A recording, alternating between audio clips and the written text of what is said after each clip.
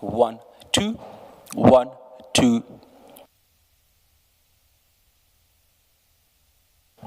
1 2 1 2 1 2 1 2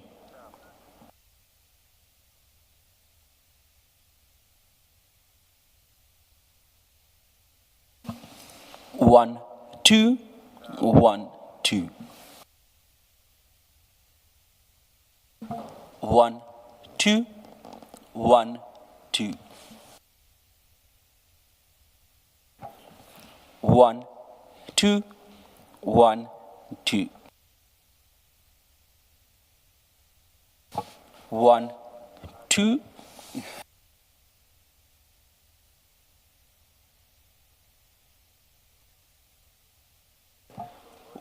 1 2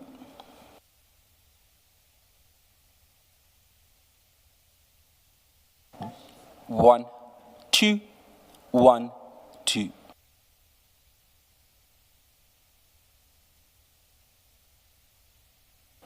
1 2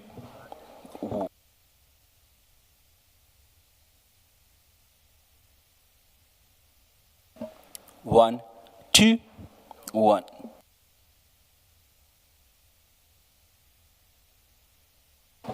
1 2 1 2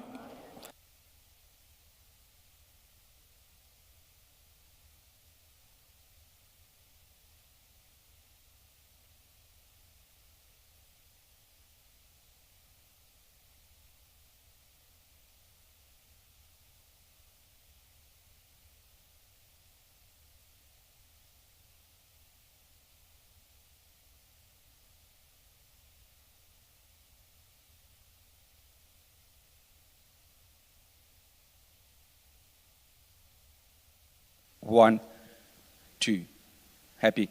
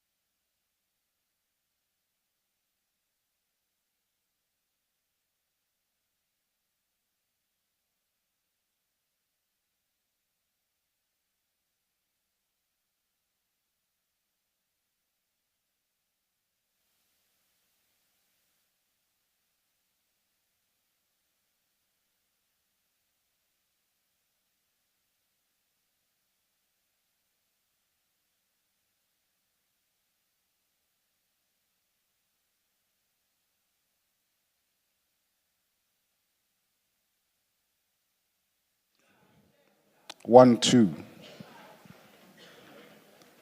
Good morning all, it's 29 minutes past 9. We are ready to start the day's proceedings. Please make sure that your cell phones are on silent, that they are quiet. Thank you.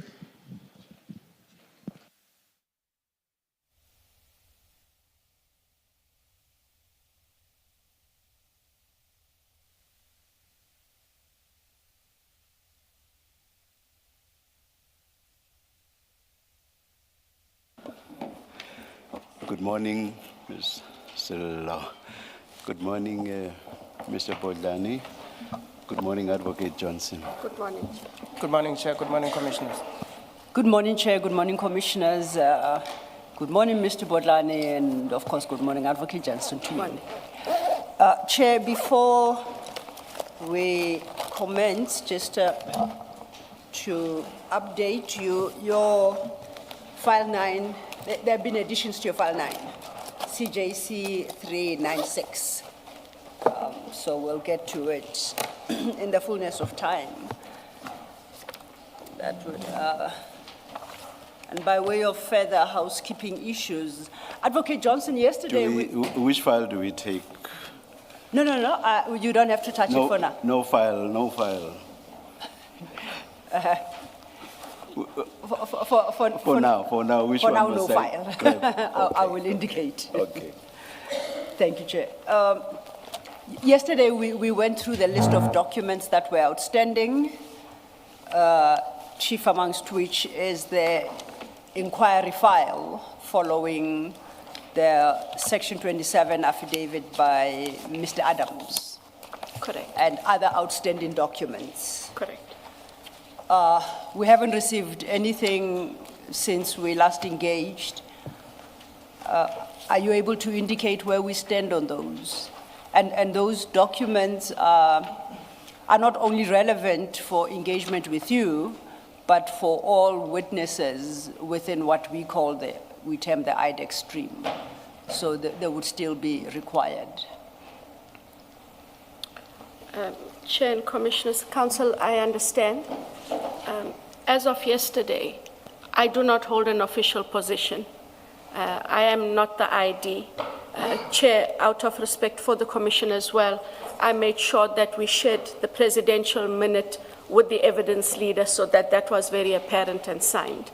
So it had then become difficult to procure the documents in the manner I would have. What I did indicate, Council, is that when I am not there, the next person to be able to approach for documents would be Mr. Matthew Sissoko. He is the head of operations at IDEC, and in terms of the structure, falls immediately below the investigating director.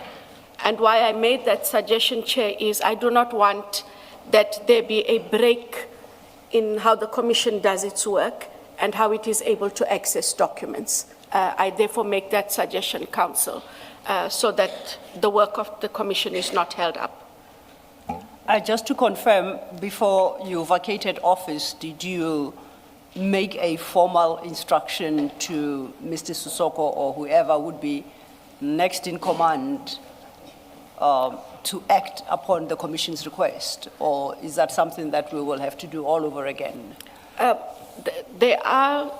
I did call a team meeting on Friday in order to also get information that was requested, amongst others, the A1 statement of Adams. That is how I got it. I did make the request there. Advocate Ramsamy was not in that meeting, and the project manager undertook that he will find out from her if she has that file. Given that I had done that, I will just send Mr. Sissoko a reminder as soon as we have an adjournment to please follow up on that process. He was part of that meeting, Chair, on Friday, and so would therefore be acquainted.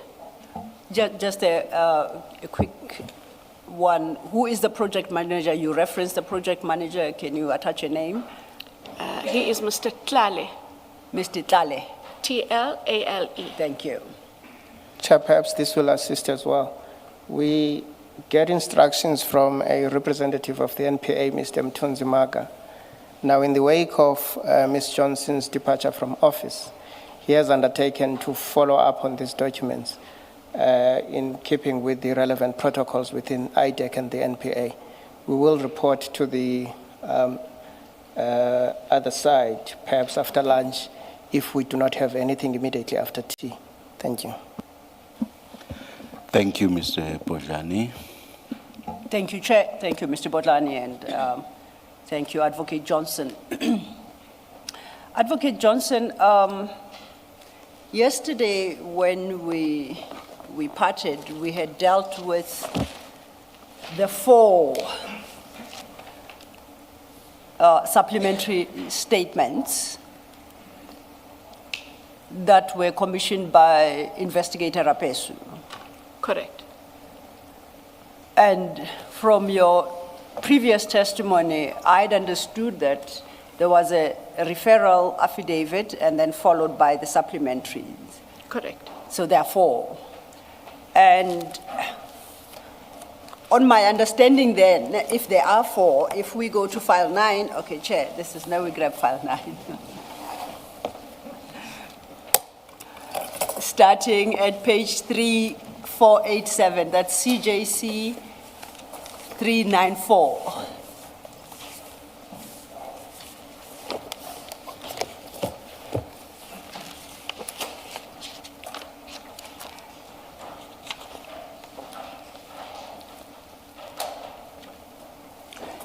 So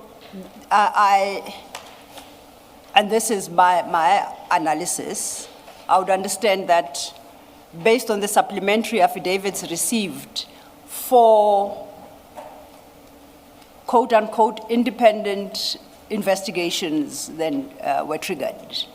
Yes. Would that be fair? And the first, starting with the supplementary at 3487, relates to the issue of the forklift. We discussed that yesterday. Correct. Is that the one?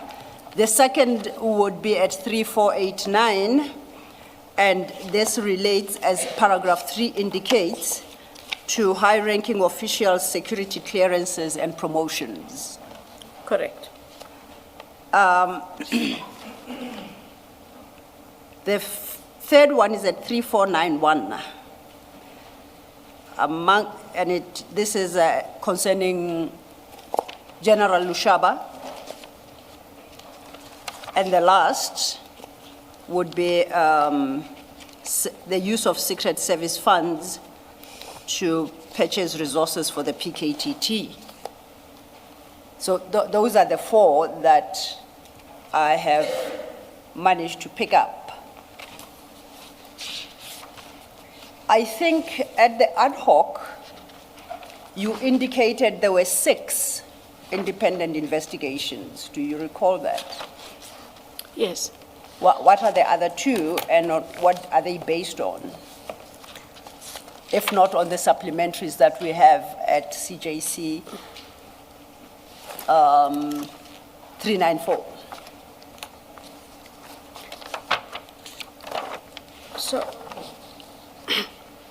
So how I understand them, was the Lushaba matter, which is in court, falls under Valeria docket. Then we have the Mokwele matter under the Brooklyn 542. Then there's the General Skumalo and General Madondo matter, Brooklyn 543. Okay. And then there's the Langlaagte matter, which we had yesterday. Yes. And that the other matters that would have been looked at would have fallen within the inquiry.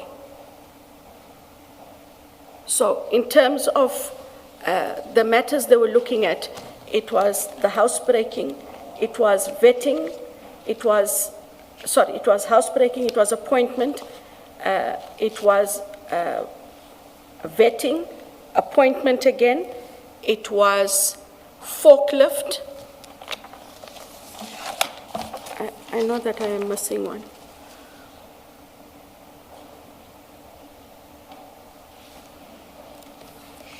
So just give me a moment, I am missing one.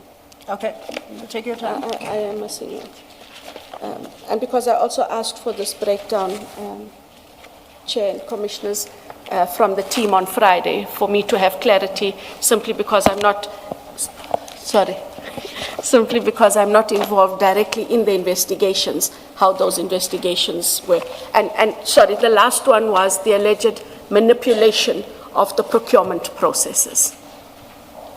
Is the manipulation of procurement processes not, didn't we agree that the Langlaagte one? Yes, so what they've done in Langlaagte, from what I understood, they would perhaps be able to explain better, is Langlaagte looked at forklifts and procurement. That would be two. And then there's the other matters that I have given you. They didn't have, it's four files. Yes. Langlaagte has forklift and contracts. And the one matter that we did give as well, that wasn't Langlaagte, yes, that makes it 6, is the matter we disclosed on Sunday evening, Chair, where we indicated it is still under consideration, but it does deal with appointments and vetting, and that matter is still under investigation. That would then make those matters 6. Okay. Please turn to file 2, page 512, a document that we've all become fairly familiar with. That is 512, file 2.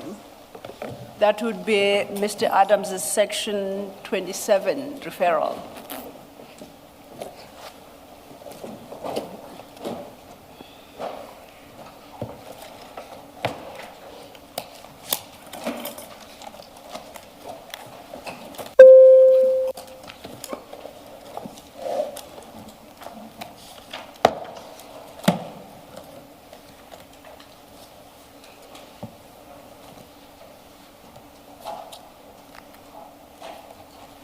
Now, at paragraph 5, page 514,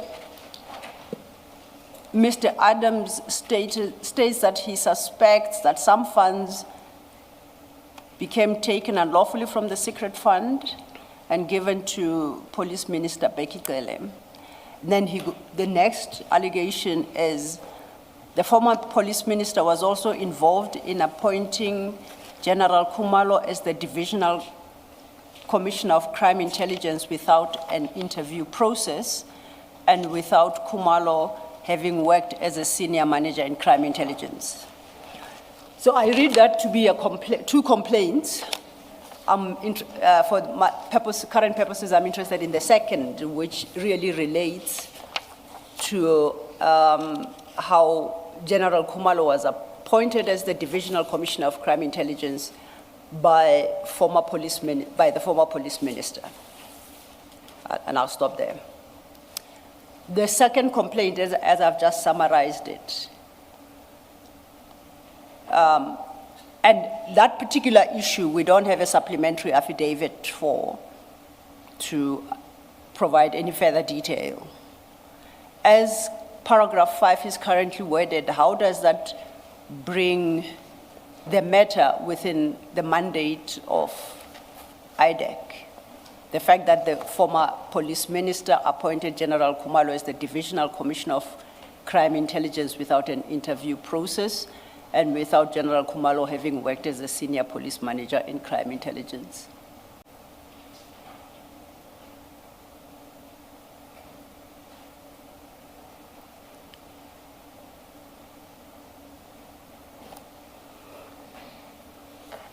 I know the commissioners will correct me if yesterday I think I did recollect touching on it and indicating that this would become one of those matters where, with regards vetting and appointment, the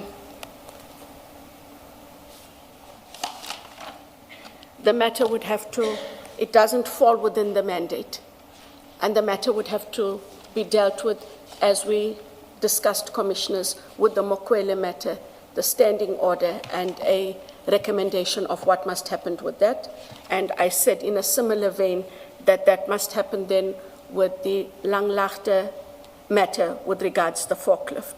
I just have to say here, I don't have an official position, but what I must do responsibly in a handover is write these up before the end of this week. I'm not sure who would act in that position, but write these up, summarize my point of view as conveyed to the Commission with what I conveyed should happen, and have that matter then escalated to the acting and copied to the National Director, because that would be the only safeguard I have, commissioners, for them to then deal with the matters as we have now resolved.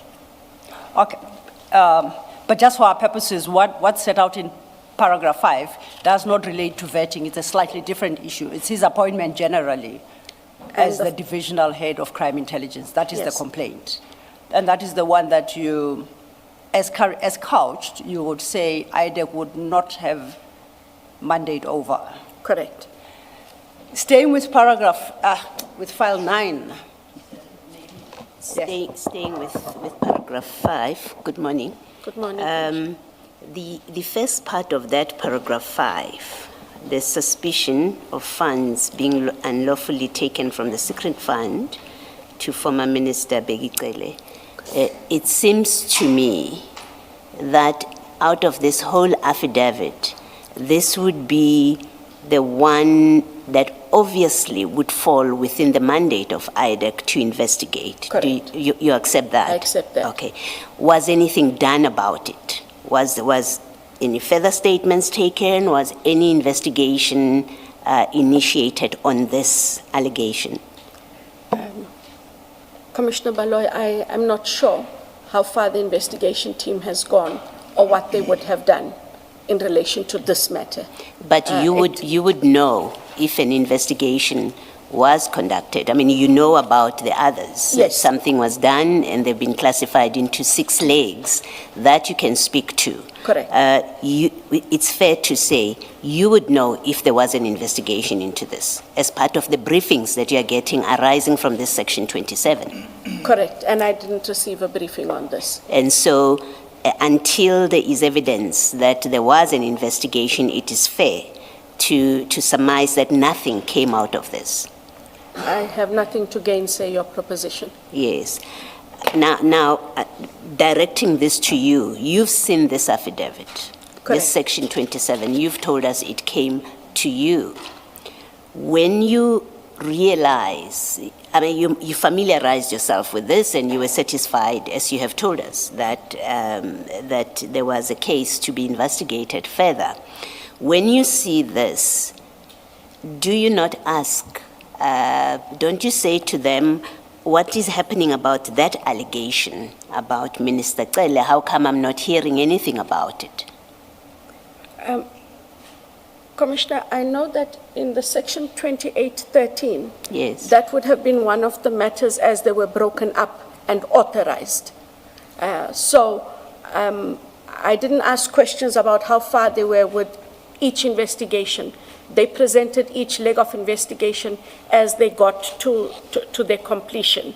I didn't specifically ask about this, but I do know it forms part of the authorization of the investigation. You see, it's the one allegation that I would have expected or thought it would catch your attention, because it is the most serious of the allegations, but more importantly, it is the one allegation that squarely falls within your mandate, and yet you went on, your investigators, but including you, because you were getting briefings, you signed off on a prosecution memorandum, you signed off on whatever was happening, the formal steps that needed to be taken, but the one allegation in this affidavit that falls squarely within your mandate, or would fall within your mandate if there is any merit to it, it's quite curious that it is the one that you don't get involved with, that you are unable to speak to, that you don't seem to have paid attention to. And that's quite a curiosity in the circumstances, considering that the rest of the affidavit has nothing to do with IDEC, right? The other allegations, they have absolutely, if you have fairly considered, have absolutely nothing to do with the mandate of IDEC, but the one that has is the one that nothing is done about. And again, it raises the question, what in fact was going on? Why this misdirection? And it cannot be oversight. You know, it can't be. There was a deliberate decision to focus on the others. Hopefully we will find out why. But this speaks to, it was too inconvenient, maybe, to look at, or it was really not the focus of the intention of this affidavit and the investigation that follows. On the extreme end, it speaks to selective investigations and prosecutions, if this was overlooked. I hear what you are saying, Commissioner Baloy. If you grant me the opportunity during the tea, just because I know I get briefings, Yes. I'm not going to absolve myself and just agree that I may not have been briefed, I may not recall. Yes. But at no stage was there any instruction from my office that any part of any of these matters should not be dealt with. Yes. So I will come back after tea. I will be able to talk to at least one of the team members. Okay, to find out about what it. happened with this. Absolutely. Because for us to draw the conclusions as they currently are, Yes. I would be remiss if I do not have proper information, and I will come back All right. with that information if you'd grant me that opportunity. Okay, no, that's fine. I think it's a fair request. We can do that when you come back. Maybe I might as well follow up with this question. When you say you were getting briefings from your team, who is that team? Who gets to give you briefings? Because at some point it may be important to find out from those members what briefings exactly did they give you that on the face of it appears to have kept you in the dark or to have been selective about what it is they tell you, and worse, that they may have misled you, right? So who is the team that we should look to if we want to know what briefings were they giving to you on these matters? In the main, it would have been Advocate Ramsamy, because she, when I talk of the prosecutors, Advocate Manilal had been vested with other matters, for example, the Transnet matters chair. He was quite busy, but she was the prosecutor who directly engaged the investigators and myself. It would have been Mr. Perumal, Okay. Mr. Padiachi, Okay. Mr. Mlambo, Mr. Charles Eels, Okay. and Mr. Tlale would also, as the project manager, from time to time be in those briefings. And the combinations varied, Chair, in terms of the availability of the members and what they needed to brief on. Yes. But that was and Mr. Rapeso, till a point, yes. Yes. And would there have been instances where you get briefings from, and accept that the variations of the teams at any one time when they brief you would be different? So I don't expect that all of them would have been together. But would there have been instances where you get briefings, say you have received briefings from Chief Perumal in the absence of the others? That would have happened, yes. You would have had those kind of instances. Yes. And in those briefings, did Chief Perumal inform you or brief you that he has taken statements from Mr. Adams and in the absence of the other members, the other two, Rapesu and Ramsame? No. You never came to know about that? Never came to know about that, and that is why yesterday when I was faced with two different sets I was faced with them for the first time. Okay. And I did indicate when the Perumal statements, for lack of, would have been taken versus chair when the Rapeso, I cannot tell you whose one is correct because that is me, I cannot make that assumption given they were all together. So of course the commission will make the relevant finding when everybody has testified, but I was faced with that yesterday for the first time. Okay. I accept that for our conversation. The Perumal statements, and I guess the question applies also to the Rapesu statements. The Perumal statements, have you seen them before this commission, before you came to testify here? Did you see the statements that he took? And I'm not asking about whether you knew at this point that they may well be made up statements, but had you seen these statements before? No, Commissioner. You had never? No. Okay. I was made aware that statements had been taken from Mr. Adams on the 6th of January in the presence of the three of them, Rapeso, Ramsamy, Perumal. Okay. Thank you. Thank you. Thanks, Ms. Johnson. Thanks, Mr. Thank you, Commissioner Baloyi. Perhaps to close out on the discussion you just had with Commissioner Baloyi. I think this is file 3 now, and that's a transcript before the ad hoc committee. Got it. And in particular, I'm interested in page 589.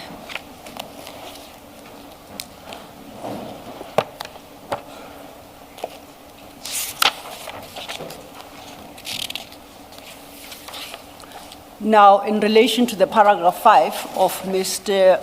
Adams's affidavit, that first part, where Mr. Adams indicated that he suspected that some funds were being unlawfully taken from the secret fund and given to the police minister. Just bear with me.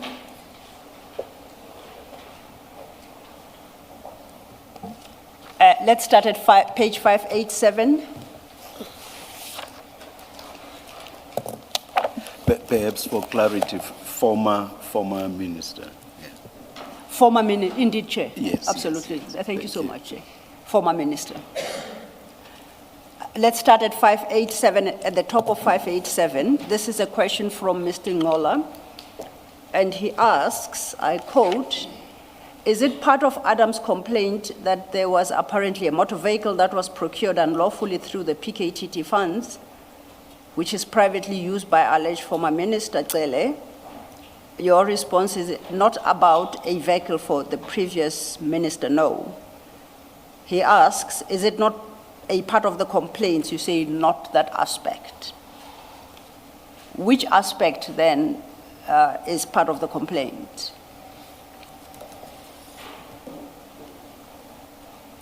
Because the paragraph 5 simply says there's a suspicion that funds are being taken from the secret fund and given to the former minister, Becky Cele. So it would appear Mr. Ngola had an idea that funds may have been used to purchase a vehicle from former minister Cele, and you clarify that is not part of the complaints. You said not that aspect. Because So that that would suggest that there is a complaint regarding the unlawful use of the secret funds, but for a different purpose to benefit Minister Cele.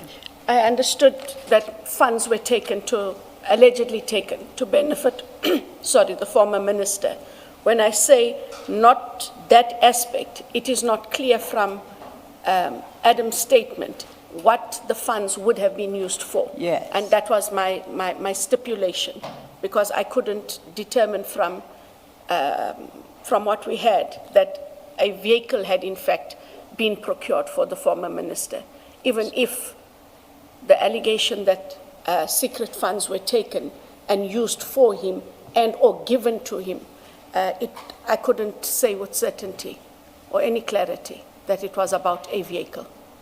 So I shouldn't understand your response to ad hoc to mean not the aspect of buying a vehicle for former Minister Gele, but for another aspect or other aspects which I don't disclose. Am I understanding you correctly? That is correct. Now, it is the other aspects that you did not disclose that I'm interested to hear about.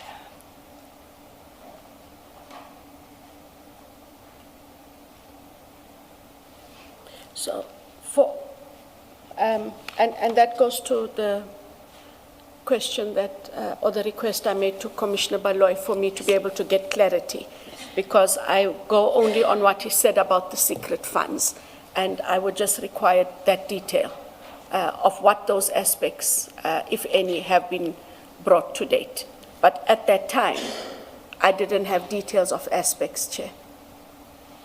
So, I hear your response. Considering your changed status with the institution IDEC, would you be able to access documents relating to these matters as a matter of interest?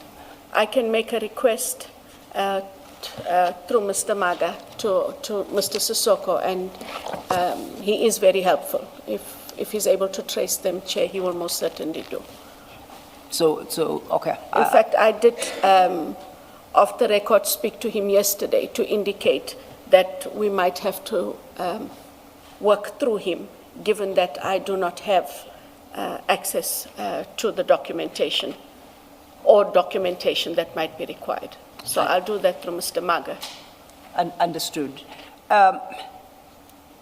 Let's move then to page 589 of the same transcript.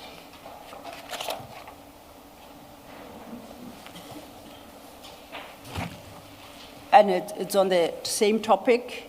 This now is a question from Ms. T. Sokanyile. And the question is, Advocate Johnson, on paragraph 29 of your sworn statement, you indicate that the key challenge in relation to CI is the use of funds. What and where are the gaps in relation to this accountability? Can you reflect on that? Your response states, and I quote, "This would have arisen from previous investigations that were done and not in IDEC." Can you tell us? My understanding is the concerns around the abuse of secret funds doesn't arise from any investigations done by IDEC, but that there had been previous investigations. I don't know if those investigations established the abuse of the funds. So if you could just shed more light on that, because beyond that, you then talk about the checks and balances that are necessary in the Auditor General's office to properly regulate and audit the use of these funds and the like. Correct. Chair, there weren't such investigations at the time. In IDEC, but there had been investigations previously in other law enforcement agencies, but where, amongst others, the Directorate Special Operations, DSO, or colloquially the Scorpions. These matters arose way back in 2006, 2007, when Advocate Harry Nell and I prosecuted the corruption matter of the late Police Commissioner Jackie Selebi. It was in that process that we first came to understand that there was use and abuse of the Secret Service funds. Fast forward a few years later, there were investigations then launched against the previous divisional commissioner, one Mr. Richard Mdluli. And these matters, the Mdluli matter, is currently a part-heard matter in the Johannesburg High Court. It just took a long time. There were legal representation issues. And then one matter that had then since been finalized, also in the misappropriation and use of the slush funds, was charging the CFO of Crime Intelligence, Major General Solly Lazarus, who was found guilty, Chair, and sentenced to 10 years imprisonment. Advocate Nell and I had also been vested with that matter, but close to its completion, I had stepped down as I had been reassigned to another office. The Mdluli matter is within the office of the Director of Public Prosecutions in Pretoria, but there were IDAC investigators, prosecutors that assisted in prosecuting that matter as it currently stands. So that is where my direct knowledge came from. It is from prosecutions that we conducted. Can I just clarify, even if it's just for information? It wasn't clear to me in your ad hoc committee transcript about your testimony about Lazarus, who is now serving prison term. At some point, I got the impression that he was CFO of the SAPS. Was he crime intelligence? He was the CFO of crime intelligence, okay. Commissioner Baloyi. Okay.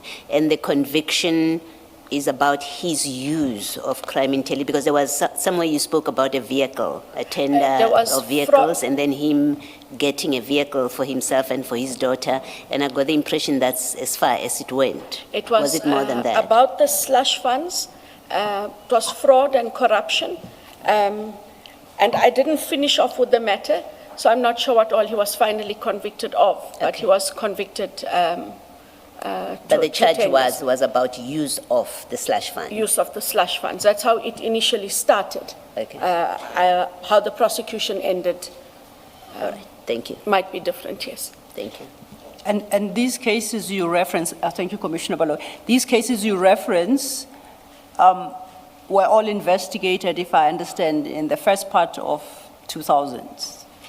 From 2006 onwards, yes. Any of them, those investigations, fairly recent, let's say in the last 5-6 years, that you are aware? Not that, I wouldn't be aware, only because any of those matters then would have happened before the advent of the ID in 2019.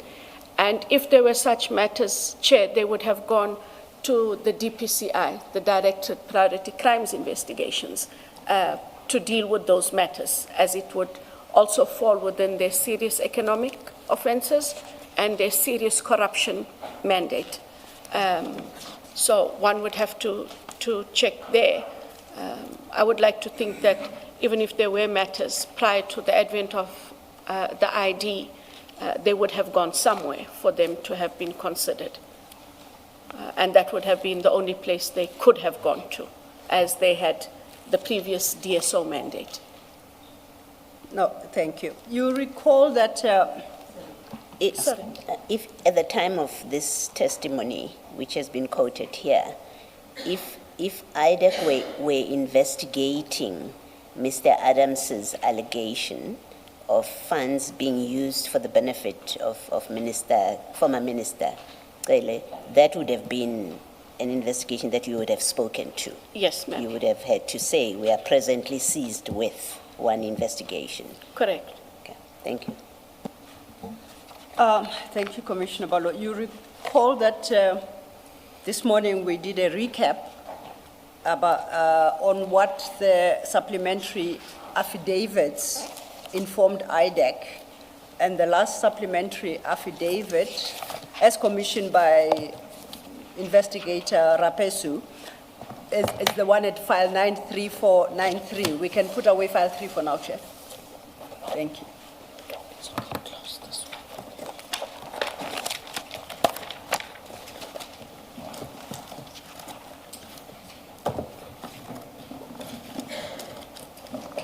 You said 3493. 3493, Chair. Thank you. Yes, sir. That should be CJC 394.4.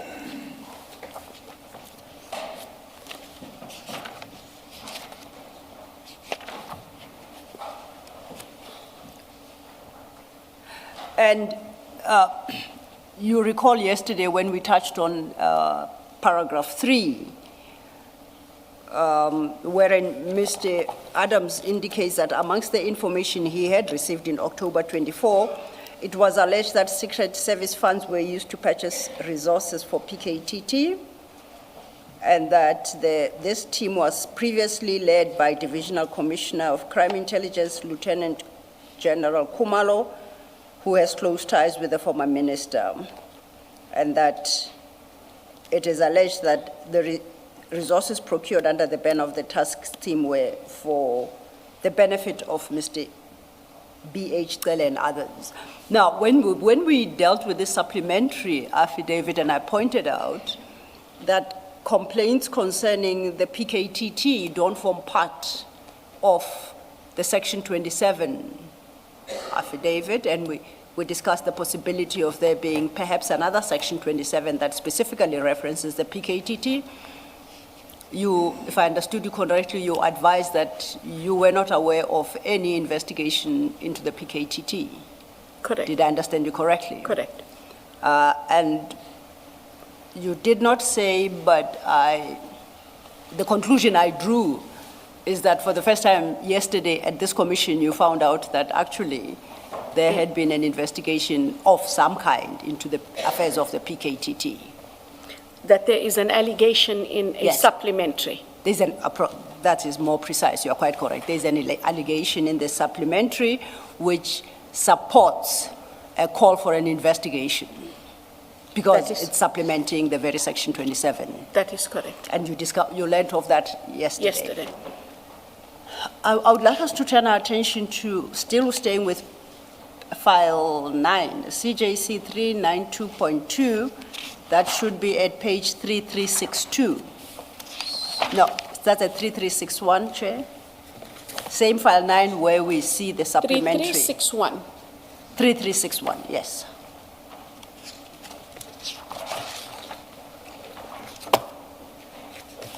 In fact, let's start at 3360.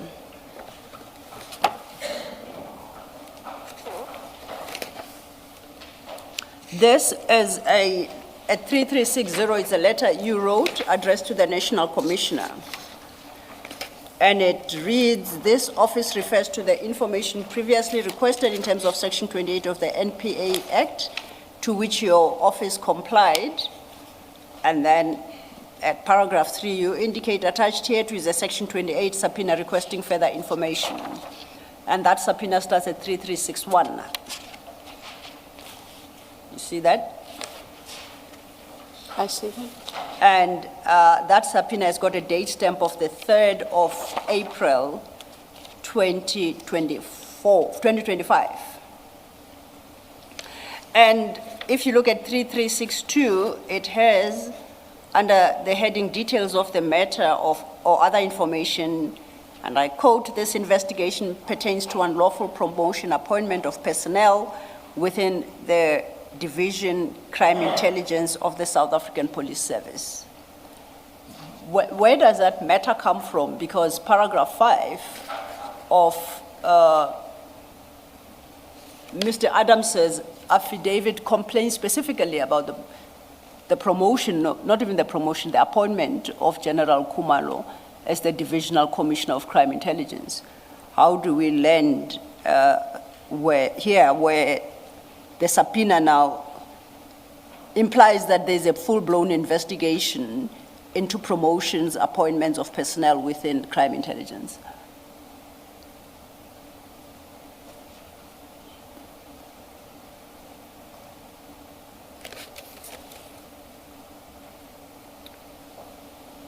At this stage, Chair, we were not talking about a full-blown investigation. This being the 3rd of April, it would still have been the preliminary investigation. And it would then invariably have related to the issues around the appointment of Brigadier Mokwele and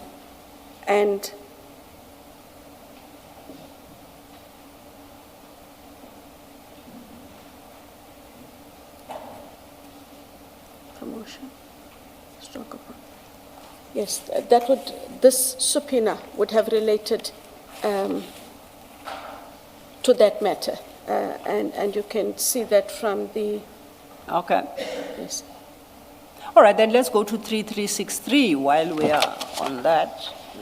I'm interested in item 1 of Annexure B at 3363. Also deals with And it's, Kumalo, so promotion, appointment of personnel. So it would have been Mokwele, and then when you read on this one, as I see, The fact- that it would have dealt with Mr., there's no Mr., Lieutenant General Kumalo. okay. And that is under item 1, specifically references the appointment by deviation of Lieutenant General Kumalo. Correct. Where do we know appointment was by deviation?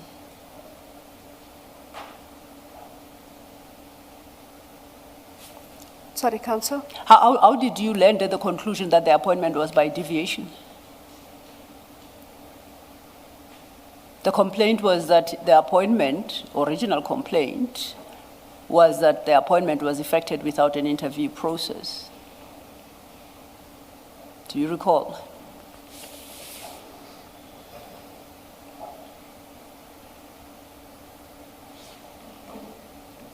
I cannot recall, but I would have been given this information by the investigators because they ordinarily brought these subpoenas. Okay. Just for information, is this Sorry, Chair. is this a concept that exists in the context of appointments? I know of the concept, for example, in the context of procurement, where instead of going through the usual routes, like inviting quotations and the final one being an open public tender system. But something that would ordinarily fall under the latter or this last category may be done through what is called a deviation. For example, if services are required urgently. So you talk about deviation. Do you ever talk about deviation in the context of employment? I'm not saying you don't. No. I just need you to Yes. edify me, yeah. If I can explain it in the NPA context, as I understand it there, and it relates then to government as a whole, ordinarily, posts must be advertised with all the bells and whistles that go with it, in terms of format, forum, how long it lays, all of that. When you find that you may not, after the entire process of applicants and the sifting thereof, you find that there aren't sufficient suitable candidates, it's one of two things. You re-advertise, which in itself is again a costly exercise, or you ask for a deviation of the process. And you're allowed to ask for a deviation of the process through your department and through Treasury, which allows for, and you'll forgive me, but for the loosely worded headhunting exercise, where you would then be able to identify somebody that is suitable for that position. It is in that context, Chair, that the word deviation is used within the recruitment framework. So it is something, it's a concept that does exist. It does exist. Thank you. Because you need approval for it. It's Thank out you. of the ordinary. Thank you, thank you. Thank you, Chair. Thank you, Chair. And if I understand you correctly, then you equate the notion of deviation to headhunting. Correct. Okay. At least in our space, we Yes. tend to, it's easier to use that word. Now, is headhunting in specific circumstances, is it per se illegal, unlawful? Is it supported by law that the right authority may elect to headhunt? It is supported by law, provided that there's certain prescripts that must be adhered to. So if those prescripts are not adhered to, then it makes it an unlawful An exercise. irregular, yes. But then we know, having dealt with paragraph 5 of Mr. Adams's affidavit, that this is purely a question of how General Kumalo was appointed by the former Minister of Police, and I think we have agreed that that would not necessarily fall within the mandate of IDEC. You recall when we were looking at the suspicion that Mr. Adams has expressed at paragraph 5. Yes. The fact that you ask for the detail here and the documentation to support that deviation, quote unquote, does not in and of itself bring it within the ambit of IDEC. So you were acting outside your mandate there? No, Chair. We needed to consider whether or not, in terms of the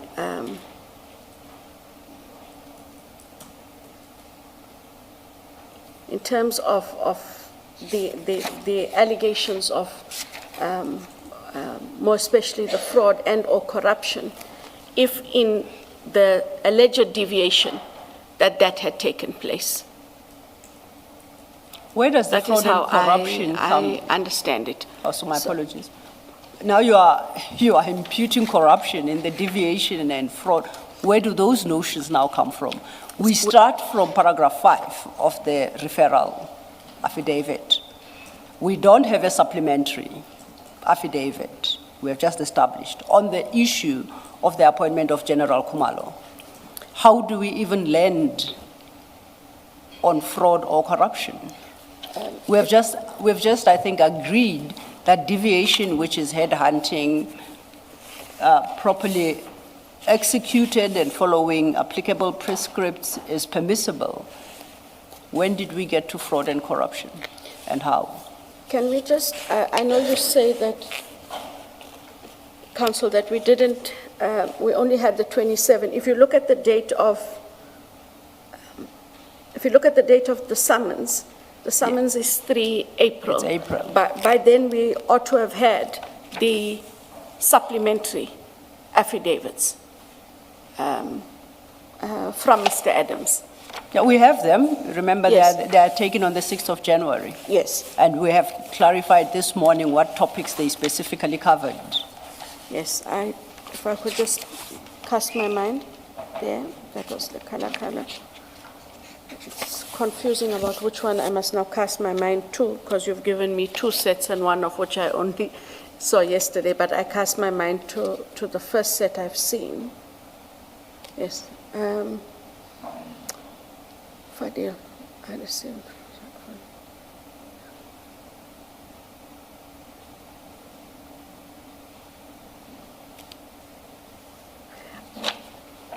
If you look at, sorry, Commissioners, 3, and sorry, Chair, I don't want you to play dice with the files, but it is in file 9. If we go to 3475, Okay? file 9. Yes. And this having been taken on the 6th of January, the subpoena being the 3rd of April, paragraph 2, on or about early October 24, I received information anonymously surrounding alleged fraud and corruption perpetrated by General Masemola, National Commissioner of the South African Police Services, and other senior generals of SAPS. The allegations related to the highly questionable appointment of General Khumalo as the head of crime intelligence nationally. The former Minister of Police, Becky Celo, was also involved in this, while several highly skilled generals within CI were overlooked. That is where they would have put into the subpoena, Chair, the fraud and corruption to which I referred. Oh. This is the document having been drafted then by investigators. By the investigators and prosecutors. No, not investigators. We dealt with this yesterday. Yes, the information from the investigators, this is a document that would be compiled by the prosecutors, and this is where that information of fraud and corruption would have come from. I conclude. We settled this yesterday. What you are looking at is Mr. Perumal's affidavit. Yes. That's not the investigators' plural affidavit. Yes. And this is the questionable affidavit as to when Mr. Perumal took this, took this statement and commissioned it. And not only when. There's also the question of where, which is quite the Cape Town Pretoria indeed. issue. So this I would think, based on our conversation yesterday, as to what constitute the true supplementary affidavits or statements by Mr. Adams. This cannot be one of them, because you have Advocate Ramsamy and investigator Rapesu, who say they don't know where these documents come from. And there's a question, and a serious question, whether or not they were fabricated within IDEC, because the two of a three-man team of investigators that engaged Mr. Adams completely disavow these documents, including the very one you've just relied upon.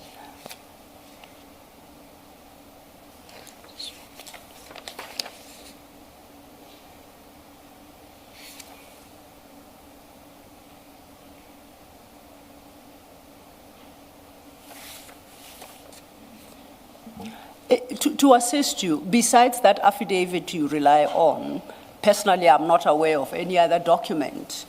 No. There might very well be, but I'm saying I'm not aware of it. If you have a sense of what you might be looking for, please indicate. We will try and see if we can locate it for you in the meantime, so that we can move on.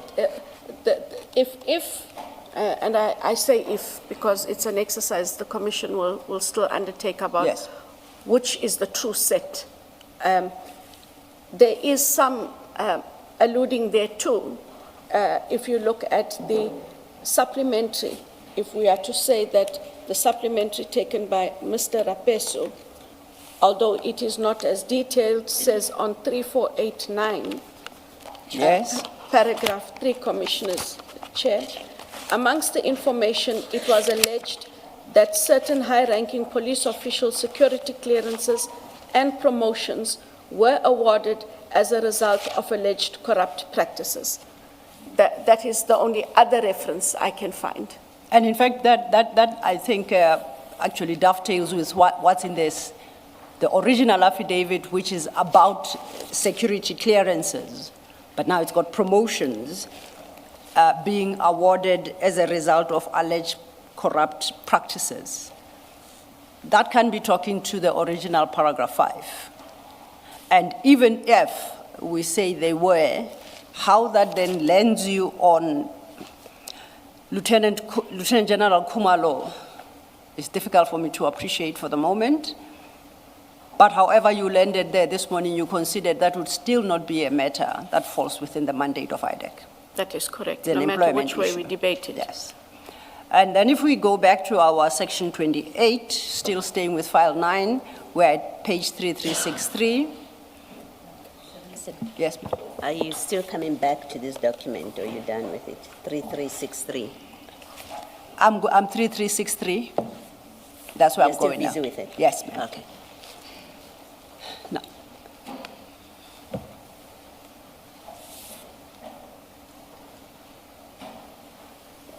Thank you. You're most welcome. Staying then with 3363. If we say this, what we are dealing with at 3363, in my reading, is much like the Mukwele matter. Items 1 to 5. These seems like what the documents requested relate all to the employment and recruitment of General Khumalo.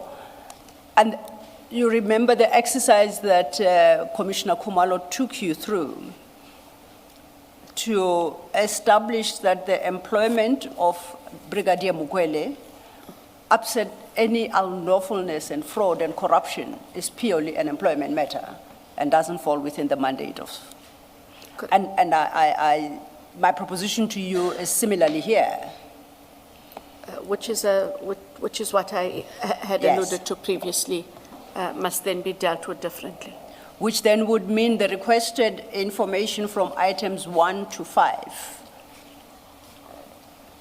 ought not to be part of the section 28. Correct. Now, my interest really lies in items 6 and 7. Before you do item 6 and 7, Yes, ma'am. item 2 you're seeking a list of all provincial heads and section heads, major generals in crime intelligence.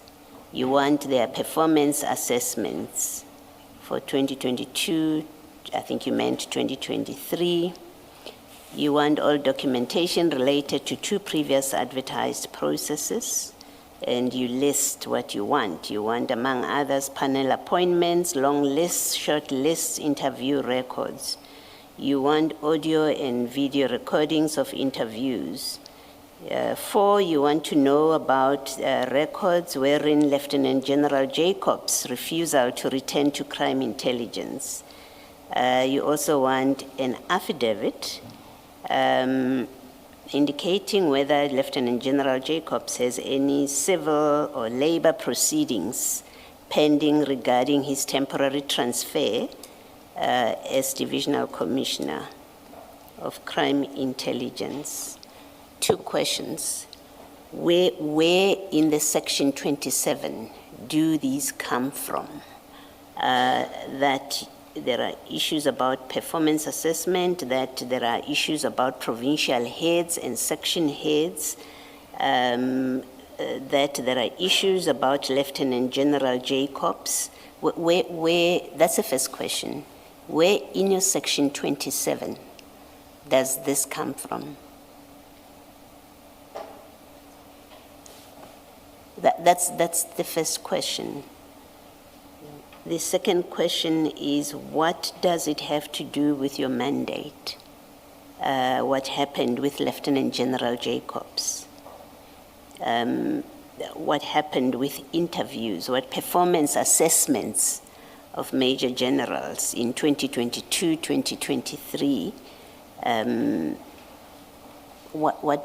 the second question. What does that have to do with the mandate?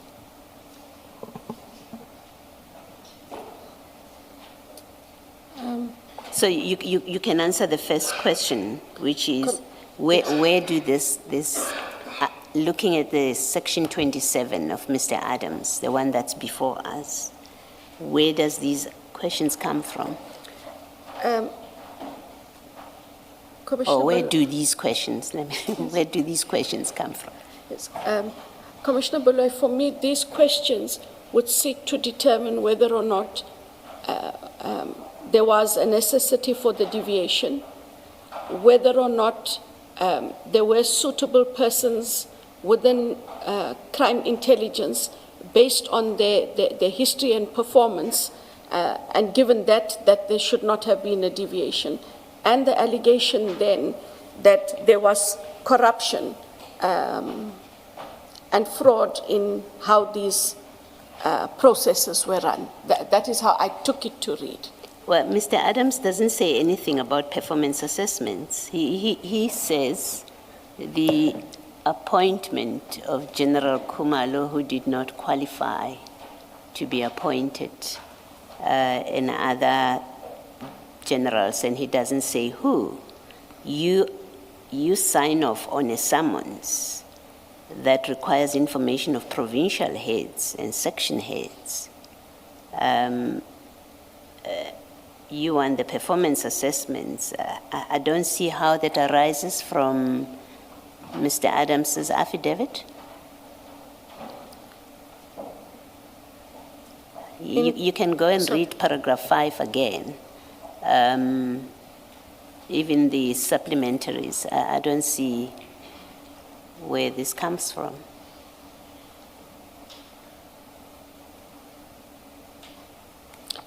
For me, Commissioner Baloy, this comes from what evidence would be required to prove the alleged deviation and or irregularity. How would an assessment, how would records of assessments say anything about a deviation, whether a deviation was warranted or not? You look at the memorandum that justified the request for a deviation and the approval, and that's what you assess. Performance assessments have nothing to do with it, unless I don't know how things work in government. No, I don't dispute that you don't. Yes. What I'm saying is it would have given a better picture of whether or not there were other suitable candidates within the ambit of of crime intelligence, and that you would therefore not have had to deviate, but could have gone on the normal process of advertising for those positions. Yeah, and that would make the Sorry. Even if you found that this deviation request, which was approved, was not warranted, why would that, without more, indicate to you that we have a case to investigate, maybe there's corruption? Surely it doesn't follow. No. It doesn't. You accept it doesn't follow. Then Jacobs, General Jacobs, how does he enter the picture? Nothing has been said about his refusal to anything at all, in fact. He's not mentioned at all.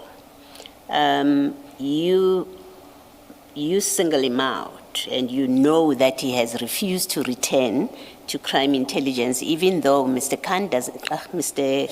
Adams doesn't say that in his affidavit. He doesn't mention him at all, let alone that he has refused to return to crime intelligence. And the next paragraph in 5, where does that come from? Lieutenant, General Jacobs at the time was the head of crime intelligence. Yes. So what this sought to determine was what was the reason for him not going back, which necessitated the appointment of a different head. Mr. Adams doesn't say anything about him. No, he doesn't say anything. I'm assuming you don't go on a frolic of your own. You don't decide, oh, I happen to know, which obviously your investigators knew something about it. You obviously knew something about it. You wouldn't have signed off if you didn't know anything about it. You didn't know about it from Mr. Adams' affidavit. It's very specific. You're not asking what happened to Lieutenant Jacobs, which I would still ask you, why did you think something happened to him? Here, you know it's very clear.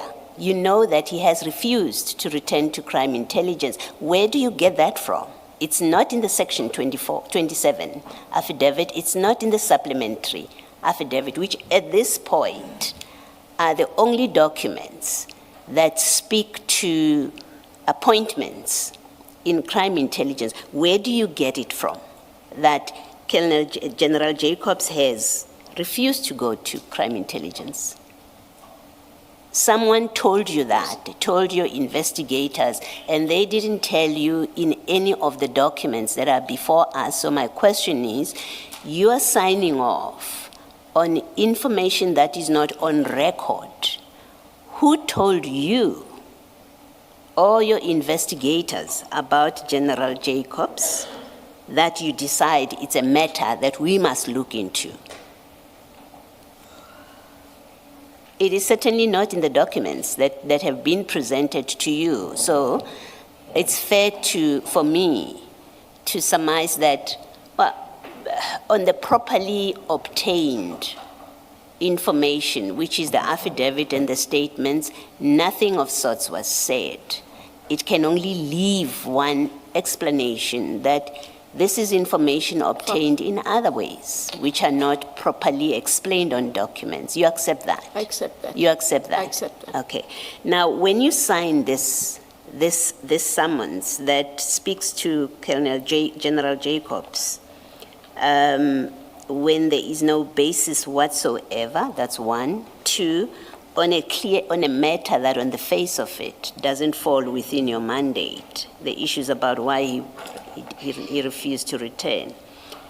I have to assume you have read these documents when you sign them. They are presented Correct. to you, you are briefed. I must assume you ask questions. Yes. Because you read them. Correct. Okay. What explanation? Because the Jacobs thing is very jarring. It doesn't arise from any of the documents in front of you. What questions did you ask about why he's there, if you didn't already know? I did not already know, but if I can Yes, you may. recollect my engagement with the investigator who brought the document for signature is the explanation that I did provide Commissioner Baloy, that they wanted to determine why he was not going back, why he couldn't go back, and because that would then either legitimate the deviation, that you have someone in the post who has now been moved, refuses to come back, and then that deviation becomes legitimate. But if the person is not in the post, but is being precluded from coming to the post, it means that the deviation in itself is irregular. So that is the engagement I had and recollect. So you were for that told, purpose. you were told, we are looking into the Jacobs matter because we have been informed that he's precluded returning into his post. Is that what you were told? Yes, and that is why there have to be this deviation of an appointment of Lieutenant General Khumalo. And the investigator who presents this to you and tells you this is whom amongst your investigators? I'm sure they didn't come as a team. Someone presents this summons to you. Who does? And who tells you that?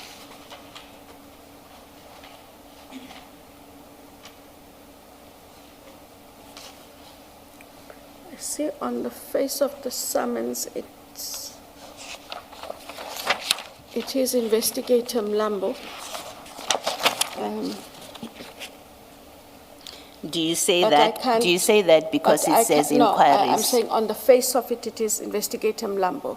Yeah, what But I'm asking. I cannot say that he was the only person, he came with the summons, and that he was the one who briefed me on all the details by himself. So you The don't. chances are that Mr. Perumal would have briefed me with Mr. Mlambo because of the detail that I see in here. The reason you mention Mr. Mlambo is what I wanted to check. The reason you mention him specifically is because at the bottom at page 1, it has him as the person to whom inquiries must be directed. Correct. That's why you suspect him. Yeah, I said, but he would have brought the summons, but I do not say that he would of necessity have been the one that gave me this detailed briefing. There's a lot of detail in here. Yes. And I would expect that that detail I got either from Mr. Perumal or from Mr. Padiachi, who were the leading investigators. Okay, thank you. In fairness to Mr. Mlambo did carry out a bit more of the administrative functions. Yes. And we cannot impute Yes. this to him. So Chief Perumal and Colonel Padiachi, one of them or both of them would be Would the have- people that have compiled this list of what is required from the National Commissioner who's being summoned to an interview. That is correct, Chair. Thank you. Thanks, Mr. Sorry, please make me understand this. You say Mr. Mlambo was on the administrative side, which is why you say the likelihood is that you would have been briefed by Colonel Padiachi or Chief Perumal. Looking at the foot of this page, 3361, against inquiries where Mr. Mlambo's name appears, it says senior investigator. Yes. Make me understand why you say Mr. Mlambo was on the administrative side and therefore would not have been the one briefing you, even though this says he is a senior investigator. On these documents, so what they would do is, when there were summonses, they gave it to a central point. That was his duty. But he had other investigative duties where he took statements, engaged with witnesses, and so on in the other legs of the investigation. On this Yes. summons exercise, I use the word administrative exercise, but he's a senior investigator with senior investigative duties that he does conduct, has conducted, and as part of the taskings of everything else in the team. All right, thank you. If I created the impression that he was an admin person with the rank of senior investigator, that is incorrect. All right, thank you. Thank you, Chair. Thank you, Commissioners. Just on the last issue about Lieutenant General Jacobs, you said he being precluded from returning to the position he was acting in. That's what you're investigating. Then I don't understand your point 4, because at point 4 you specifically reference his refusal to return. How does his refusal to return convert to him being precluded from returning? Item 4? Yes. So what I did indicate, Council, is we needed to determine whether he was precluded from returning. Did he refuse to return? Because if there is documentation where he refuses to return, then that deviation has to go on. If there's documentation where he has been precluded, which is paragraph 5, if you have the civil or labor proceedings pending, that precludes him from going back to that position. And they could then also make the decision on whether or not the deviation must proceed. So there must have been a theory that Lieutenant General Jacobs refused to return. There must have been that You were theory. aware of that theory. That is what I'm And giving now you are feedback testing on. the truthfulness of that theory. Correct. Okay. By using a section 28 of NPA as IDEC. Okay. I had invited us then to go to item 6. Item 6 on the same summons reads, original documentary files and applications for promotions of the commanders and members of political killing task team through deviation. You recall when we were considering the supplementary affidavit Of the PKTT. of the 6th of January, you indicated that you learned for the first time in this commission yesterday that there was a complaint regarding PKTT. Yes. And that there were investigations. Yes. But on the 3rd of April 2025, you signed off a summons inquiring into promotions of commanders and members of the PKTT through deviation. How does Correct. that come about? Firstly, it would suggest that you were aware that PKTT was under investigation or inquiry. You have to be aware for item 6 to make sense. I've been made aware. In the briefing for the summons, I would have been made aware. Yes, but so then when we deal with the supplementary affidavit of Mr. Adams of the 6th of January 2025, you said earlier that you learned for the first time in this commission that the PKTT was even under any investigation or inquiry. Correct. Please In reconcile terms the of, two for me. sorry. No, I'm saying, no, please reconcile the two for me, because I had understood that it was a discovery for you yesterday that PKTT was ever being looked into by IDEC in any form. In But you- in the affidavit, yes. I had not seen that in the No, no, affidavit. no. I had not seen that Let me in the... clarify, Okay, let me sorry. clarify my question. We looked at the section 27 as has been provided to us. You and I agreed that it doesn't reference PKTT. Correct. We looked at the supplementary statement by Mr. Adams dated the 6th of January 2025 as commissioned by investigator Rapesu, the one specifically dealing with PKTT. And you informed the commissioners that you learned for the first time in this commission, and to be precise, yesterday, that the PKTT in any form was even a subject of inquiry by IDEC. That's what you said this morning, just barely an hour ago, that you learned for the first time Correct. yesterday. And I'm saying then how, please explain your insertion of item 6 in a section 28 summons dated April 2025, which summons wants all documents relating to promotions of commanders and members of the political task team, political killings task team. One of two things. You were fully aware that that IDEC was looking into PKTT, and I say looking into because I don't know if inquiring or investigating, but that PKTT was the subject of investigation/inquiry by IDEC. You authorized a summons requesting records of promotions within PKTT. On what basis and why?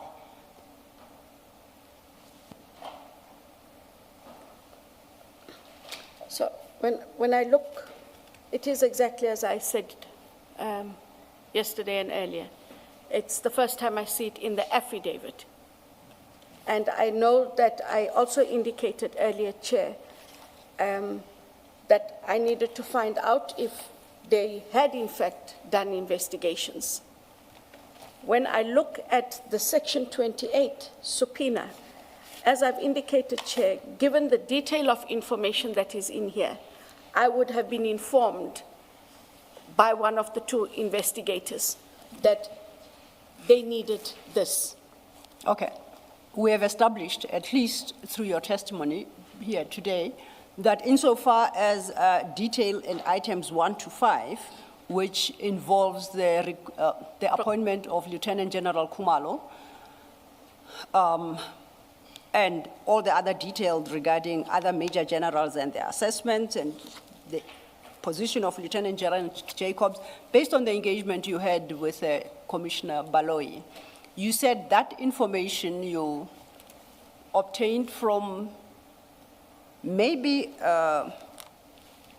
Mlambo and Mr. Perumal.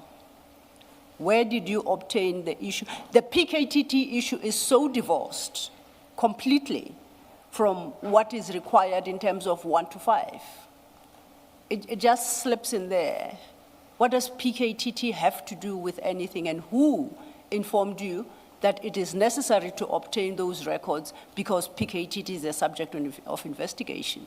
When we know neither the Section 27 that we have Says so, yes. and you had not seen the supplementary affidavit up until yesterday, July of 2026. Correct. This again. My apologies. Commissioner Baloyi engaged with you, suggesting that you must have asked questions. You have an engagement with whoever presents the subpoena for your signature and approval, and you confirmed that, yes, those interactions were had. So you must have discussed item 6, the digging into the PKTT. What were you informed about that? And did it cross your mind that on what basis, to inquire on what basis are we investigating PKTT?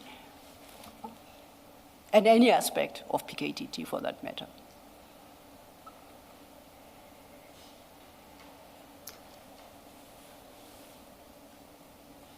The questions from what I can recall, Chair and Commissioners, is it related again to the promotions, and that was all it related to.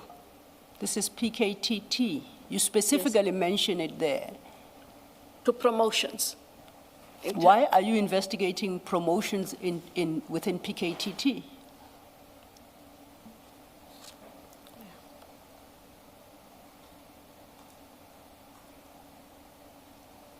I can honestly not recall asking them about the PKTT as the PKTT. I would have asked questions around the applications. Well, wouldn't have asked about the PKTT. The original documentation, file and applications for promotions of the commanders, for me, dealt with the issue of the promotions we were dealing with. It says commanders and members, so it's not limited to commanders. It says commanders and members. And if I may add, not of SAPS, but specifically of PKTT. So you can't divorce that entire inquiry from PKTT. So what this means is that IDAC was looking at the entire membership of the PKTT, and the question is why? Yes. Why was IDAC investigating promotions and appointments in the PKTT? What was IDAC's interest in the PKTT?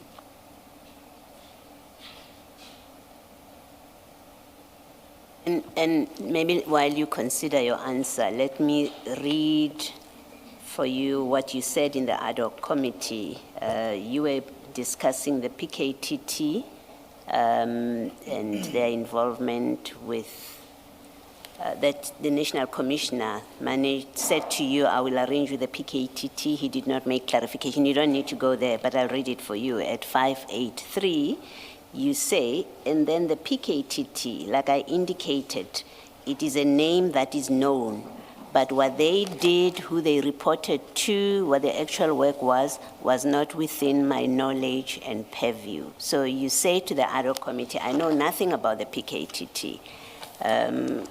Keep that in mind when you explain, when you give your answer to Ms. Sillo's question and Commissioner Kumalo. It's page 583, right at the bottom. That's 5.3.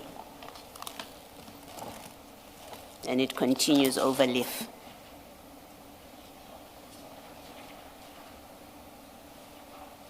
And if I may perhaps broaden precisely that point at 583, please read your entire response. Consider that, where you say you were in, Advocate Arendse asked you, when did it first come to your knowledge of the existing of this task team, I guess the existence of this task team? That was the question. And you say, I indicated that when Lieutenant General Mkwanazi on the 6th of July indicated that IDEC had arrested a member of PKTT, we did not know what he was talking about because we had arrested Lieutenant General Kumalo. And then, what Commissioner Baloyi read out for you, which is the remainder of your own response.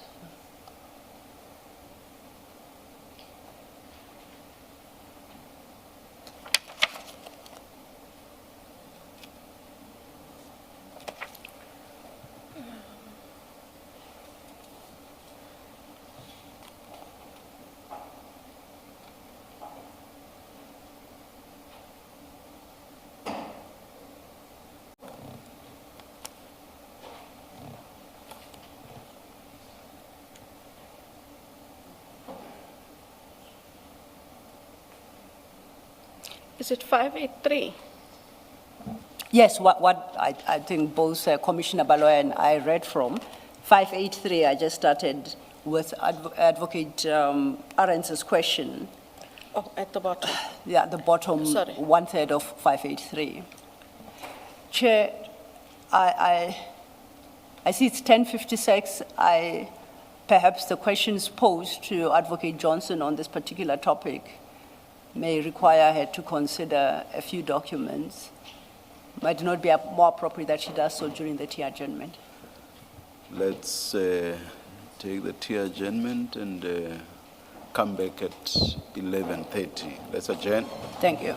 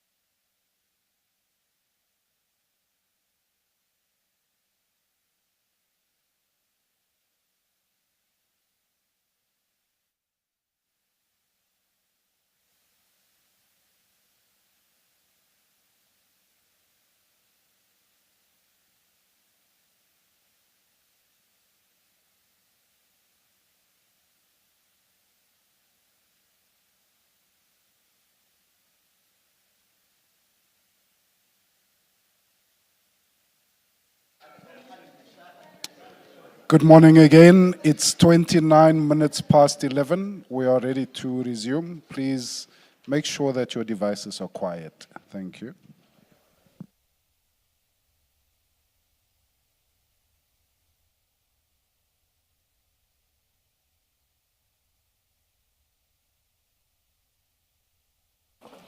Yes, Mr. Thank you, Chair. Advocate Johnson, before we broke for tea, or we actually broke for tea slightly earlier, to give you an opportunity to consider whatever documents are at your disposal to answer the question why it is, as at the 3rd of April 2025, as per the Section 28 summons we're looking at, CJC 392.2, you authorized that documentation be sought and obtained regarding promotions of the commanders and members of the political task team, political killings task team. And particularly Commissioner Baloyi referred you to specific points in the ad hoc transcript where you dealt with the issue, the matter of PKTT. I trust that you've been able to go through whatever documentation you considered necessary and are able to provide an answer. Thank you.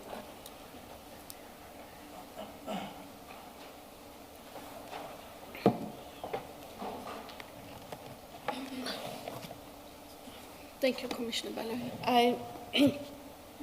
I didn't have any other documents, but I sought to refresh my memory by engaging with the people who would have provided this document to me and for what conversations we would have had around this. And just to clarify that when I spoke to the project manager and to Mr. Padiachi, they both have confirmed that we are not investigating a matter against the PKTT, exactly as I recalled it, having seen the statement yesterday. I wanted clarification as well so that it doesn't look like I'm running away from something. In terms of the Annexure B, Commissioners, I indicated that the information that I would have got from there, I would either have obtained from Mr. Padiachi, Mr. Perumal, or both. I called Mr. Padiachi, and Mr. Padiachi indicated that I didn't get that information from him, and I also read more particularly paragraph 6, and he indicated that this subpoena was prepared by Mr. Perumal. I did try to call Mr. Perumal, it is on my call log, but he's not answering his phone, simply because I'm unable to give the Commission a proper and meaningful answer without engaging him on why this was there. What feedback did he give me in order for me to have approved or to have signed it? Commissioner Can I Khumalo. ask a more direct question? Yes, sir. Looking at these documents, speaking for myself, it looks like there was a hidden hand driving IDEX investigations into crime intelligence and PKTT. And the question is, who and what is that hidden hand? Because this is not Mr. Adams's complaint. We've established that. Correct.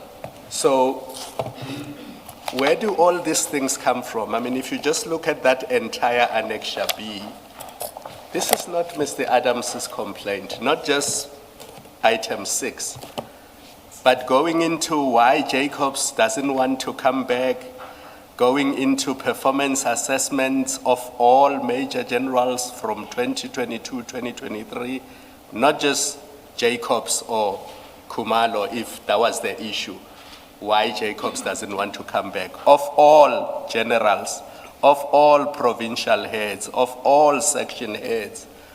This is a much broader investigation into crime intelligence and, quite clearly, all members of PKTT. Who was driving this? Because it's clearly not Mr. Adams. This is not Mr. Adams's complaint. This is now something else altogether.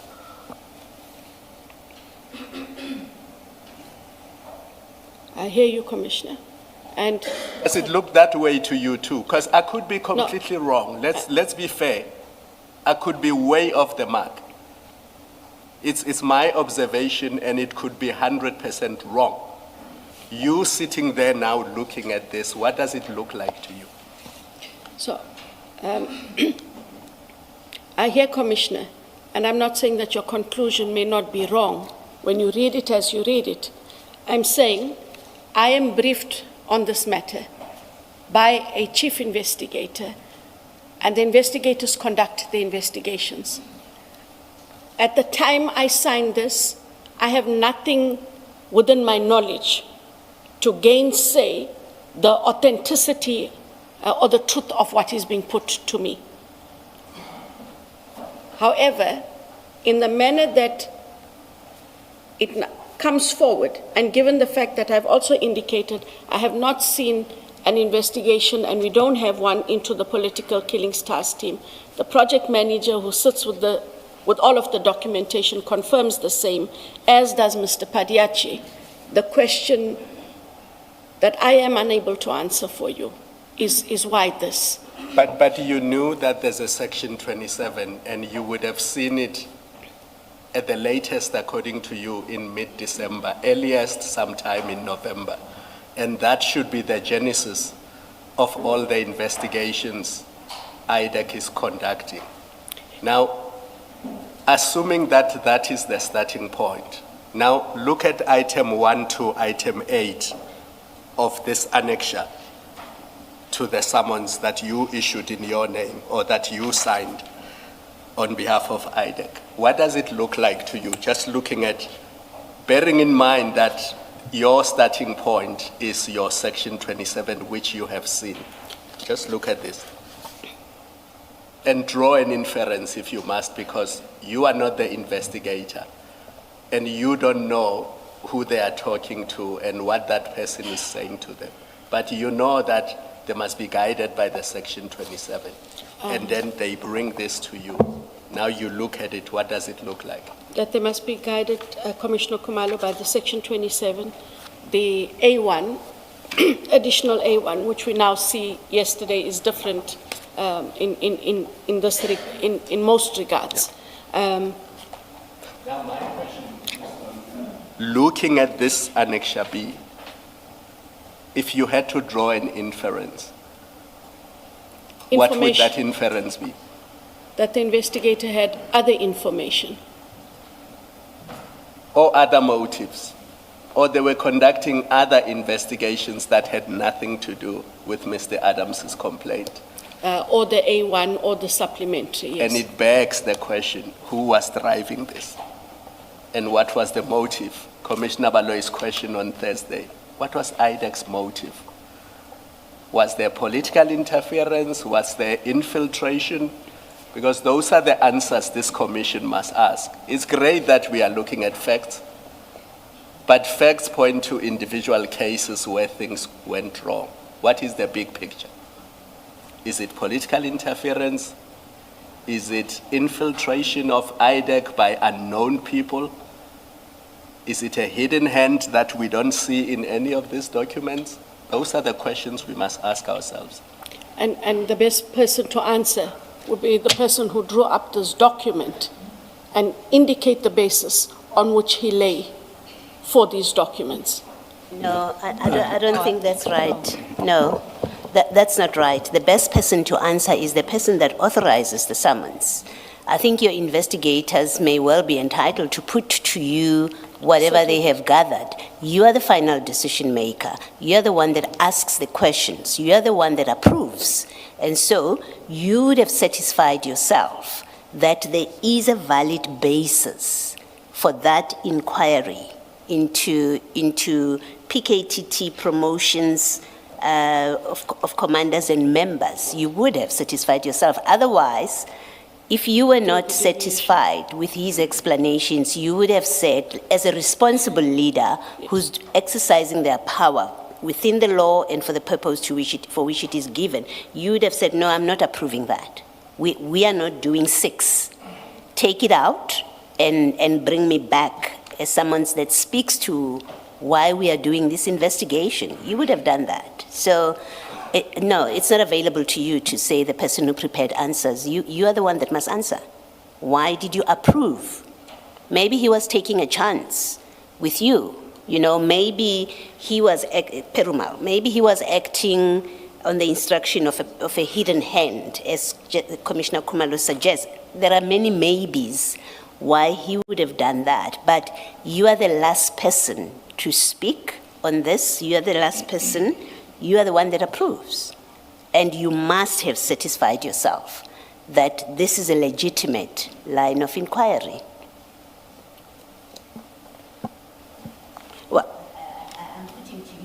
I'm putting to you the position. Do you hear? And do you accept? You must accept that. I accept the position. Yes. And that is why I had wanted clarification, because I couldn't independently, Chair, recollect Yes. the basis for the explanation. Where Yes. I have to agree with Commissioner Kumalo, not that I don't agree with you, Commissioner Baloy, is the questions that he asks. I'm unfortunately unable to answer because I'm not aware of a political motive. But I cannot shy away from, there might have been a hidden hand in how this played itself out and what was given to me and how it was given to me. There has to be some other explanation for why this takes place. Can we agree, and I know you hadn't seen these supplementary affidavits, so that I'm not displacing that. But the one supplementary affidavit that you hadn't seen until yesterday, that speaks to the PKTT, you find it at 3493, you've gone through that at paragraph 3. Can we agree that even that paragraph 3 could not be a basis for the request at paragraph 7 of your summons, because it says nothing about commanders and members of PKTT. It in fact says funds were used from the Secret Service Fund to purchase resources for the PKTT. That's an accusation or allegation that is not and can never be the basis for the inquiry at page 7, or the documents that you're asking for rather at paragraph 7 of your summons. Can we agree that? That we agree. You agree that? Okay. Advocate, at the time you signed this document, which was in April last year, surely you already knew that the Minister Mchunu, had written a letter in terms of which he purported to disband the PKTT. Or maybe let me say he purported to disband or disbanded the PKTT. I'm using both because at this stage we as commissioners have not decided whether the power to disband vests in him or in the National Commissioner. We are yet to decide that.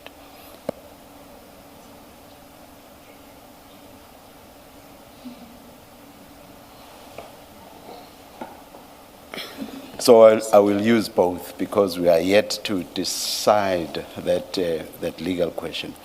But is it not so that at the time you signed this document, you were already aware that the PKTT had been disbanded or purportedly disbanded?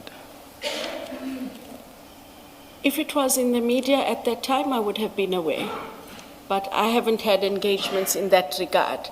I think the full import and detail thereof came in after the 6th July briefing, and that magnified what was going on.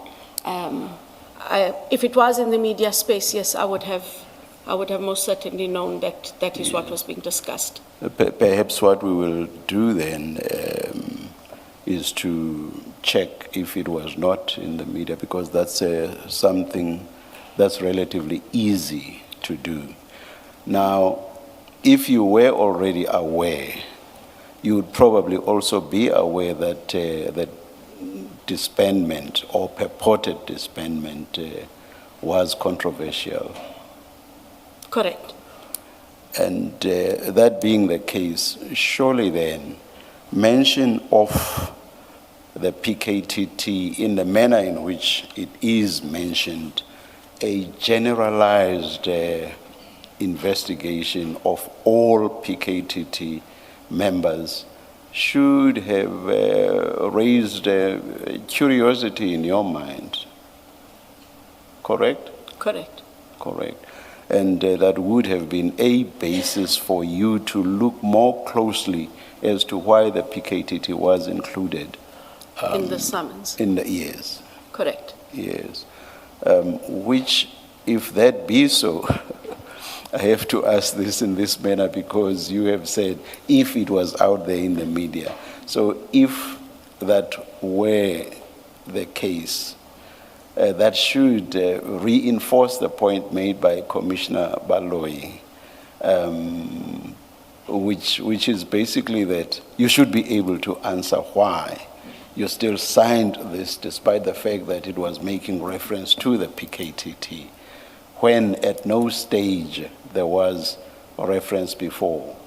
And I say there was no reference because what is at 3493 does not relate to what is in the summons, insofar as PKTT is concerned. Would you accept that suggestion? Accept it. All right, thank you. Thank you, Commissioners. From your responses then... Sorry, Mr. Yes. May we request you and Mr. Bodlani, together with those assisting you, to please engage in the exercise of finding out whether the issue of the disbandment of the PKTT was not out there before Lieutenant General Mkwanazi's public statement on the 6th of July last year. I think from my recollection it was out there by beginning of the year, Should have after been. the 2nd of January Should have 2025, the letter disbanding. Yes. Can I assist the two of you? Even if it was not in January, remember in March there was a parliamentary engagement where General Mkwanazi, among others, addressed the ad hoc, I think it's the police committee, not the full parliament. And arising out of that, there was media coverage of that. So at least in March, it was a topical issue. I fully agree with Commissioner Kumalo.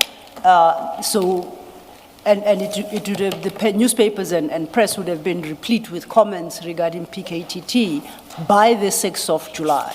So I doubt anyone in the country who could say that they only learned of it on the 6th.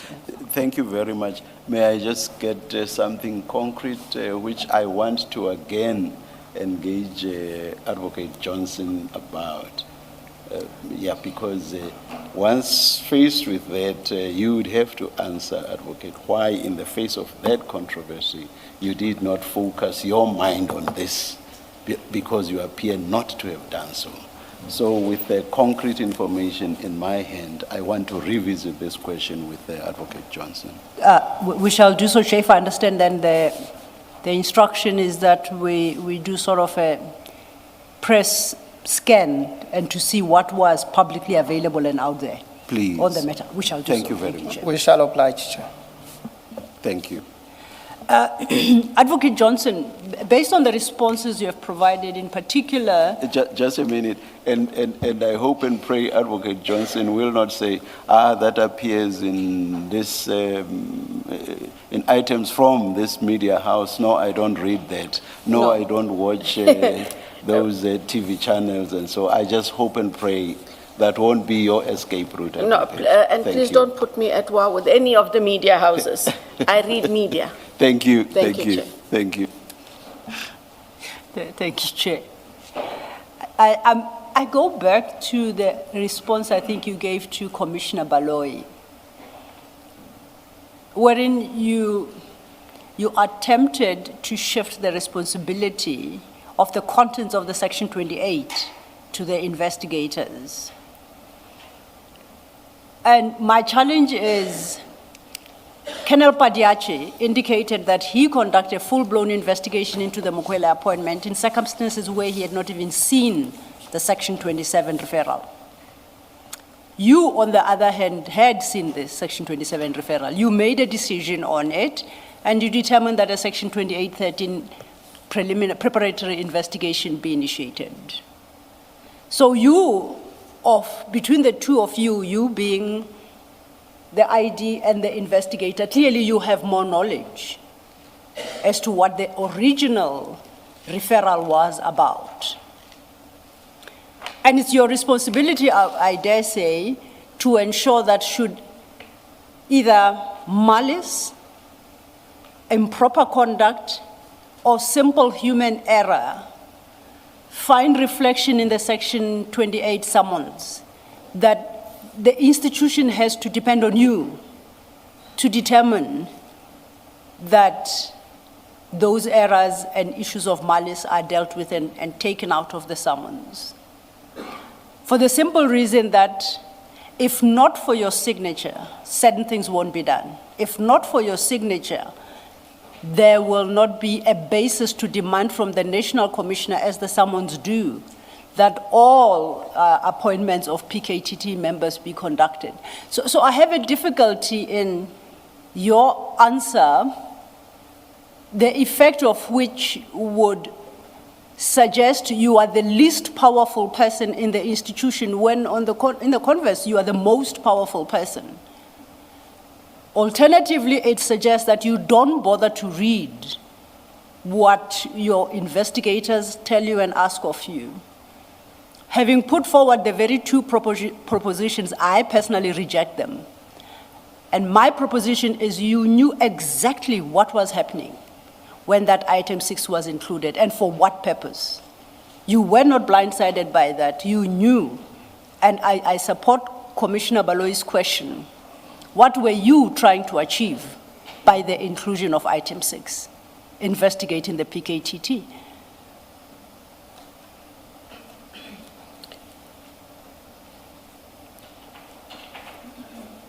Chair, as I indicated, I was not aware of an investigation into the PKTT. I've made sure I've checked with those who are the custodians of the documents that if I missed something, the project manager would at the very least have been able to refresh my mind and indicate, ID, we actually do have an investigation and this is what it is. And it is not to absolve me of anything. It was to find out then, how did this come about? What was put to me in order for me to have authorized it? Hence my phone call to Mr. Peramal. I seek not to absolve myself, chairs and council. I wanted clarity because I independently cannot recollect what the questions and the conversation would have been around that specific point. Advocate Silo, yes. Please help me. The documents 3373.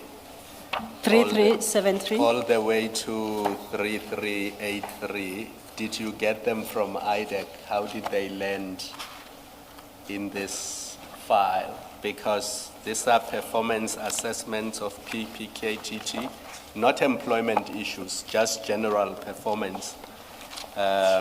Some of these documents we would have seen before investigation and prosecution of politically related cases from 2018 to 2022.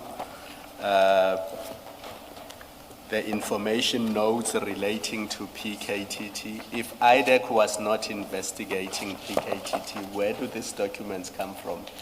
The pages that Commissioner Khumalo has just referred me to are part of CJC 392.2. For the record, the documents marked CJC 392, the entire 392, with all its sub-exhibits, was obtained from IDEC, pursuant to either a subpoena or a written request from us. What we, as the commission, added to that file 9 is CJC 394. So Advocate Johnson, it cannot be correct then to say IDEC was not investigating PKTT because if you take it from 3373 all the way to 3383, those are all PKTT documents. And IDEC can only obtain these documents if IDEC is conducting an investigation into the PKTT. That must follow.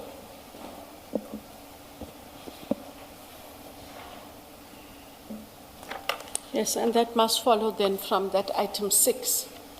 I would assume that was on the subpoena. So whoever told you that IDEC was not investigating the PKTT cannot be correct because the performance report, this is not even employment-related issues. The information here is how many cases PKTT is dealing with, how many are under investigation, how many are in court, how many are withdrawn, how many are finalized, how many suspects are in custody, how many are convicted, how many are on bail. I'm on 3377.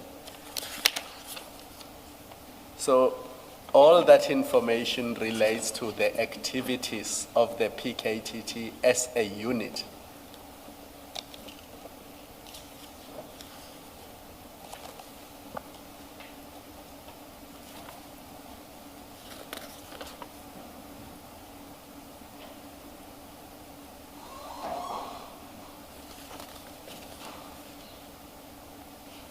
That is correct, Commissioner Kumalo, and then it conflicts in any event with what is asked in point 6 of the summons.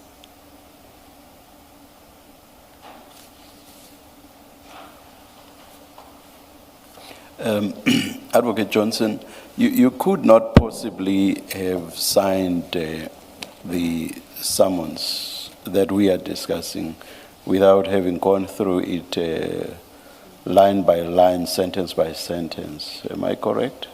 Correct, Chair. Now, if that be the case, especially regard being head to the fact that you say IDEC was not investigating the PKTT, on what basis, having read paragraph 6 of this, of Annexure B, on what basis would we have authorized paragraph 6 of this document? And the answer, let me upfront say, cannot lie in whatever briefing you may have been given. It cannot lie there. So on what basis would we have authorized paragraph 6 of the summons?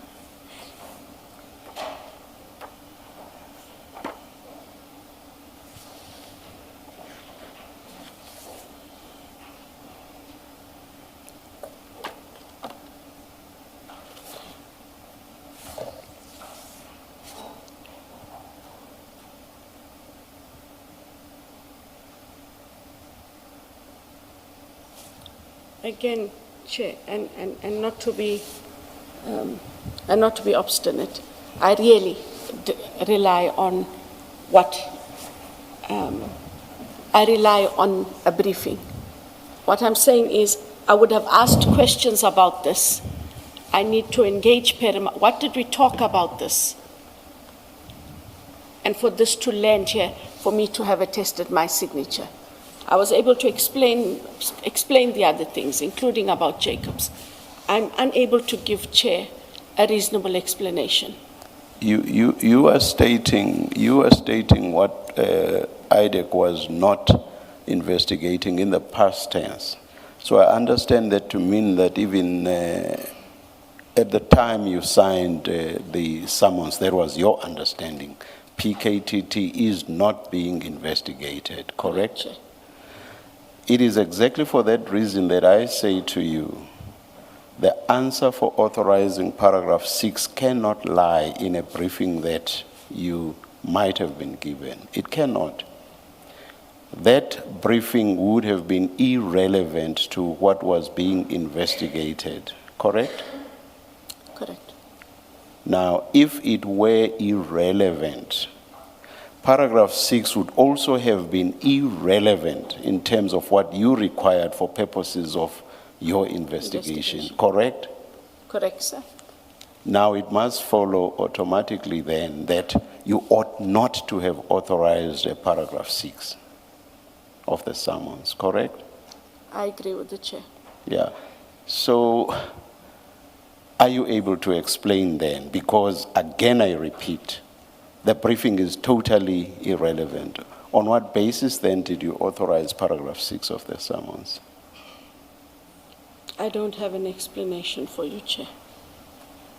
Not from just my reading of it. And exactly what I say is, and I really don't want to frustrate you and be going in circles. That's not my... Sorry. I will let you answer and say everything you want to say. I just want to say, I assure you I'm not going to be frustrated. Please go ahead. Thank you. It's just, for me, sometimes it is the context that triggers why I did something.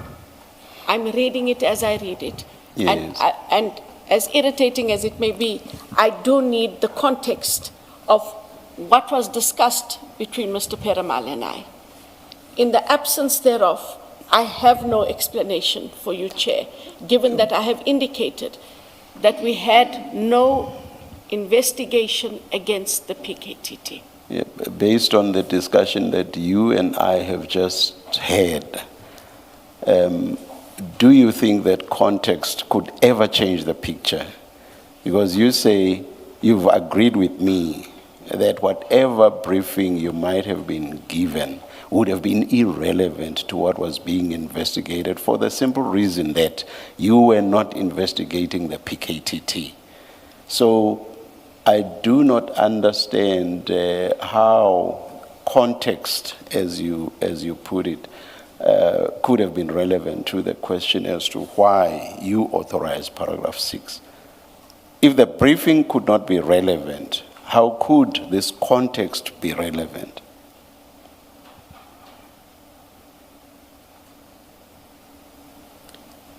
Or let me ask it this way, maybe we will go quicker that way. Sorry.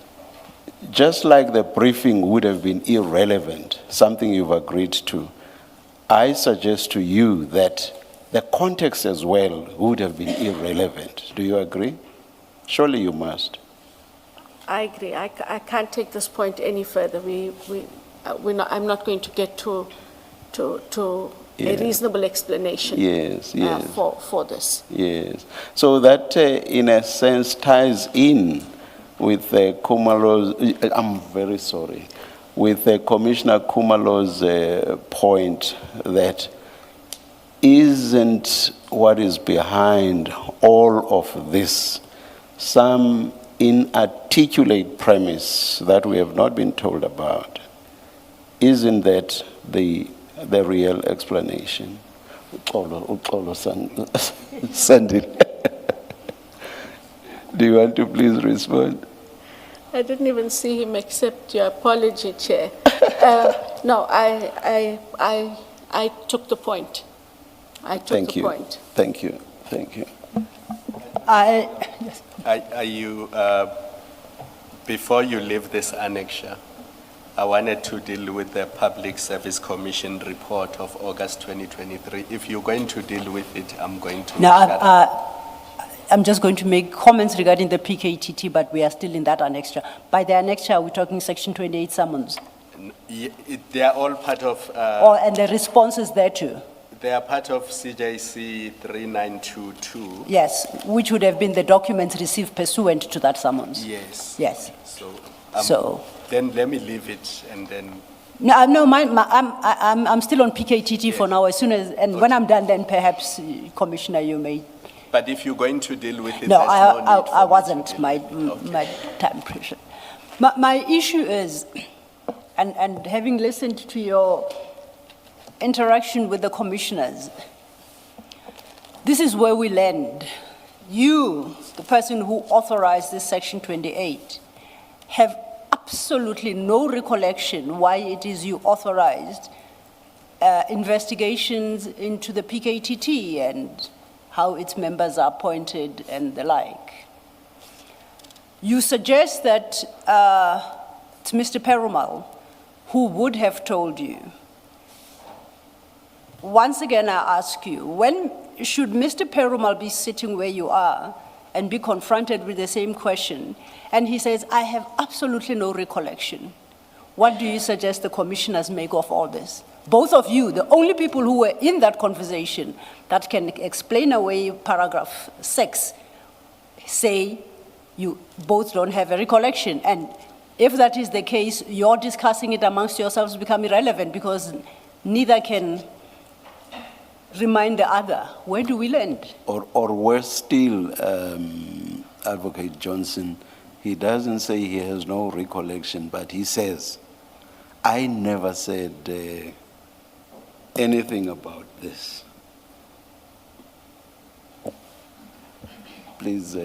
Indeed, thank you, Chair. That's the question.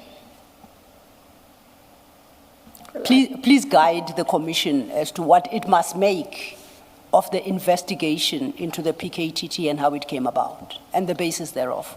So commissioners only work on the basis of what I get from the rest of the team, which is he compiled this. So for him to then indicate he has no idea, I do not see how he's going to be able to indicate he has no idea.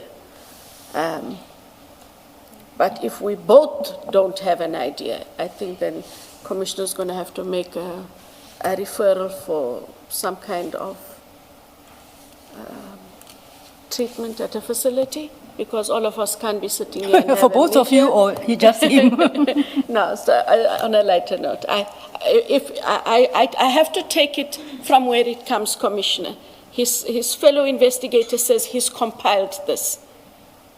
And so he'd have to give an explanation. Whether or not it is one that is accepted is a different story, Commissioners and Council, but there is no way that he won't have an explanation for this.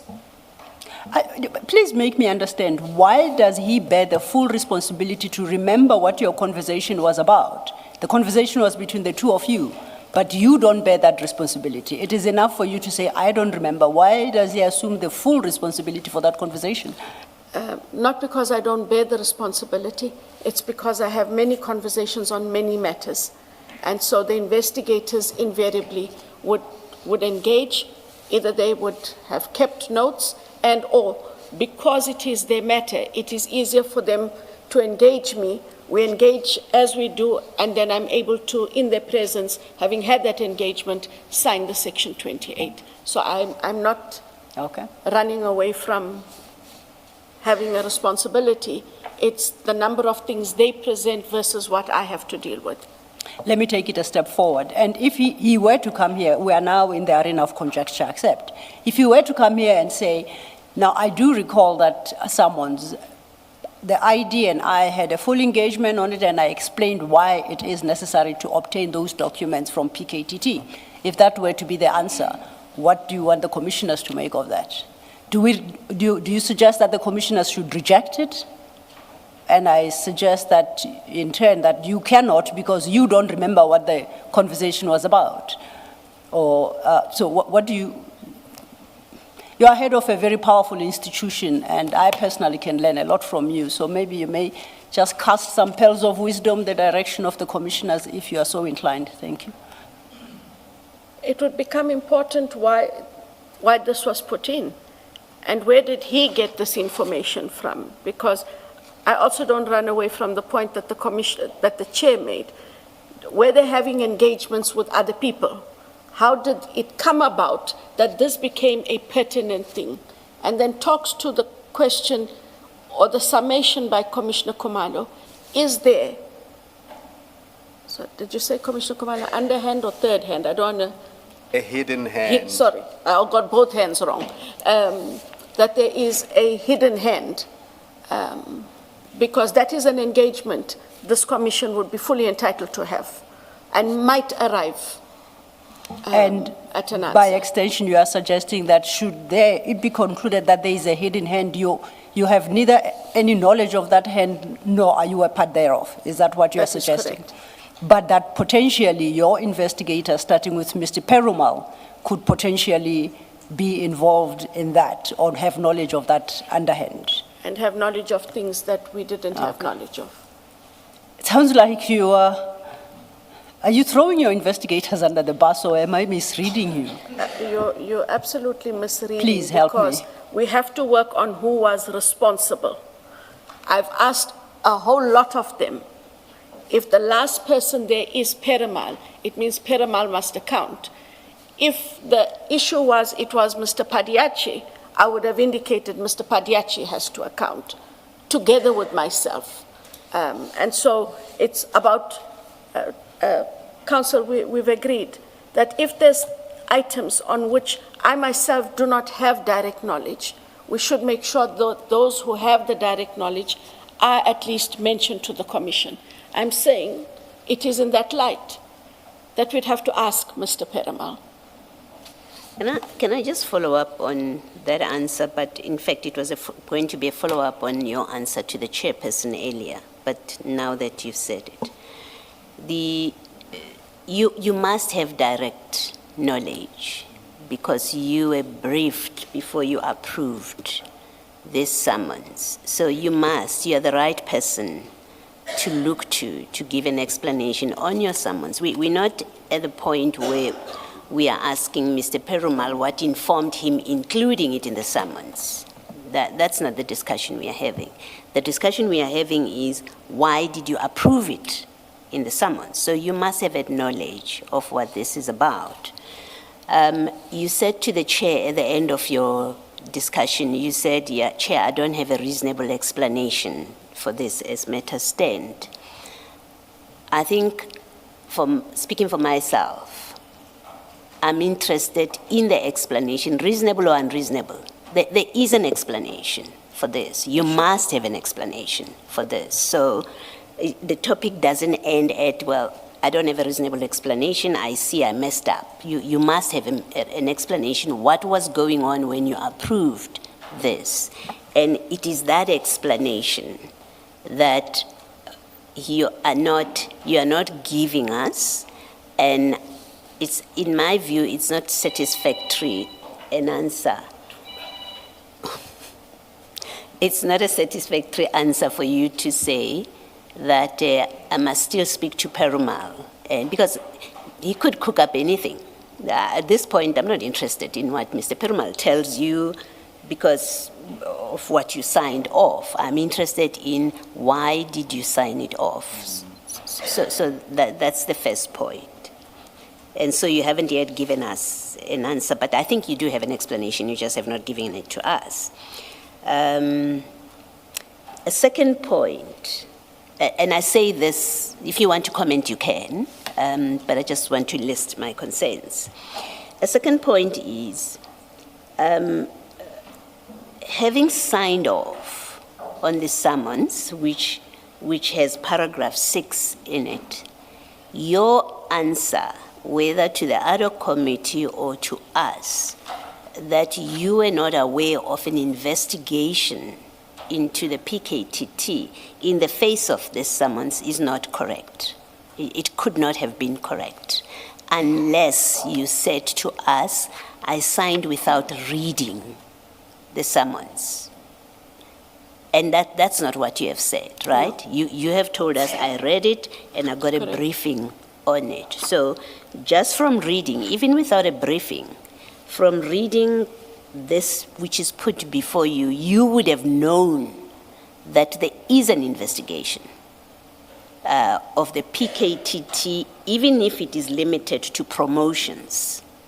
And even if we said it is limited to promotions, you would have known on the day that you signed this that there is an investigation. And where you represent that, or where you answered that I'm not aware of the PKTT and of an investigation against them, that answer was not correct, as your summons tells us. In fact, I think if I speak frankly, that answer was false when you gave it.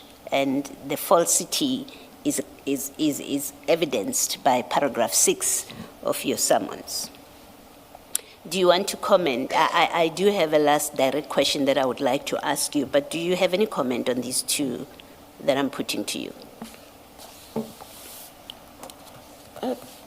Commissioner Baloy, I honestly said I was unaware of a PKTT investigation. I understand it's not reconciling with this and why I signed it. I, however, have to take responsibility for having signed this. Let me ask you, lastly, my direct question. Sorry. Yeah, I just want to correct you. There's a nuance between you were not aware of a PKTT investigation and there was no PKTT investigation. IDEC was not investigating the PKTT. Just now, you said you were not aware of an investigation. Big difference. Okay. Do you agree with me? I agree. What I wanted to convey when I came back was I checked with the project manager. There is no PKTT investigation. I checked with Mr. Padiachi. There's no PKTT investigation. But you said... And I am also not aware of a PKTT investigation. Yes. Crucially, you said, when I engaged you, you said, as at the time you signed, there was no PKTT investigation. That's a very important distinction. All right. Thank you. Now my direct question to you. Outside of a briefing by Chief Perumal to do with this summons, out of that, have you held a discussion with anyone from IDEC, civil society, whether it's Mr. O'Sullivan, I'm giving you examples, Mr. O'Sullivan, Ms. Dihas, anyone in civil society, anyone in crime intelligence, anyone in your IDEC unit, have you had any discussion at all about the PKTT and allegations against the PKTT that may have or not to be investigated? Have you had any conversation at all with anybody? No, Chair. You haven't. Thank you. Thanks, Mr. On that score, perhaps I don't immediately have it now, and I'm interested in the response you just gave, Commissioner Baloy. Are you aware of an interview on TV, I don't remember which channel, of Mr. O'Sullivan claiming that on these matters, including the hiring of Brigadier Mkwele, that he had discussions with inter alia IDEC? Are you aware of that interview or that claim by Mr. O'Sullivan? And whether or not you are aware of it, perhaps I'll take it further. Did you have any discussions, you being IDEC, of course, with Mr. O'Sullivan regarding these matters, the investigations that IDEC is conducting, and how it came to conduct them? And if you had any such conversations, can you provide the context? No, I haven't had conversations. But is it I personally or IDEC? I personally. I cannot dispute he might have engaged IDEC staff. Let me ask, Sorry. are you aware whether he has engaged? Let's ask more positively. Are you aware whether Mr. O'Sullivan has had any engagement of any sort with your IDEC people, not you, because you say you haven't, with your IDEC people? I am aware, Commissioner Baloy, that he would have had, from time to time, engagements with investigators. Relating to these matters? I don't know if it relates to this matter on PKTT or which matter. The crime intelligence matters that arise, that we are dealing with, that we've been dealing with for the many days that you've been there. Yes, so I'm not aware what he engaged them on, but if he said he met with them, then I have nothing to gainsay it. And so what he would have discussed with them. But I think I did say to the evidence leader that if he had a discussion, the likelihood would have been with Mr. Rapeso. Why Rapeso? Because he had been in IPIT for a long time, and I know that Mr. O'Sullivan and IPIT had had a relationship of sorts over the years. So the most familiar person he would have been would have been Mr. Rapeso in terms of this matter. I know he knows other people in IDEC, so we'd have to just check with Mr. Rapeso that whether they had a conversation.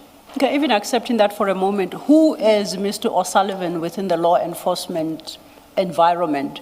Why would IDEC be discussing its ongoing investigations with him? And on what basis would that happen? And you suggesting possibly Mr. Rapesu and others, would you consider it appropriate for any one of them to be having this engagement with Mr. O'Sullivan? It's not an engagement. If they had an engagement, it wouldn't have been about the investigations. It would have been if Mr. O'Sullivan spoke to IDEC investigators purporting to give them information.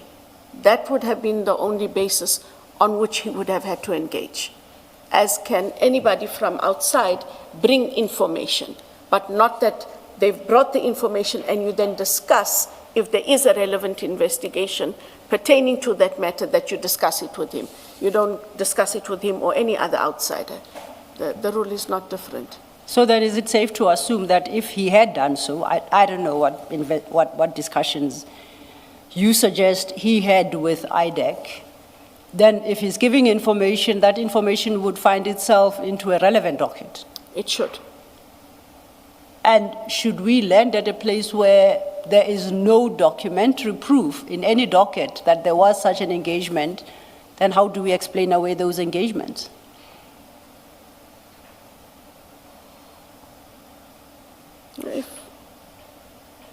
If he's had engagements, they would have.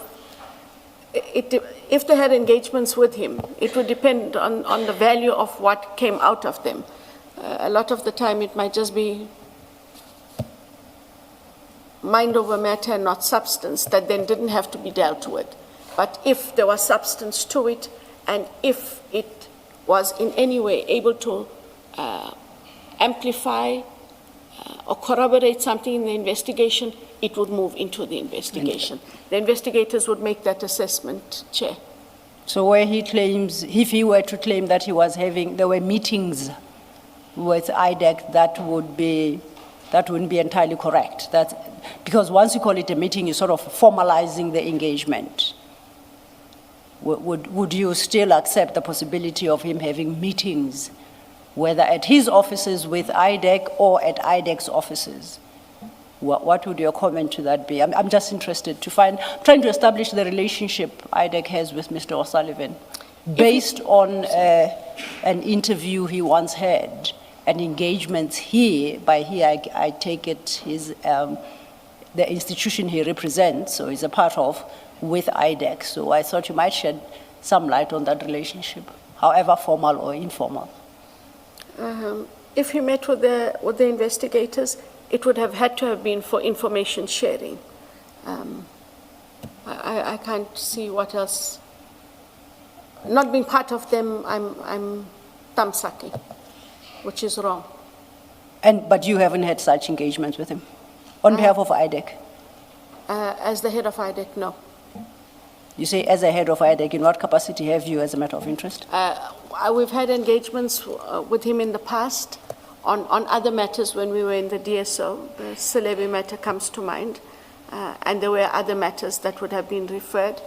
I'm not sure about the matter against Major General Solly Lazarus, but we have had engagements previously with Mr. O'Sullivan, including that he did serve the ID with a document, and that was as far as the IDEC engagement went. You sometimes refer to yourself as the ID. Which ID are you talking about now? Not you. When he served the ID with a document for information. Who's that? Which ID is this here? Is that the Investigating director, me. or the ID you're referring to yourself? Yes. Oh, sorry. Not the one that's today, the one that was the other day, when she was still the ID. Okay. As long as the commissioners understand, don't mind me. Commissioner Kumalo, you wanted to deal with the annexure still. Advocate Johnson, on the issue of Mr. O'Sullivan, it was on the 27th of June 2025. He was on Newsroom Africa, one of those late evening programs, and he said there, I've met with IDEC several times and I've given them documents. So I'm assuming that when you saw that on TV or when somebody told you about it, you would have been interested to know who at IDEC is meeting with Mr. O'Sullivan. Were you not interested at all?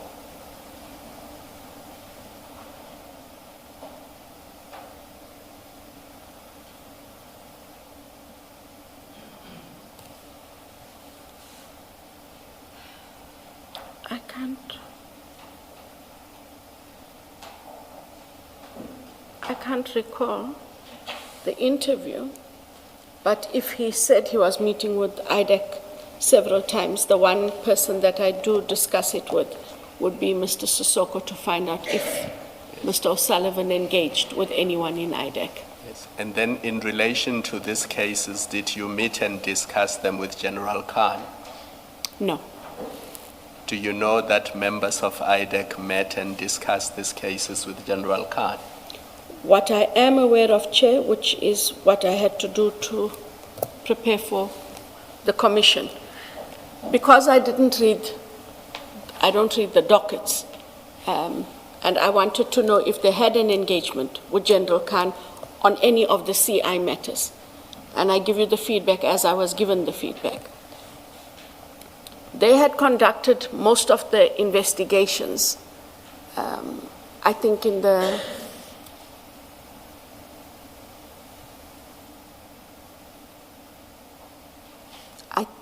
Mokwele matter. I speak under correction. And they then found a document purporting to be in his name. And it is on that basis that Mr. Padiachi and Mr. Perumal engaged him, to take an affidavit. And an affidavit was taken for that matter. I'm not sure if other affidavits were taken for other matters. Do you know that they showed him the Mokwele docket or the investigation, the inquiry file? Do you know that General Khan was shown the Mokwele inquiry file? No, sir. Do you know that in his affidavit he was required to comment on the suitability of Brigadier Mokwele? No, I'm not privy to the details they discussed with him or documents they may have shared. And do you know that the charge sheet actually mirrored General Khan's affidavit? So IDEC's charge sheet in the Mokwele matter mirrored the affidavit by General Khan? No, sir. Okay. Now, these HR-related issues, I think Commissioner Baloy sometime last week raised this issue with you. If we go to page 3434 of the same bundle, just to show you why Commissioner Baloy was correct and IDEC was incorrect. 3434.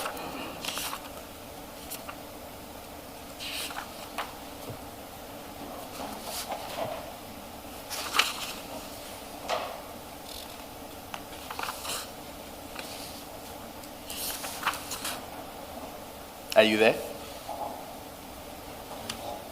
Yes, I'm here. Sorry, my 3434 is very small. No, that's fine. Do you see that it's a provisional report by the Public Service Commission? I see that, Chair. And it was investigating alleged irregular appointments within crime intelligence.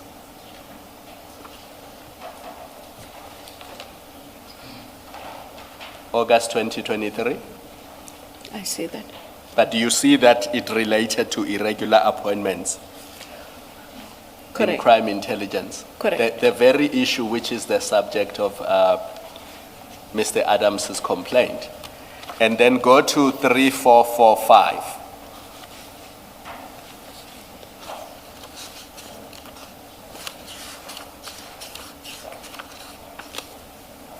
Are you there? I'm there. So just cast your eyes on the finding in 7.1.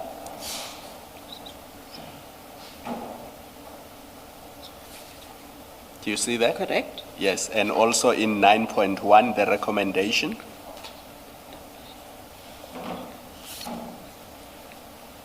Do you see that?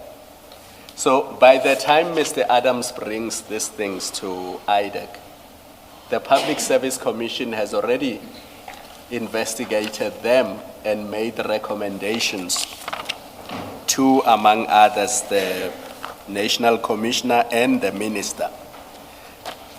So even if IDEC was not aware of this investigation, what this shows you is that there are other bodies established in terms of the Constitution that are responsible for investigating issues such as irregular appointments within SAPS. It's not IDEC's mandate. Absent the crimes mentioned in Section 7 of the NPA Act, it is not IDEC's mandate to be investigating these issues because there are other bodies that are responsible for these investigations. So what this report, all of it shows you is that exactly what Commissioner Baloyi said last week, that the moment this came to IDEC's desk, IDEC should have said, but these are not our issues, let's refer them to bodies that are responsible for investigating these issues.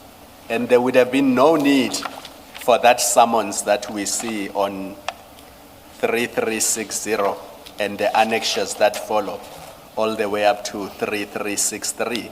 Because all those issues about performance assessments, about deviation, appointment deviations, all of those issues, those are matters for the Public Service Commission, not for IDEC. And with your leave, Commissioner Khumalo, if I may point out, at item 11 of the same report, this is a report of August 2023. So the employment of Khumalo in that position was resolved by the PSC already in August 2023. And almost 2 years later, IDEC wants to revive this issue, revives the issue, culminating eventually in his arrest in June 2025. Do you see the problem of crossing lines and not performing strictly in terms of your statutory mandate? Yes, correct. Maybe also for completeness, and it has a bearing on my earlier question about whether you met and discussed with a number of people, and I mentioned names, to mention for completeness that at paragraph 2.1, the PSC records that the complaint was lodged by Miss Mary DeHaas. You see that at page 3437. Just, I'm mentioning it for completeness.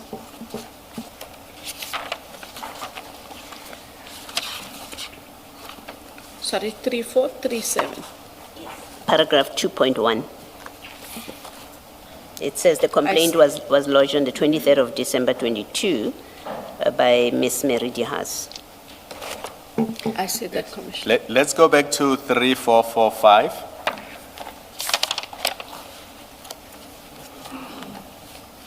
Are you there?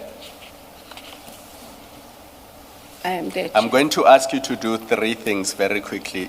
Please read 7.1 into the record, and then read 9.1, and then read that date on 3446, the one that Advocate Silo was referring us to. So please read 7.1 into the record, 9.1, and then the date in paragraph 11 into the record.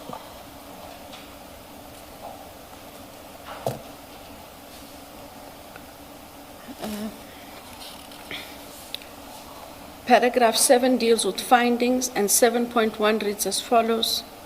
Commissioner Khumalo, the process followed by SAPS during the appointment of Lieutenant General Khumalo to the post head of SAPS CIU is found to be regular.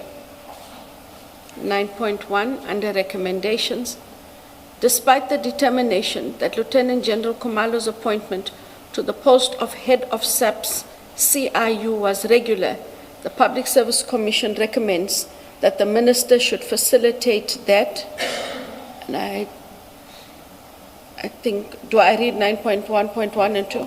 That? Only 9.1. Corrective measures be put in place to ensure sound record keeping, to sensitize officials regarding the importance of good record keeping. Go to the next page, paragraph 11. Emphasis on the date of the report. Signed on behalf of the PSC by Professor Makanya as the Commissioner on the 16th of August, 2023. Thank you. Yes, Commissioner. Ms. Silo, is this part of the bundle of documents that you say you got from IDEC? I confirm so, Commissioner. Okay. So what it seems, Ms. Johnson, lastly, from me at least, is that your organization had this report of the PSC as you made the decision to investigate and to send that summons on purely HR matters. This report was already within IDEC because it comes from IDEC. You don't have to comment. It seems to be a fact. If these come from IDEC, then IDEC was sitting with this report as you were making investigation and making the decision to create charges about the appointment, issue. Thank you. Thank you, Ms. Silo. Thank you, But do feel free to make a comment if you want to, Advocate.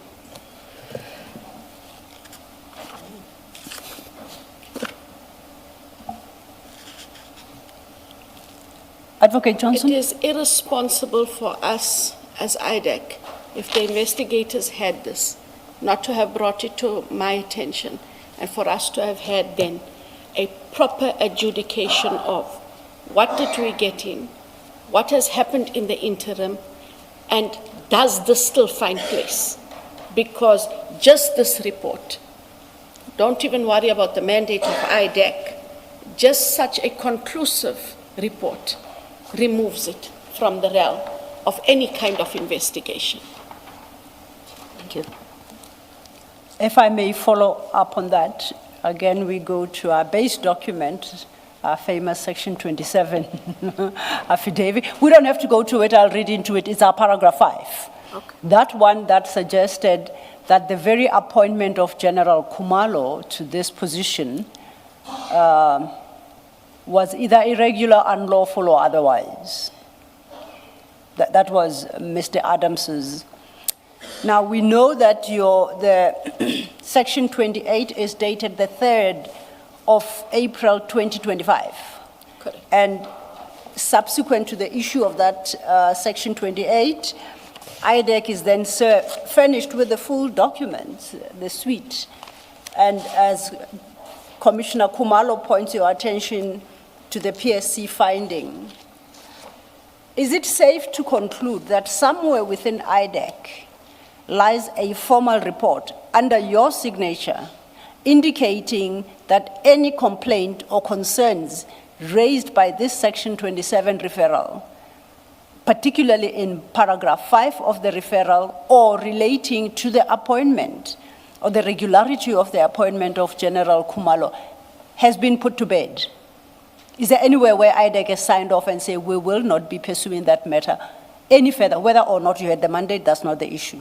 But that it has been definitively responded to, and that subject is closed. Is there a document like that that lies within IDEC? Or is the investigation perhaps somehow continuing under some or other guise? As I said earlier, Commissioners, where there are issues that have come to the fore as they have over the days. And when you look at this report as well, then the recommendation to the head of IDEC would be that all these matters, where they are still under investigation, would have to be set aside, because this is what it is. Just remind us, the J50, the recent one that was suspended or put on hold, did it relate to the same issues?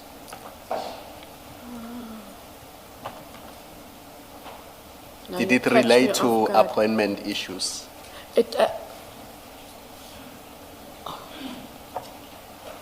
Because I haven't engaged them in a while, but I No, do this recall is- that this is Sorry, one of sorry. Madondo. Sorry, I will allow you to respond fully. I want to say, you say you've not engaged with this in a while. This is quite recent. It was in the media now. Yes. The arrest of, the intended arrest of Yes. General Kumalo. That's quite recent. Yes. So I don't quite understand you when you say you've not engaged with this in quite a while. Anyway, Right. please respond to the question by Commissioner No, Kumalo. the quite a while for me is relative. I haven't done it as of recent. But I do recall that that matter would have been about the vetting and appointment of General Madondo. So it's about appointment issues, irregularity or otherwise of appointments of generals. No, it's more the vetting and her moving to positions because of the vetting. But It was a vetting issue. and those issues for the Public Service Commission to deal with. And that matter is under review by a special panel. I said the ones that are not there, commissioners, that remain under investigation, those are the ones on which I will make those recommendations as I undertook. So it's those ones, unfortunately, once a court process starts and they've now been taken on review by the Office of the National Director with a special panel, I'm not in those ones, but Commissioner Baloy said to me, those are court matters. You got investigations, so go look at your investigations. She didn't say it in that harsh I way. know I said it better than that. Yes. But that was the gist. And I did undertake to do that, as I've undertaken to do with now quite a few of the other matters. That must happen. I must say, Advocate Johnson, that I find it quite strange that you are as hesitant as you are with regard to the basis for the intended arrest. In your response to Commissioner Kumalo, you were quite hesitant. I would have thought, this was out there for all to see in the public domain, and there was a lot of noise around it. For you not to be sure and to say that you have not engaged with it in a while, and eventually when you do respond, you are as hesitant as you were, I find that very strange. Why is that so? I'm not hesitant, but I'm trying not to. You were hesitant. Okay, I'll take. You did the not. You did not just rattle the response off, which is what I would have expected. Okay. It's because I'm not vested with those matters. I become overly cautious about what I'm saying and don't want any negative implications. So my recollection has to be correct. That matter is still under review, and I did say that as well yesterday. Lest I say something that may negatively influence the matter, not just for the state. There are people whose lives are involved, and those are, they're not yet accused, those are suspects. And so I am cautious. And I'm sure you'll understand why I'm saying what I'm saying, because you're a very articulate person, and you speak far quicker than I can ever hope to. So that's why I noticed the hesitancy. Thank you, Chair. I must say, Advocate Johnson, I'm surprised that you are not aware of these things. My expectation would have been certainly after 6 July last year and allegations made against IDEC, that as head of IDEC, you would be more hands-on because the J50 we're talking about goes to the heart of the allegation made against IDEC a year ago. So I would have expected that the head of IDEC would say to her team, brief me on this matter so that I'm up to speed, so that if I need to account either to the ad hoc or to this commission, I'm fully appraised of what the situation is. So the fact that they are still doing things and you're not sure or you are not aware what is it that they are doing, it creates a difficulty because now even with the summonses, when you come here, you are unable to answer because all you can point to are the briefings, nothing in writing that was given to you. And it makes it difficult for us to then assess who is accountable for these decisions, who's accountable for this conduct, and if there are rogue elements within IDEC, who holds those rogue elements accountable if it's not the head of IDEC? I understand, and I understand the shortcoming. I mean, before July 6, nobody expected that there will be a commission, Yes. that there will be the ad hoc, and you would have to go there and answer and be referred to thousands of documents.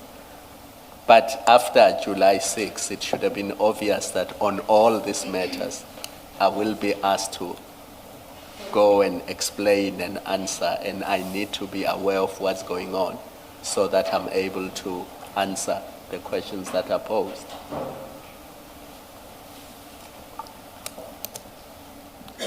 I take your point.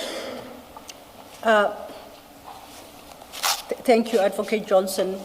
Because we touched in passing on matter case number 543, that is the second matter. That, Commissioners, is at file 7, starts at page 2611.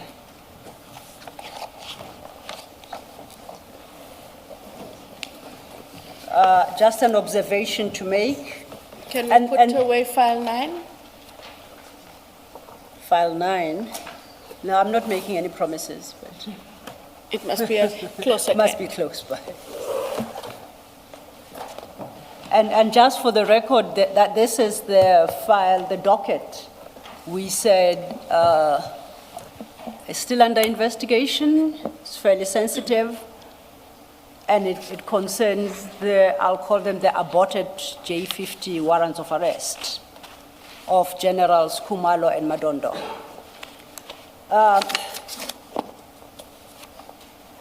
I don't know if the request should go to you, but I have noted that in this file, there is no charge sheet. That's what I note, just for the record. But what I'm more particularly interested in right now is page 2613. And this is an IDEC document. And that will be the affidavit that initiates the investigation and culminates in the prosecution, correct? That would be correct.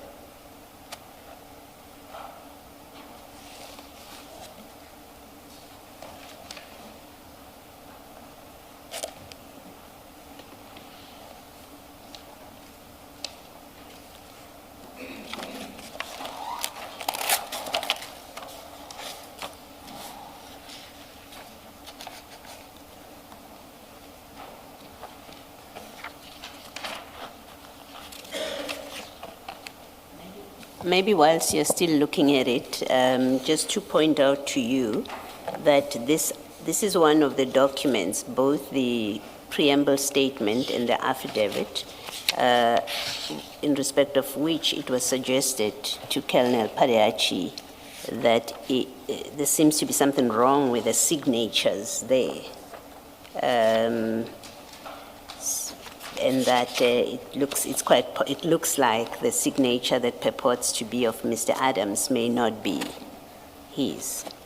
The affidavit is commissioned by Mr. Perumal. I'm not asking you to comment, I'm just pointing out to you that this is what was put to Colonel Padiachi.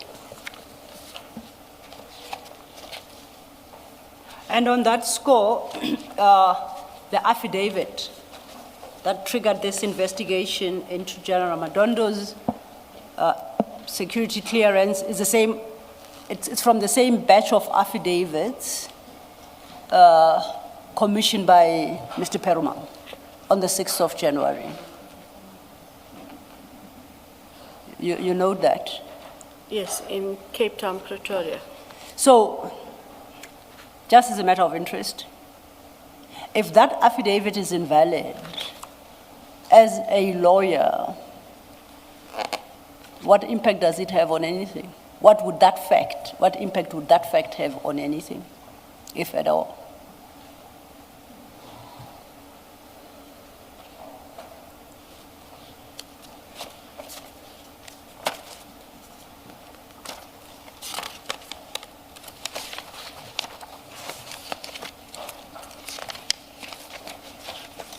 And I ask that because my reading of the original Section 27 does not single out General Madondo in the manner that this supplementary affidavit does. So, according to the Section 27, Mr. Adams did not suggest that General Madondo did not have a security clearance, unless I have overread this, and I may very well have skipped it. But I don't see it in the Section 27. I don't see it in the set of 4 supplementary statements commissioned by Investigator Rapesu in the presence of Mr. Perumal and Advocate Ramsamy. I find it instead in the affidavit commissioned by Mr. Perumal in Cape Town and Pretoria simultaneously, that the other 2, the validity of which the other 2 deny. And my interest is where that information comes from, that you should be investigating specifically General Madondo's security clearance. Because that was never part of the complaint.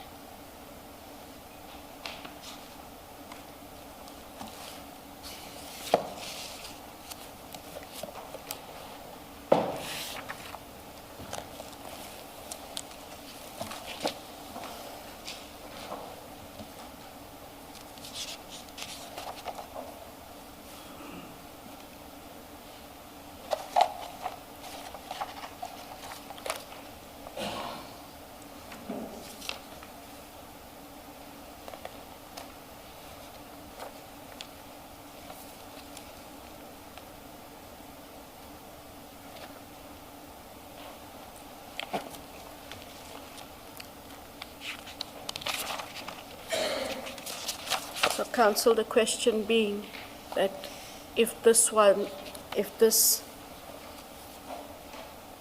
A1 of Adams is false, what do we make of the rest of the investigation? No, all I'm asking is what would be the consequences of such a finding from a legal point of view? On anything. You make your choice, what it would impact.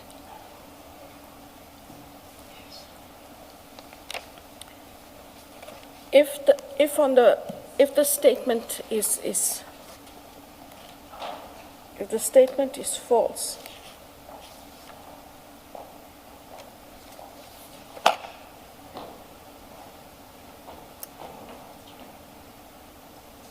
and because of the statement, you derive the evidence that is derived as a result of,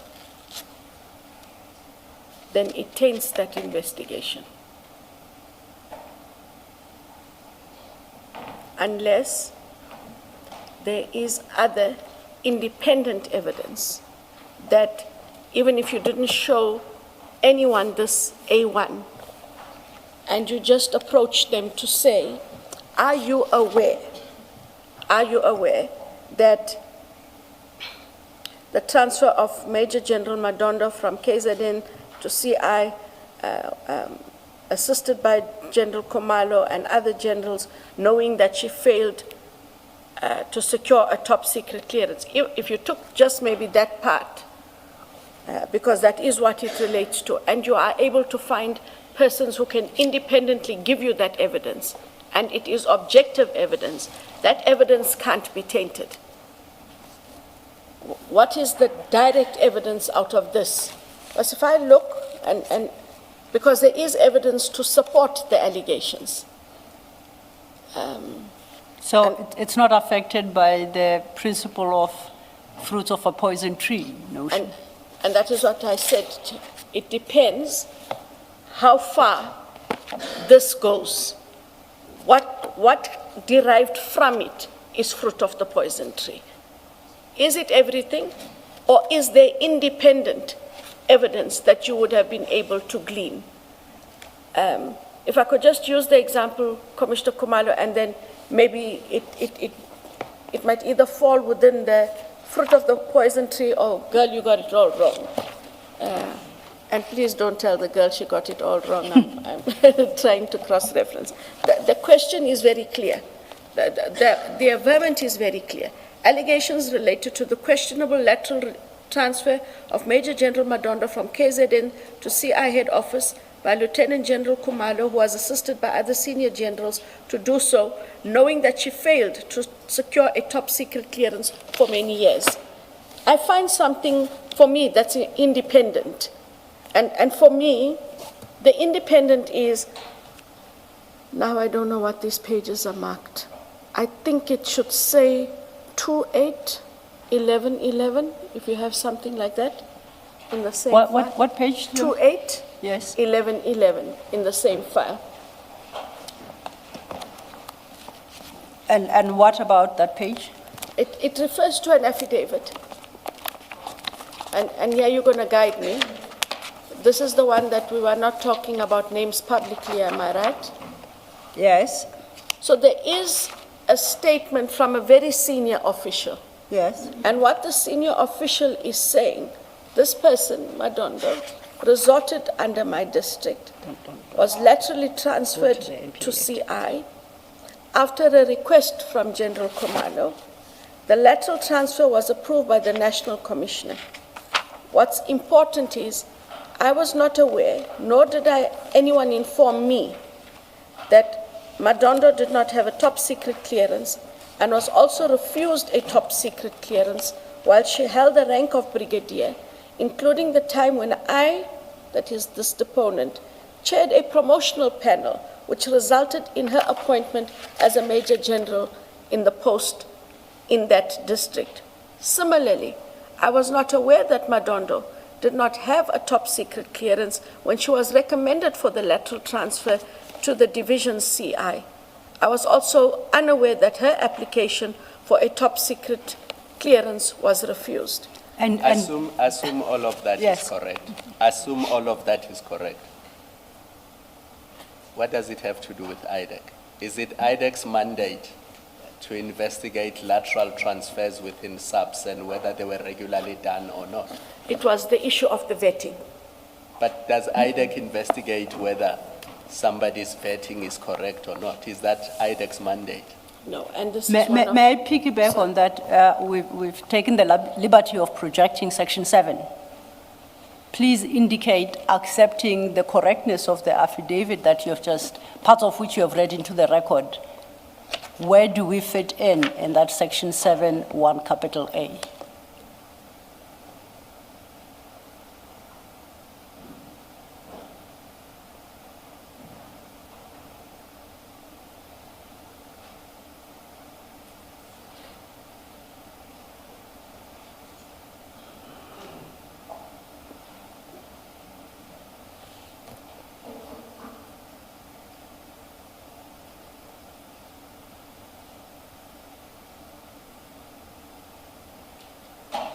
it would trip me up, as Commissioner Baloy already did, in relating, you have the top and relating to, not and. And so where ordinarily one looked at her fraudulent utterances, the fraud she perpetuated by indicating that she did have, and it's important to note because that the person whose affidavit we read at 2811 is very clear. I wouldn't have proceeded with this process knowing that, but it does not, given the discussions we had the other day. Okay, then can I just follow on that? You're saying the fraud she perpetuated, that then speaks to General Madondo. What does General Kumalo have to do with that? Does the docket suggest he's part of that fraud as well? The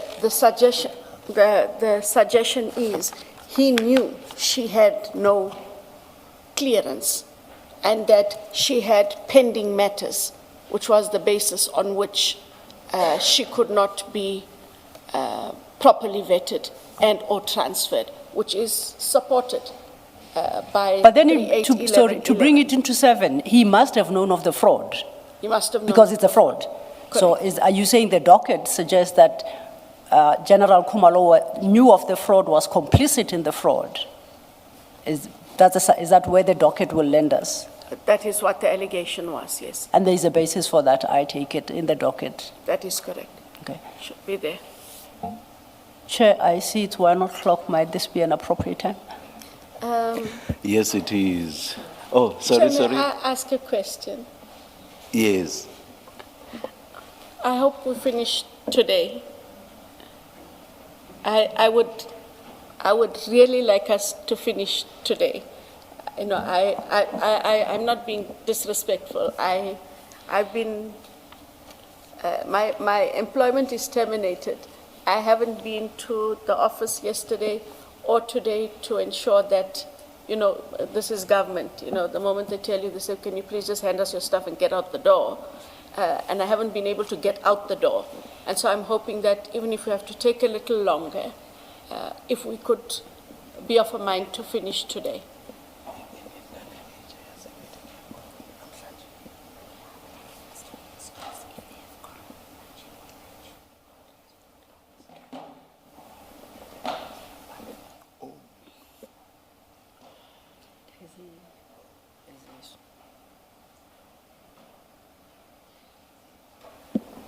Ms.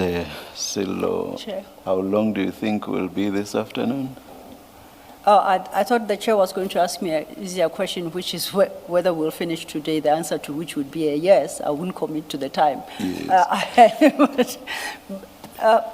Not too long, Chair. We should finish around our normal scheduled finish time or close thereabouts. All right, all right.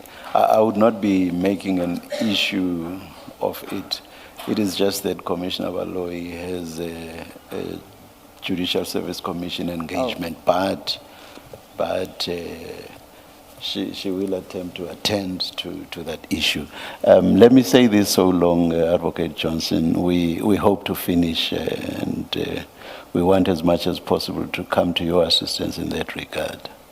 I appreciate it and thank you. Thank you. Let's adjourn and come back at 2 p.m. Thank you, Chair.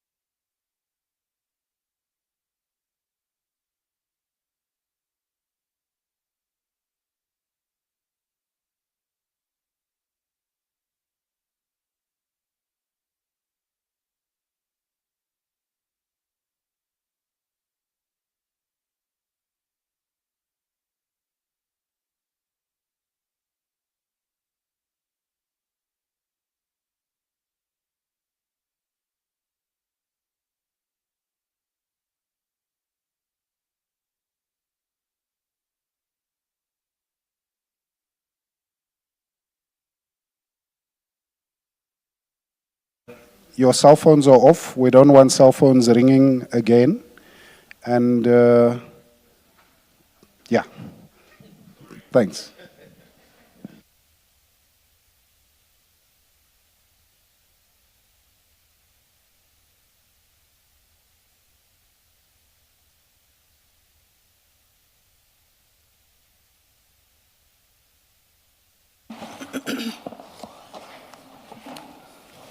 Yes, just before that, Advocate Johnson, we are able to sit late, so we should be able to finish today, I hope.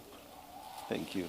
Yes, Mr. Thank you, Chair. Chair, could I ask that you excuse me at 5:15? I may rejoin you later. I have an engagement that is set down for 5:30. I thought we'd finish around about 4:30.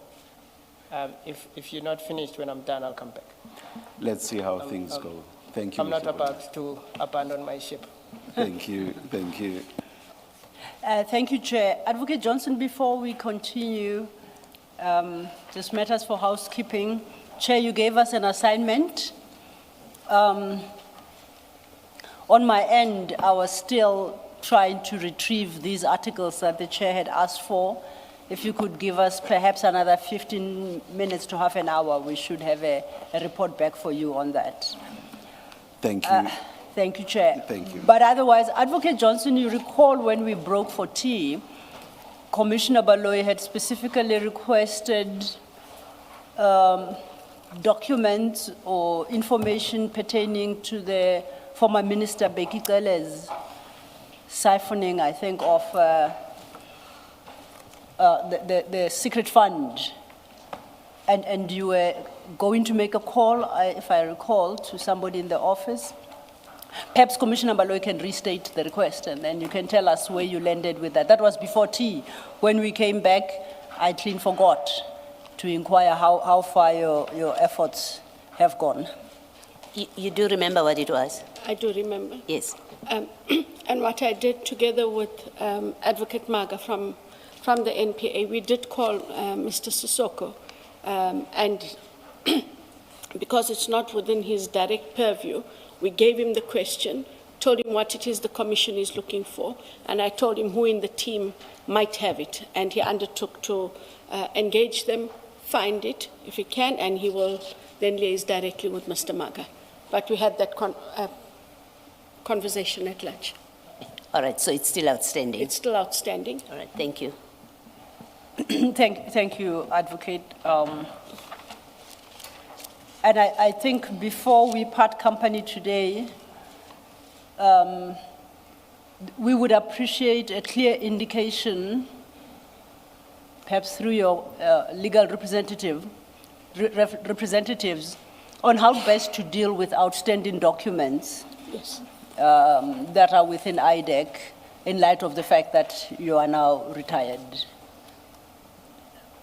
You'll be able to guide us in that regard. Yes, Okay. and I will also be available when council wants to message me just to hear, I'm looking for this, direct me wherever. I'll be happy to do that. Thank you. Commissioners, I'm ready to move off that section 28 summons. As I understand section 28, all summonses are assigned by yourself. And I think that has been at least my experience insofar as the dockets are concerned. The dockets before us. Yes, in most matters, but in other matters, and it all depends on availability, deputy directors of public prosecutions can also sign the summons. So is that delegated authority or is that an original authority they have? They have a delegated authority because it is incidental to prosecutions and investigations. So would there be a written delegation of authority from you? They all have a delegated authority, yes. I'm interested in Yes. whether it's a written delegation of authority Yes. that we can ask for. Correct. So is it a general authority that you issued to all or specific persons? And if so, when is it renewable on a periodic basis? How does it work? It's, in terms of section, it is 20 of the NPA Act, we delegate authority. And it's a once-off delegation, unless the rank changes and you have to upgrade that authority. And of course, when new persons come into the fold. And the authority for different functions delegated to the different functionaries. But the main gist of all those authorities is the ability to institute prosecutions for and on behalf of the state and to conduct investigations incidental to those prosecutions. I ask because I'm looking at section 28(6), which I understood that most of these summonses that we've considered are issued in terms of. There are section 28 summonses. Correct.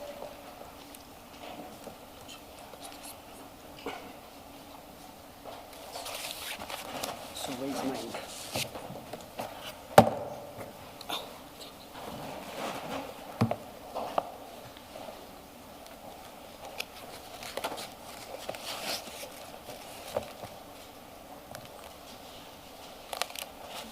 Have you located your copy? I have a copy.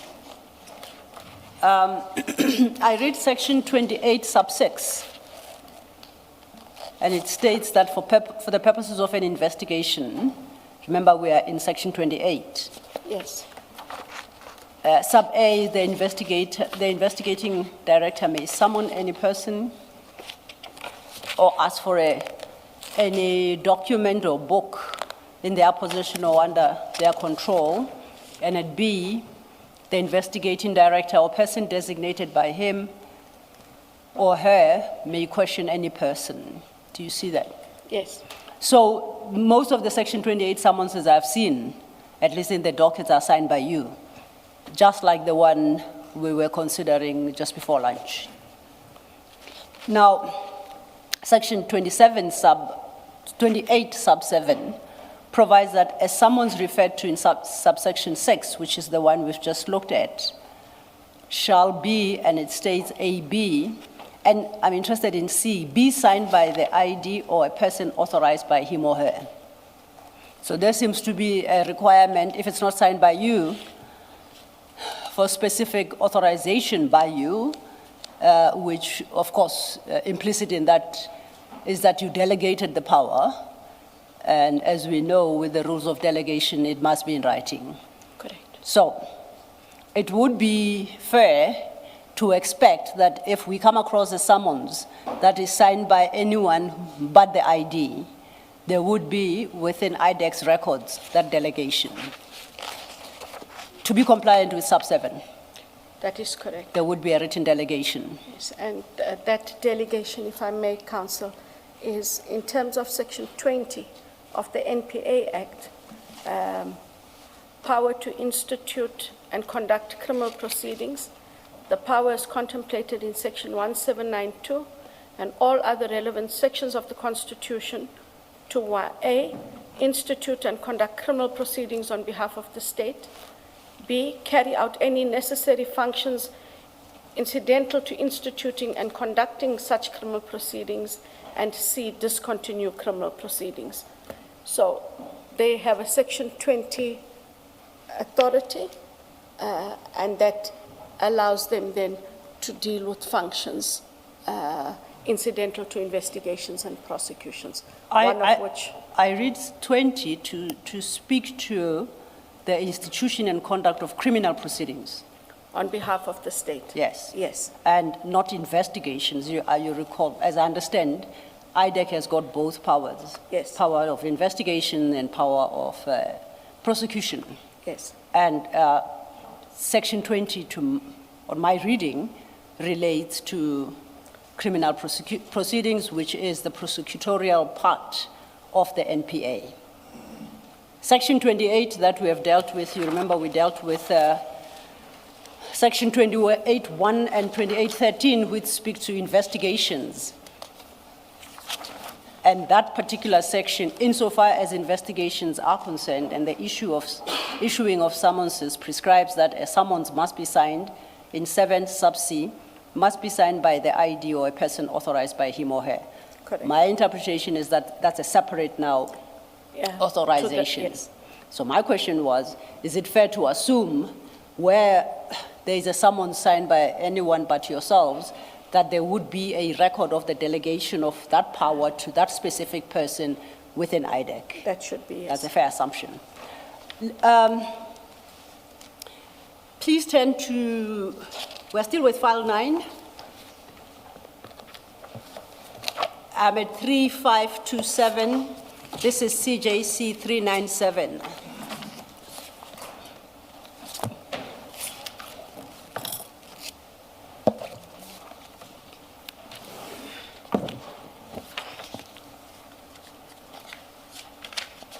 Page 35, no, did I say 97? 3527, okay, thank you. I thought I'd mentioned the wrong page. 3527, that's CJC 397. And you see at the top of that document, it says it's a summons in terms of section 28.6, read with 28.7 of the NPA Act, which are the subsections we just had regard to now. You confirm that? I confirm. I see this is a summons issued on the 11th of May 2026. It's signed by Advocate S. Manilal. And if we go to page 3530, you have a main heading, introduction, under A, B, background.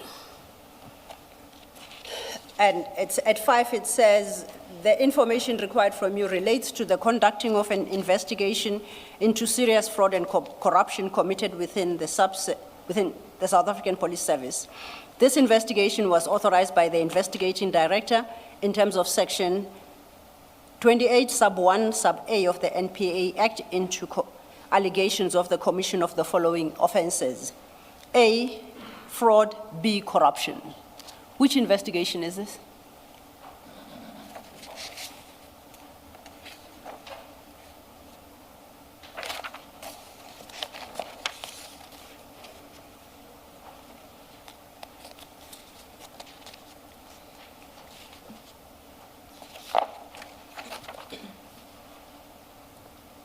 Perhaps let's move on to Annexure B, it might shed light. Annexure B provides the particulars pertaining to this investigation and states that the PKTT team that traveled to the Western Cape for the arrest of Mr. Fadiel Adams. And in that regard, IDEC requires certified copies of all travel documents for the PKTT members who traveled to the Western Cape and were involved in the arrest of Mr. Fadiel Adams for the period 30th April to the 8th of May 2026. Travel documents must include all applications, itineraries, SAP 501s, approvals. The members would have departed on 30th April 2026 and returned on the 8th of May 2026. And it's signed by Advocate Manilal. Which investigation is this? Where IDEC issues a section 28 to demanding details and documents pertaining to the PKTT's team's travel to the Western Cape to arrest Mr. Fadiel Adams.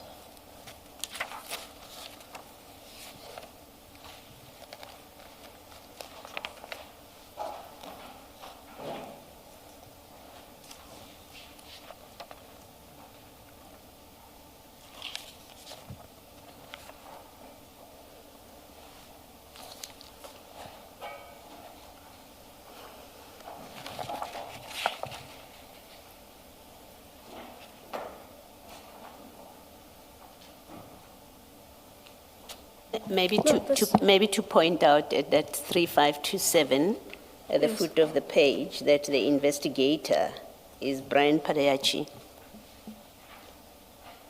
This is somewhat confusing because it looks like IDAC is asking the police to indicate who went to, I would assume it's on the arrest of Mr. Adams, who went to arrest him and what it costs. And that isn't part of anything that I'm aware of we are doing at IDAC. This isn't brought to me. This is signed by the deputy. They are delegated to sign. But I cannot see the relevance of why we would ask who traveled. A different conversation, Chair, might have been if one wrote to the National Commissioner indicating this is a witness, we would like to know what charges he faces, something like that, a very generalized, because we want them to know he's our witness, they have taken him. But other than that, I can't legitimate this because I don't know why this happened. Even that, why would IDEC put forward such an inquiry? Because it suggests that if the individual is your witness in some or other matter, he's then above the law and cannot be acted upon by any arm of the law enforcement. So what would be the basis for the inquiry? Unless it is interfering with that person in their capacity as a witness, which you would have to spell out in Yes. that communication. The communication would merely be to indicate this person is a witness in our matters and we are informing you. And then that stays where it is. It becomes important when you have a witness who is subsequently arrested. You do inform the other team. We've done that in other matters as well. If you take, and not to go into his details because he has yet to come to the commission, when Mr. Madlanga was arrested in Joburg on other matters, we were already busy with a corruption matter. We informed that prosecution team, colleague to colleague. I just would like you to know, IDAC is only vested with this matter into Mr. Madlanga, and we're not aware of what you are doing, but if you need anything, ours is purely a corruption matter, and vice versa. That way, either teams get to collaborate, we don't trample on one another's toes, but it's a collegiality we've always afforded one another. If you don't know anything about this, it then suggests that there are investigations that are being conducted by an organization that you don't know about. Is that how it operates? Is that how IDAC operates? That the head may not know that there are investigations against certain people and in certain matters that are happening? Not in that sense, but if they are already busy with an investigation, and within that investigation team, they see fit to seek information that they think may help their matter, they are allowed to go ahead as investigators and prosecutors. And so I don't know why it happened. And that would be part of an investigation. It flows from an investigation, right? Correct. But you are not aware that there is an investigation into the arrest of Mr. Adams. No, You're not because- aware that there's such an investigation. No. I did see on television that Mr. Adams was being arrested. That is a matter that must get dealt with wherever it gets dealt with. So for us to want to know anything, I think it's not just about the anything. It was the detail of what was being sought. Yes. And what would you do with this detail if Why they do you gave want the detail? names of people, Correct. indeed, who arrested him? Correct. And you say you were never made aware that there is such an inquiry or there is such an investigation that IDAC is looking into. Correct. Thank you. So, and no idea why a team would have then deliberated on something like this. Yes. And not brought it to the attention of the head if it was going to make a difference to cases we had where he is a witness. Yes. That's different. But even when you look at the level of the detail that is asked, it can in no way further the investigation that we have. Thank you. Thank you, Mr. Thank you, Commissioner Baloy. Based on your response, doesn't reading this Section 28 summons and the detail contained therein as regards what IDEC wants, have we not crossed the line of interference? Is this not interfering with the affairs of SAPS as law enforcement agencies in circumstances where IDEC doesn't know, at least from these summons, why that particular individual was arrested? Is this not rendering SAPS accountable to IDEC for decisions that SAPS takes? And if so, what would be the statutory entitlement to that?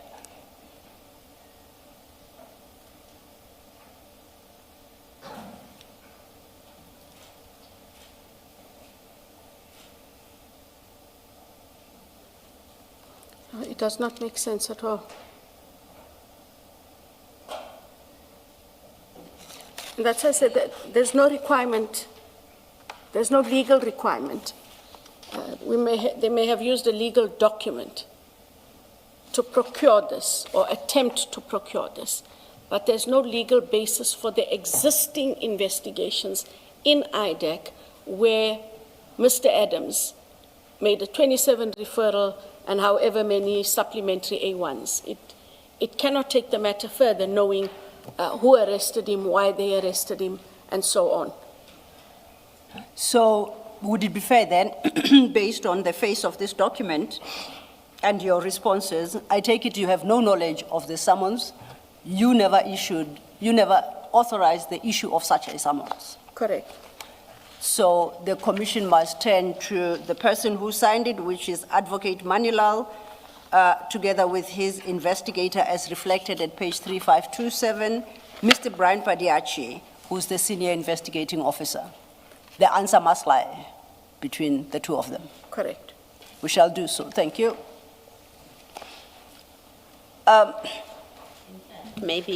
Maybe just to complete this, you will see in the last 2 pages that the SAPS does indeed respond, and now we know Mr. Manilal and IDEC have the names of the people that effected the arrest. You see that at page 3532 and 3533. So whatever purpose he sought these names for, he has now been given the names, and maybe he'll come and tell us what he did with the names. Okay, thank you. And having worked through these documents, did it happen often when you were the ID that investigations are initiated without your knowledge? You will recall that I think when we started our engagement last week, I had expressed a concern that it sounds like everyone within IDEC was on a frolic of his own and running their own show. And this is one such case that brings that to the fore. I want to know, are there many of such, to your knowledge, that are perhaps lying about in IDEC? If this particular summons is anything to go by, I would suggest that they should be. In all fairness, Chair, there's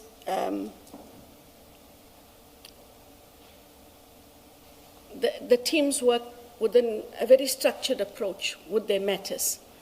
They won't come to me with every Section 28, but the 28 has to have purpose, and I haven't stumbled across one where even when we have a discussion, then it's out of sync. Sometimes they may have asked for something extra or something less, but it is within the framework of what they were allowed to ask in order to further that investigation. And where I have to make a slight qualification is, I'm not sure what drove this, and so they would have to answer, why would we need that information? Where does it take the Adams complaints, regardless of whether we've put them now to the side and whether the Section 27 is substantial, insubstantial? What will we do with this? What do we do with this? Where could it possibly take the Adams complaint? Nowhere. As we have it, yes. Nowhere. And that's why I'm saying, they've now, Commissioner Baloy has shown at the last 2 pages, having all these names and knowing whether approval was granted or not, knowing whether it cost 5 cents or 5,000 rands does not take the Adams matter or matters any further than before he got arrested. And knowing who from PKTT effected the arrest as well. Yes. Doesn't take The matter any investigation. further. No, so is it your testimony to this commission that this actually was the first time such occurred? Can you confidently say so? And if the answer is potentially yes, what would give them, should I say, the strength or the bravery to do just what they did in May 2026? How do you land there as the ID?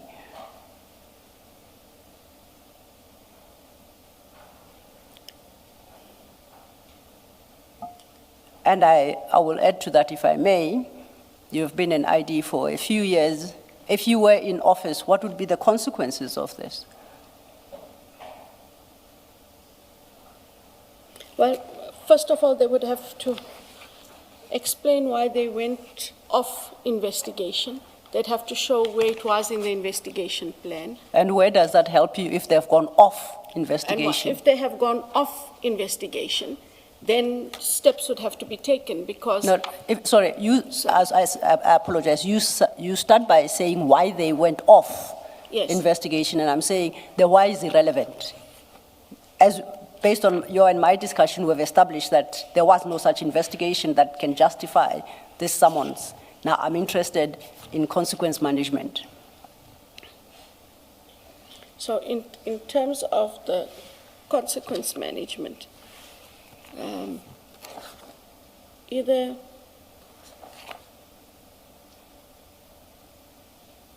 I'd have to first determine if this was the first time and hope to God that it is. But if it is, then it is a matter of him being given a written warning, or this actually, in this way, and now that we do have the IDAC judge, is to perhaps refer it there because this is irregular and unprocedural in the manner in which it was done. It didn't have we kept talking about the Section 27 as a basis for things. Where's the basis for this? So what is the process you follow when you don't have a basis? And why did you embark then on a process that isn't allowed when you do not have a registered, whether it is an inquiry or an investigation or an authorized matter? And that would be something that would have to be escalated for an investigation outside of the framework of IDAC, which is the IDAC judge. Is the truth Sorry. Without taking issue with Ms. Silo's focus, I want to suggest to you that the why is actually relevant because these many, and underline many, departures from the norm may actually be symptomatic of improper motives on the part of IDAC. Do you accept that suggestion? I accept the suggestion. Thank you. Thank you, Chair. And if I may just go back on what you said, is this a question of improper investigation or outright unlawful? It's an unlawful investigation, if not in terms of Section 27 and Section 28(1). We settled that on the first day. So how do you even suggest giving a written warning for unlawful conduct? IDAC is a super powerful institution. It's the only institution in the country which has got the power to both investigate and prosecute. That is why I corrected myself and said, actually, this matter must go to the IDAC judge because you must first look at the basis, and there is no legitimate basis. Therefore, process of IDAC has been deviated, and for the judge to then consider that. Where is the ID in this? At which point the ID institutes at least disciplinary proceedings with a view to terminate the employment of these people who abuse the immense powers held by IDAC to do what they did here in Section 28. Why must the judge deal with those issues? So in terms of the disciplinary processes for IDAC, they now resort under the judge.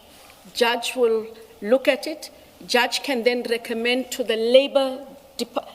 Ordinarily, Chair and Commissioners, we would send it to two places, Office of Ethics and Accountability and to the Labor, and they would run the parallel matter. With IDEC, the IDEC judge oversees the IDEC staff. He is the first port of call. You refer matters to him.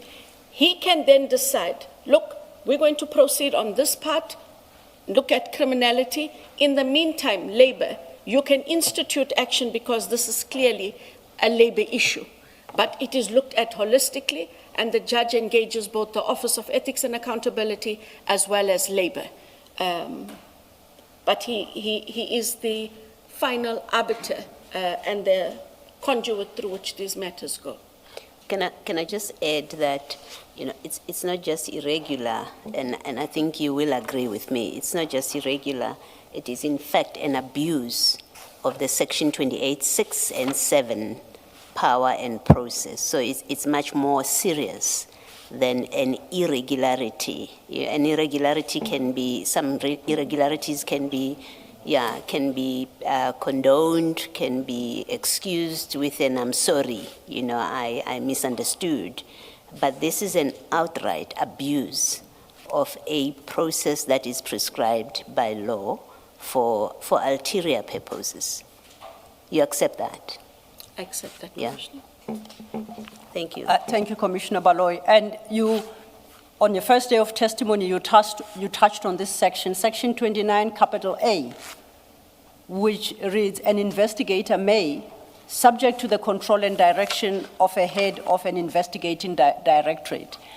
In this instance, where is the ID's control and direction?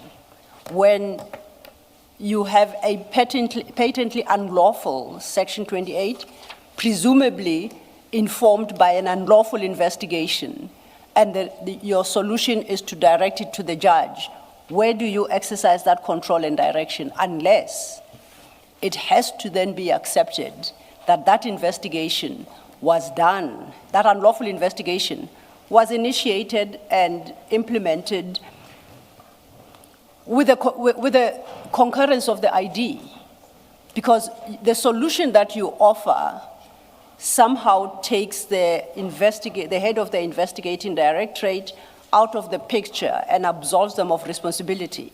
Yet the very section you relied upon, I think on your first day, Section 29, capital A, sub 1, says every investigator may, subject to the control and direction of the head. Where do we find that control? In this instance, we cannot look for the control of the investigating director because it is done without the knowledge of the investigating director. So I had no control over this situation. So the ID failed to exercise control over the institution? The ID cannot fail to exercise control over that which she did not know. It has now come to my attention, and then we exercise control in the manner in which I suggested, Commissioners, that it then be escalated to the IDEC judge. Okay, I would like to move off this topic to a slightly different one, and for that purpose, I would invite us to go to file 3, where we are in the ad hoc transcript.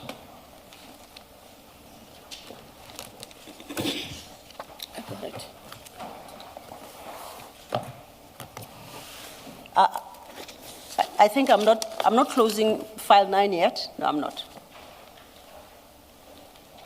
In particular, please go to page 586.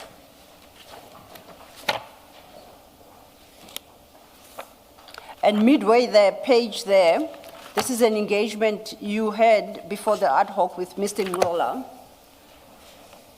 And I'm reading from, I think, literally midway, where it says, there is an allegation, Mr. Ngola says, there is an allegation that IDEC actively participating in a well-coordinated attack against General Mkwanazi, General Masemula, and General Kumalo. Are you aware of that allegation? To which you respond, I've heard the allegation. There is no truth to the allegation. There are criminal matters that are in the IDEC space.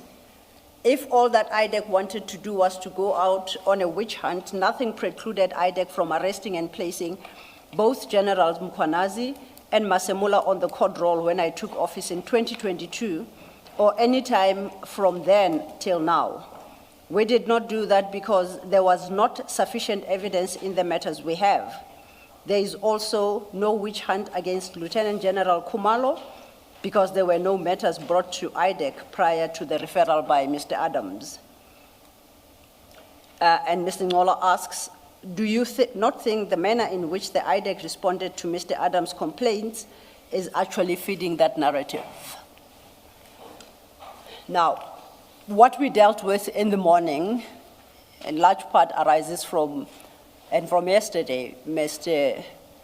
Adams's complaint, and including this latest Section 28 summons against PKTT, which you had denied that IDEC was investigating, and it turns out that it was. Surely, with the wisdom of this is the commissioners and myself engagement with you, you must accept that Mr. Ngola was right, that the manner in which IDEC responded to Mr. Adams' complaint, at the very least, is feeding the narrative. And based on the evidence, I'll suggest that the narrative is actually true,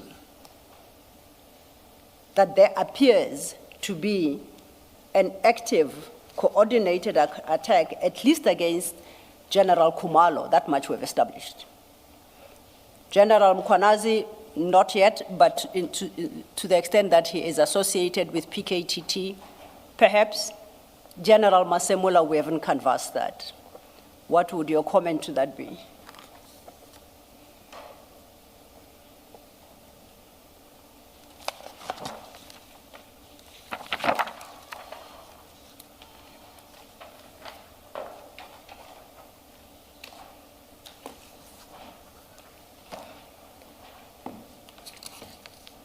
I think that if we look at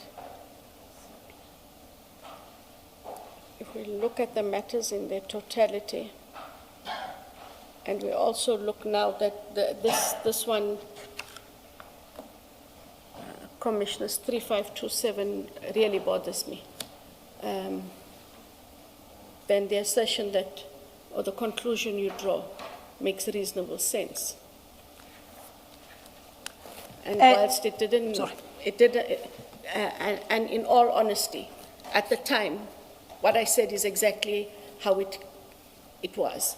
And as you look at some of the things that have now come out from parallel statements, et cetera, there are dots to connect, unfortunately. Yes. It's not just 3527 that feeds. Sorry, Chair. It's not just 3527 that feeds into that suspicion.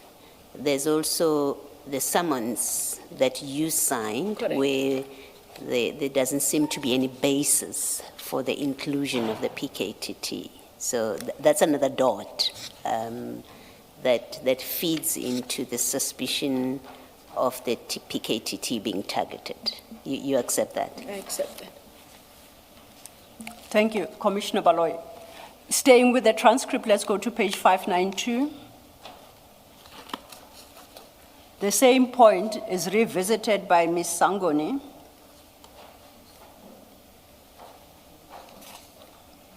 And Ms. Sangoni inquires from you, Advocate Johnson, were you saying that you are investigating General Masemula and General Mkhwanazi, or you investigated them and found no evidence? Your response: to be clear, there was an investigation in which both are implicated, a matter arising out of IPID. There is insufficient evidence for me to move against the both of them. I'll pause there. My first question, what are these matters arising out of IPID, and what do you mean they arise out of IPID?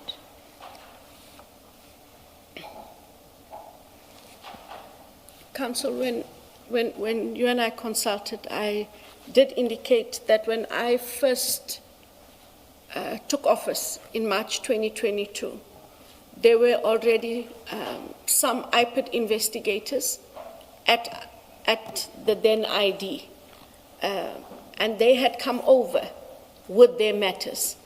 I sought to find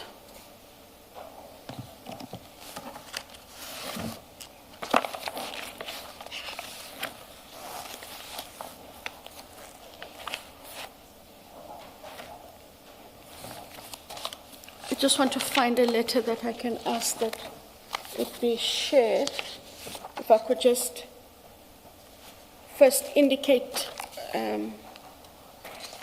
what the letter says, commissioners, and then I will hand it over for them to just make copies. I did indicate to council that when I took office, there were IDEC personnel and IDEC matters in IDEC, but it had been borne out, Chair and commissioners, by a letter written, and this was the only document I could get, and Mr. Sissoko did look for other documents, but he was part of that process, and he would be able to elaborate if there's a need.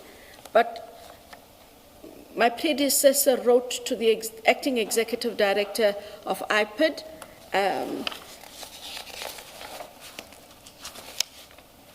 on the 31st of October 2019, wherein the gist of the letter is that there are matters currently in IPID that fall within the mandate of IDEC.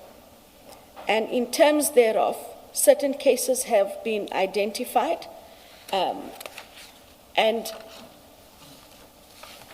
the request is for those matters to come over to IDEC together with the investigators who had those matters. At the time, in 2019, we must bear in mind that the ID was created by a proclamation. It is not permanent. It is unable to recruit investigators permanently. And so any investigators the ID would have required would have been what they call secondments or duty reassignments. So she asked for these matters to come over and for those investigators to be brought with those matters. And in fact, investigators did come over with the matters that they came over with. And this is the one letter that I could find where the request was made and to whom the request had been made.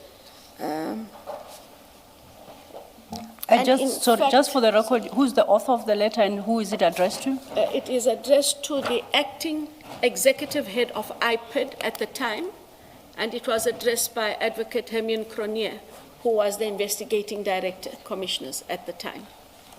Do you know who was the acting executive head of IPID at the time? Does the letter say? Make copies. Sorry. Apologies. We can pause. We'll pause that one, yes. But it would say, from what I then found out, that exercise did in fact take place. And so when IPID came over, they came over, council, with matters that would have dealt with corruption. And in the main, because they are IPID, it was corruption matters in the South African police services. And much of these were, Commissioner Baloy, supply chain management issues, corruption, PFMA, and all of those things. Okay.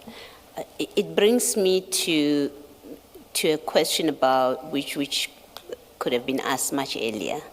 And it's a question about how IDEC takes over matters from other agencies, matters that fall within the jurisdiction of those agencies. So you took over dockets, for example, the Orlando dockets, the Langlaagte dockets, all of those, they do fall within the jurisdiction of the SAPS. Correct. You took them over and investigated them. Now we know that IDEC, in its former formulation, took over matters from IPID, which fall within the jurisdiction of IPID. I imagine there are matters which fall within the Hawks. I don't know if you've taken over any, but which also the Hawks is qualified. Surely there must be a protocol that even if it is a common understanding not written down, but an understanding amongst the heads of the agencies about what that regulates that ability and power to summon and demand or request, if you like, matters that are sitting, and properly so, with another agency. What is that governs that, and that would have enabled you, for example, to demand, and I use the word demand quite deliberately, to demand the files from SAPS, to take over the files from IPID? I think it's the protocols with which we had worked over the years, and it became accepted practice. But I do believe that in some instances, and I do speak under correction which ones, there are also memorandums of understanding or service level agreements, just to ensure not just the smooth working, but legitimacy for why we are asking from somebody else. So across the board, there are those working relationships. There's even, for example, a tripartite between SARS, the NPA, and I think the SIU. So they have that. Yeah, I guess what I'm asking is it a function of, oh, I like this matter, IDEC likes this matter, which IPID is perfectly qualified to deal with? Is it simply IPID, can decide we like this matter, and so we want to take it over, and you write to your counterpart and you say, bring it over, and they have to bring it over because that's the governing rule, or is it much more nuanced or much more sophisticated than that, as in it must relate to something that you are dealing with, so you don't just go about fishing for people's dockets, but it's related to something that you deal with? Correct. So if one looks at the letter that my predecessor wrote, she did set out why those matters should come to IDEC. And I would assume that if the counterpart to whom she wrote felt, we get you, but we're on it, we're good. If we need resources, we'd rather ask you for resources, but we're good on ours. They didn't do that. They gave over the matters, plus they gave over the investigators, their very own resources, to come and do the investigations in the then ID. Thank you. We'll see when the letter comes back. Thank you. And it's gone for copying. Thank you.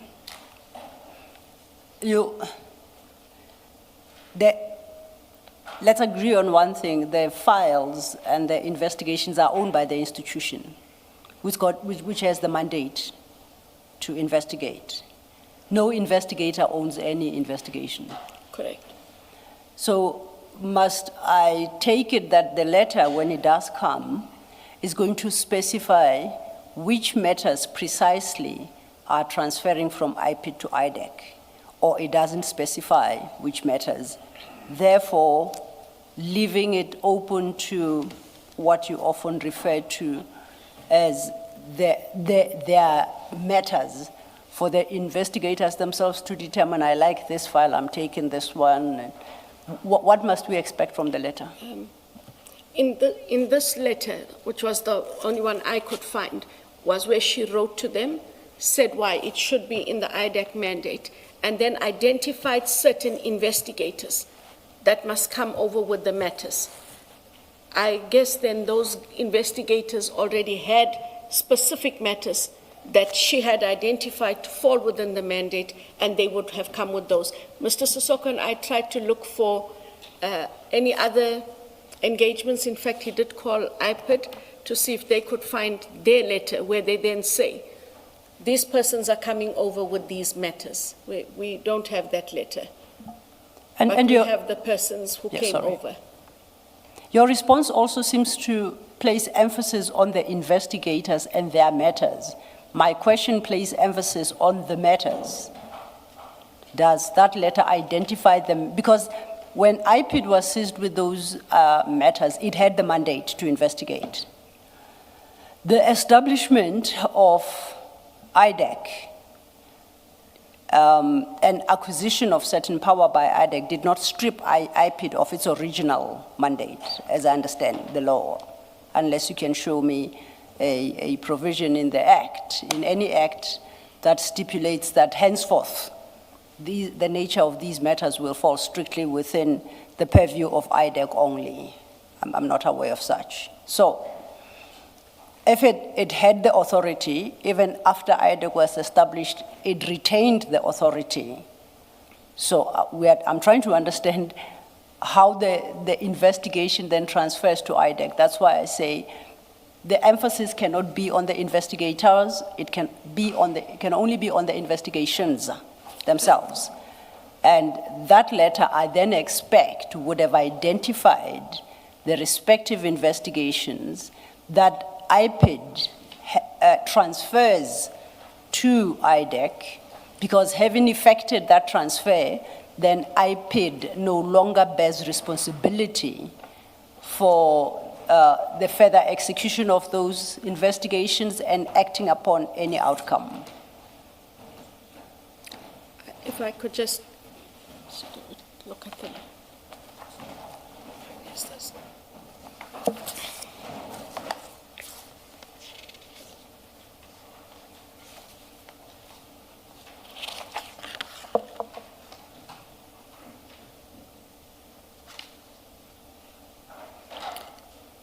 So in paragraph, apologies, Commissioners, in paragraph 3.1, my predecessor writes, with reference to my letter with subject request for a meeting to discuss the operational cooperation between the Independent Police Investigative Directorate and the Investigating Directorate Corruption, and there's a reference number and date 16 June 2019. I have identified a number of cases that I understand are already being investigated by IPID. I hope to prioritize them as short-term, medium-term, and long-term cases for the ID. Given the sensitivity of the matters on the list, I propose we set up a meeting to discuss the cases that the ID will investigate within its mandate using the powers conferred by Section 28 of the NPA Act. Now, we couldn't find that letter that she talks of, but she does identify that there are matters that would come. We did look for that letter because I was also confused that there's a whole table setting out who must come, but there wasn't anything about the cases. And then in 2.1,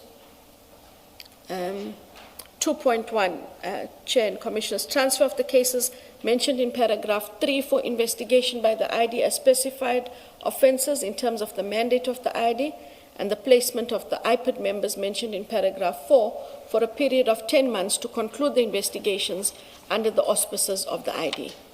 And then she just set out logistical arrangements. But that list, we were unable to find in our office, and we did ask IPID to look for that list of cases.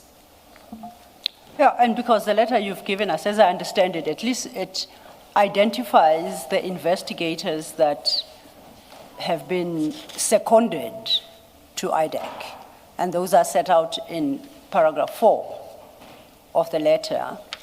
At paragraph 3, there's supposed to be a document that lists the cases currently under investigation by IPID, but which are being requested to be transferred to IDEC. That is the list we don't have. Yes. And you say that these investigators came with their investigations. Yes, which ought to have been. It can be correct. Which ought to have been part of the list. It can be correct. They don't have investigations. They get seconded. Paragraph 3 tells us which cases go to IDEC. There are no their investigations, surely.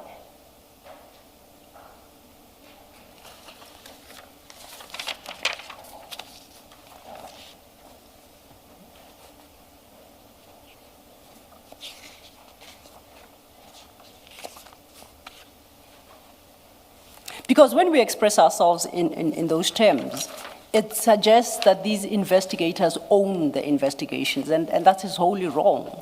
It's the institution that owns the investigations. Correct. So it doesn't mean wherever the investigator goes, that investigation follows them around. So, So it's just in the way that it's couched in 5.2.1 and 5.2.2 is that the transfer of those cases will come to the ID for investigation as per the mandate that she alluded to, and the placement of the IPID members as per paragraph 4. now let's read 5.2.1 correctly. Transfer of the cases mentioned in para 3. Yes, So it confirms what's in paragraph 3. They have to be specifically identified. correct. Yes. And then those persons will be placed in IDAC for a period of 10 months to conclude the investigations under the auspices of the ID. And so I take that to mean that there's a list of cases, and then there are people who will come from IPID to IDAC with their cases, or with their cases. Yeah. Yes, No. Paragraph 4 tells us who is being seconded. yes, Paragraph 3 tells us which cases are being transferred. Yes. What we have is the list of secondees. What we don't have is the list of cases. yes. But you want to tie the two together and say those investigators brought their investigation, and I say there is no such a concept. It's specified cases. A list of which we don't have, which you say you could not locate. Which then raises the question, the current cases that are being investigated by IPID, that were originally being investigated by IDAC, thank you, Commissioner. The current cases being investigated by IDAC, which were previously investigated by IPID, those investigations could potentially be unlawful because they may very well not be part of the list contemplated in 3. And you don't know that, from what I understand. As long as the investigators say it's my file, it's my investigation, I came with it from IPID, you've accepted that as a correct legal position. Yes, but from what I also understand is that when these matters came into when the matters came from IPID into IDAC, the matters had to be assessed in terms of whether or not they fell within the IDAC mandate, as she said in paragraph 1.2 and in 2.1. That exercise would have had to have been done. These matters are now here. Do they fall within the mandate? And if they fall within the mandate of the ID, those matters would then have had to be declared in IDAC in order for them to continue in IDAC. And I'm given to understand that in Yes. many of those matters, there were Section 28 authorizations for those matters to continue. Now, I don't understand that. IDAC doesn't operate in terms of Section 28. That's an IDAC authorization mechanism.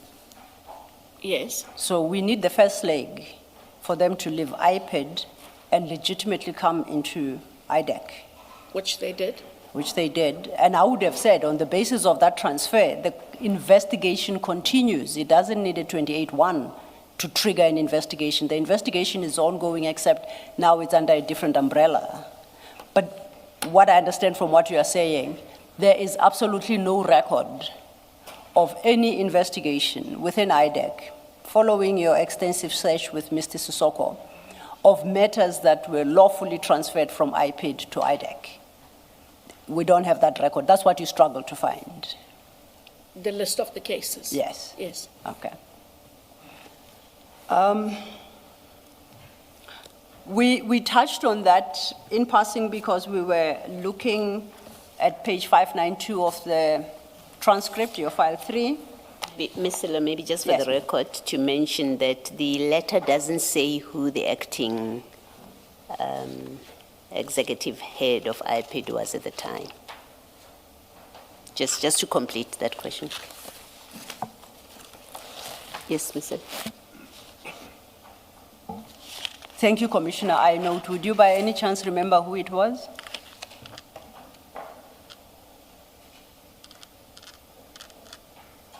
No, I had not engaged with that person. I came much later. Yeah, no, I appreciate. I thought you might know. No, not at that time, no. Okay. So I guess it's for us to find who on the 31st of October 2019 was the acting executive director of IPID. IPID. Now, and lastly on this letter, I read it's a request to IPID, and you have not been able to locate a response from IPID.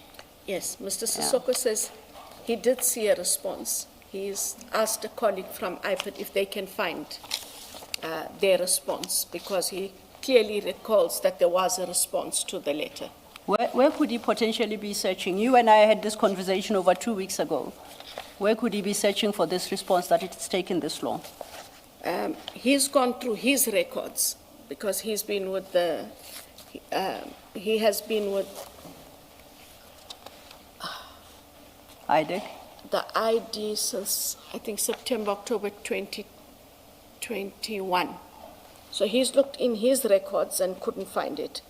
And so he's asked the colleagues from IPID. And I understand why he may not have been able to find it. It could just as well have been a document that was composed in the office of the investigating director and sent directly through to the acting executive head, IPID. Now, I see this letter is from H.T. Cronje as the ID of the NPA. Would it not be amongst the records? These ought to be independent IDEC records. They don't rely on anyone within IDEC to have copies. So when you take over from Advocate Cronje, these would be the documents and the records you inherit. And that's where I would have expected the search to happen. From amongst the documents you inherited from Advocate Cronje when you took office. They are not there. I did not inherit many documents from Advocate Cronje. I don't know. But I'm saying you inherited documents I inherited from that, yeah. That resided and belonged to the office, unless you walked into an empty office. Actually, I did. Oh. Yes. Sorry. So you're suggesting... That's a fair answer. She asked for it. Yes. So then we're suggesting that... How long was Advocate Cronje in office? I think it would have been April 2019, thereabouts, to February 2022. Okay, so I guess we'll direct our inquiry to Advocate Cronje to check whether when she left office, she left with the ID's documents, seeing as you walked into an empty office. Yeah, I can live with that, Commissioner Khumalo. Thank you. Having then dealt with the investigations you referenced during your ad hoc hearing, you then proceed with, at page 596 of the same record,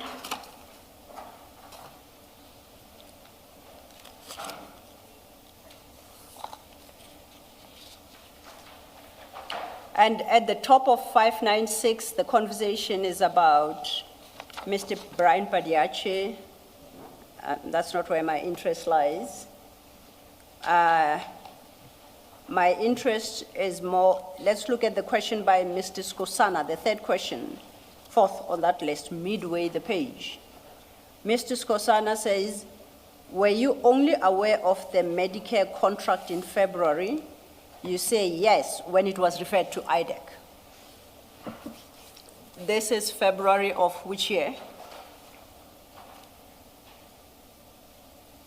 Do you see where I'm reading? Yes, I see where you are reading.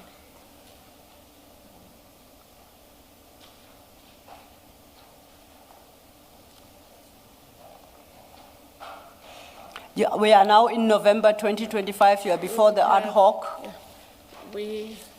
Just to give you pointers. Were you only aware of the Medicare contract in February?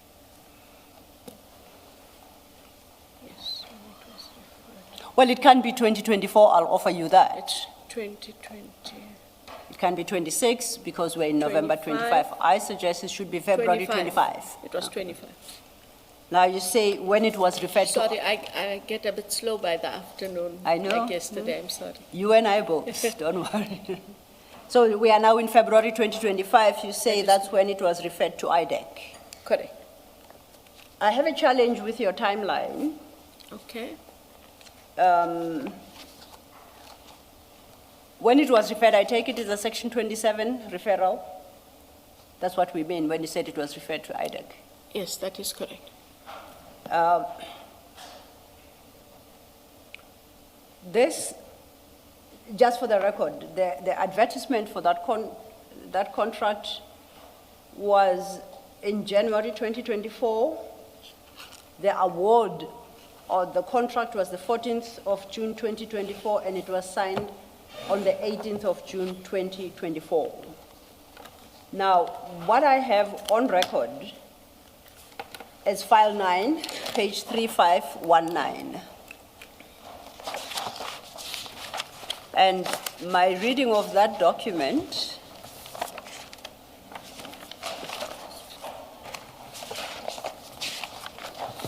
is it's an affidavit. If you run ahead to page 3521, it's signed there and commissioned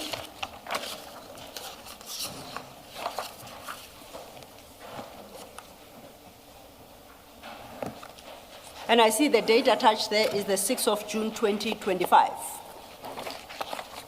My interpretation of this document is, although it doesn't say on the face of it, that it is the referral. And at paragraph 3 thereof,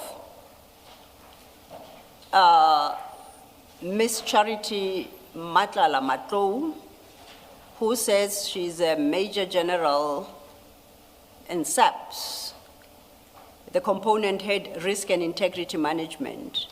At 3, she states, I hereby submit this affidavit to the Investigation Directorate Against Corruption in support of initiating a criminal investigation into the alleged unlawful awarding of the Medicare 24 Tshwane District Pty Limited.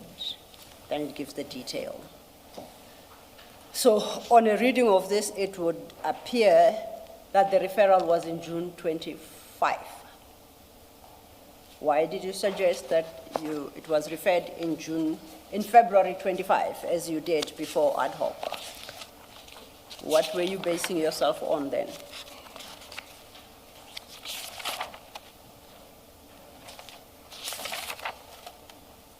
I know that they...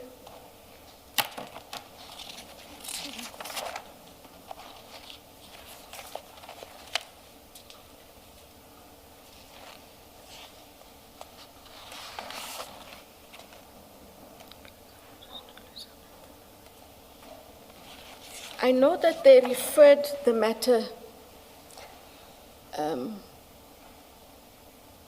earlier in that year, and the general was then asked to depose to an affidavit in terms of Section 27. That is my recollection of the matter. They wanted to refer the matter to IDEC, and we then indicated that in order for the matter to be referred to IDEC, she would have to depose to an affidavit for that referral. And that would then be this. Sorry, Council. No, apologize. Please conclude. Yeah, I thought you... So that is how I have that sequence in my head. So what did you receive in February then to understand for the affidavit to only come 4 months later? From what I understood, she's at risk and integrity management at the police. They wanted to refer the Medicare matter to us, and we indicated that they would have to put a Section 27 affidavit together to refer the matter to us. I cannot tell you why she took so long to do that, but there were discussions initially about there is this matter and we want to refer it to IDEC, but we were not going to be able to take the matter as is to IDEC without the referral. But still, then you would not have been correct to suggest to the ad hoc committee that there was a referral in February on that version alone. Yes, on my version, it is, maybe I should have said it differently, but on my version, we had engaged on a referral of a Section 27 to IDEC for the Madlanga matter, and that was done in around about February. What do you mean you had engaged in a referral? I don't understand. Sorry, we engaged about a referral of a Section 27 to IDEC in February. So then I would expect, and perhaps it will go into our list of documents. And maybe I must pause here.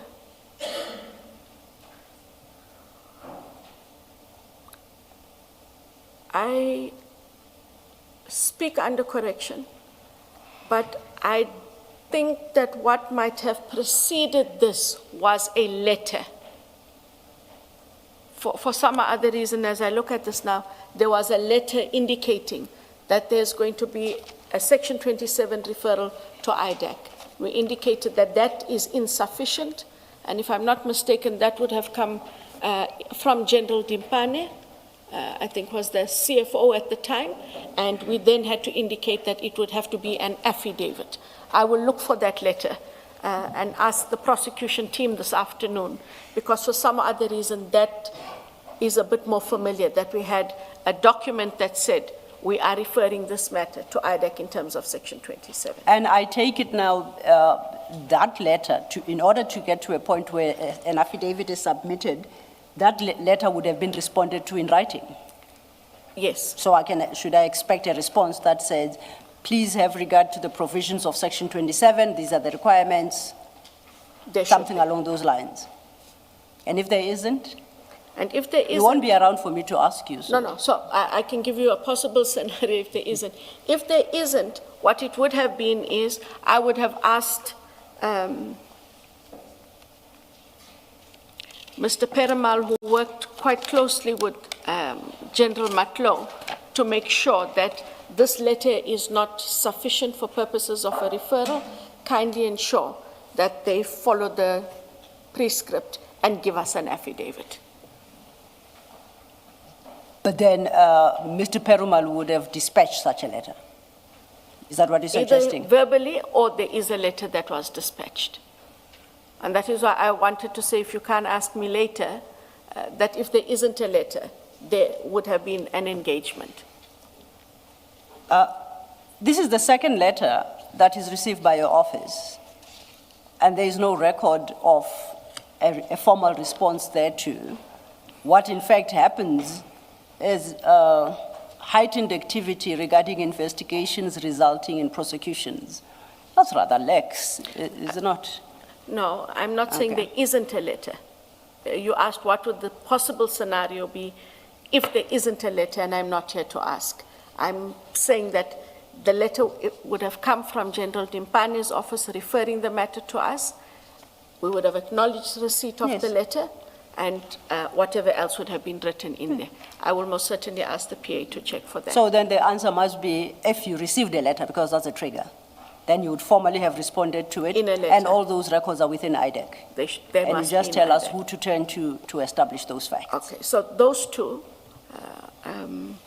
I'm going to the office tomorrow to pack up my bags, but I'm able to ask Please. My PA,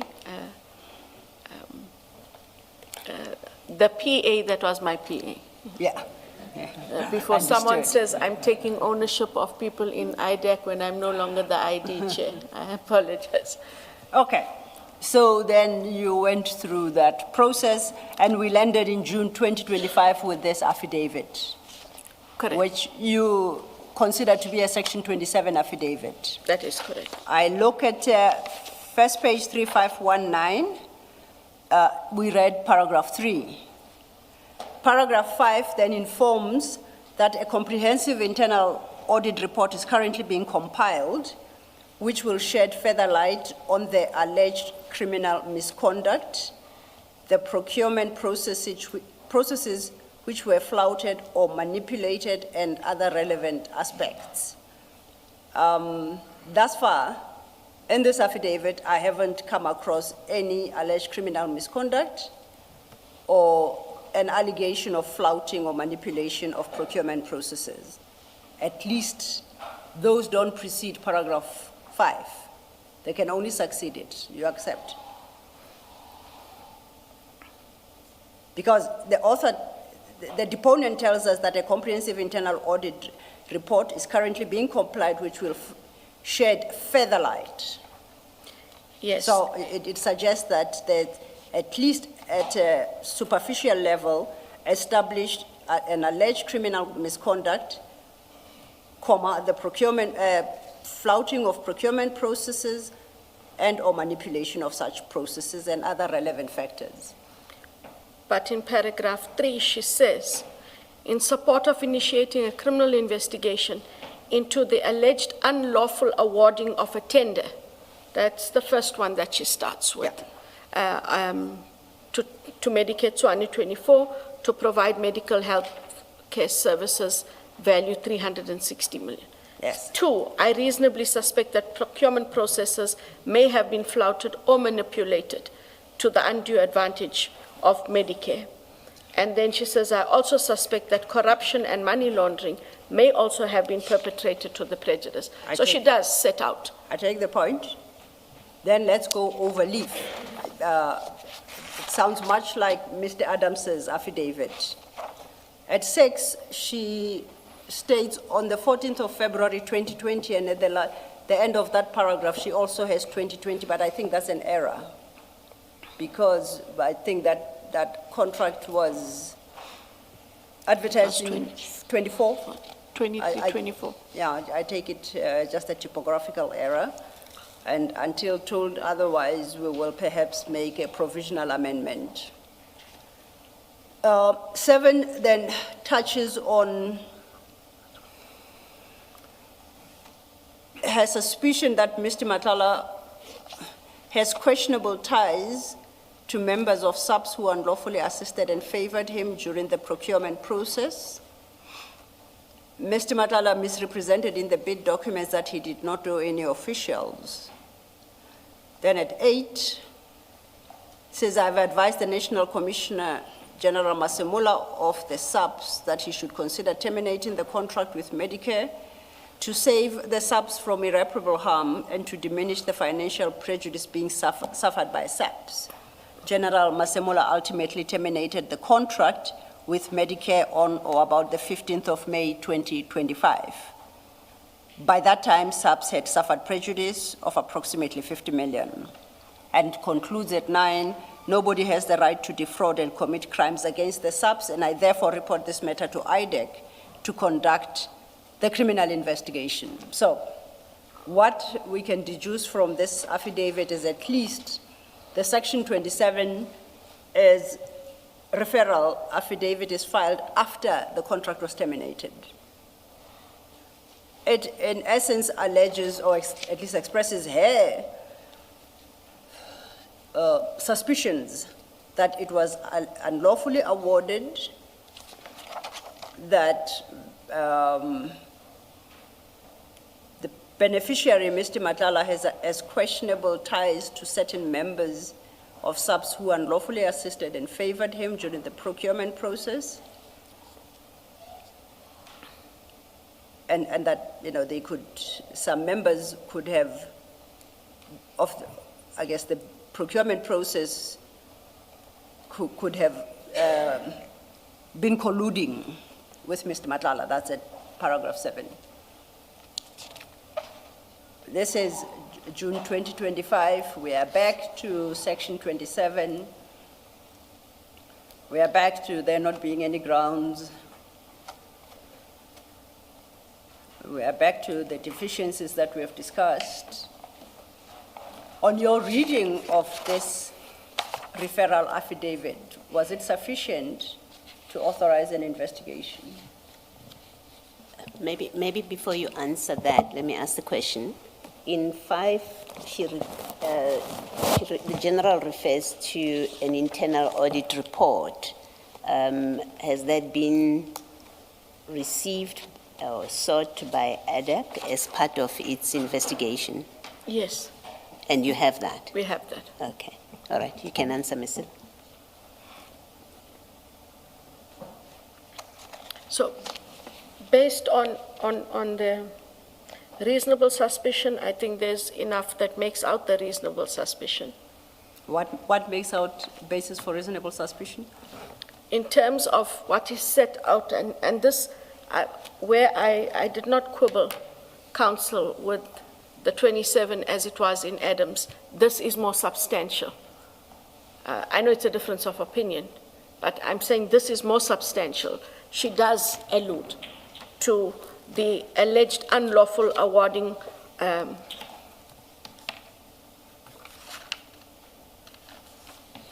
As you said, you remember that the unlawful awarding, that's a conclusion of fact.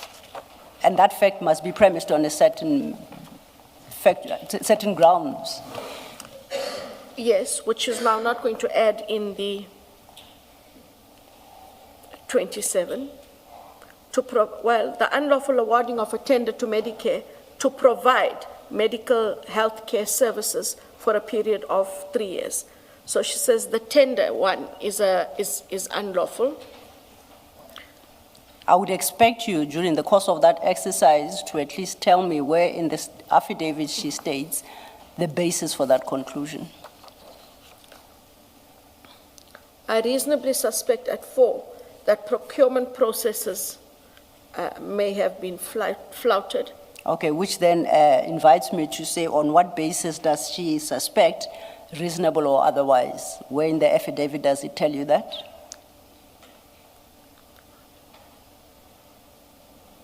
I reasonably suspect that the procurement processes may have been flouted or manipulated to the undue advantage of Tswane Medicare 24 and its sole director, Vusimuzi Matlala. I also suspect that corruption and money laundering may have been perpetrated to the prejudice. Again, we are in the realm of suspicions. Yes. On what basis is the suspicion based? From my reading, when you look at paragraph 5. Let me explain. I'm not saying she's not correct. I'm not. I'm looking at this document from IDEC's perspective. When somebody tells you of all the suspicions they have in the world, to entitle IDEC to do something about it, to act, when an affidavit purports to be a Section 27. So she could very well be correct in everything she's got here, but it's a question of whether the disclosures were sufficient to trigger an IDEC investigation within the contemplation of Section 27. And I'm saying that if you look then, Council, further at paragraph 5, the comprehensive internal audit report is currently being compiled, which will shed further light on the alleged criminal misconduct, the procurement processes she refers to above, which were flouted and or manipulated, and other relevant aspects. The said report will be made available to IDEC in support of conducting criminal investigations into the allegations. So she lays the basis for these within the comprehensive internal audit report, which is going to be making available. Sorry, Chair. Advocate Johnson, you remember the debate we engaged in, I think it was the very first day of your testimony, and we engaged you on factual conclusions. Yes. And on facts that support or undergird those factual conclusions. You remember that? I do remember, Chair. Yes. I don't quite see why what you've just read now are not factual conclusions. And what Ms. Silo is engaging you on is tell us the facts that support those conclusions. That's the substance of the question. Unless you are saying what we see here is not the same or similar to what we engaged you on your first day of testimony. I will tell you outright that I see these as factual conclusions as well. And the reference to reports that perhaps may better inform the conclusions, reports that are yet to come, cannot cure the deficiency. I understand. Do you agree? I agree with you. Thank you. Thank you, Chair. Now, staying with paragraph 5, we know that she tells us that the internal report was being compiled at the time she prepared this affidavit. Was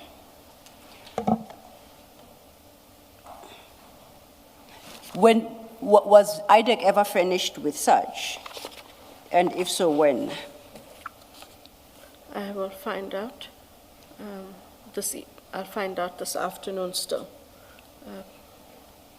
And as you find out, please check and confirm that it definitely was not earlier than the 25th of June 2026.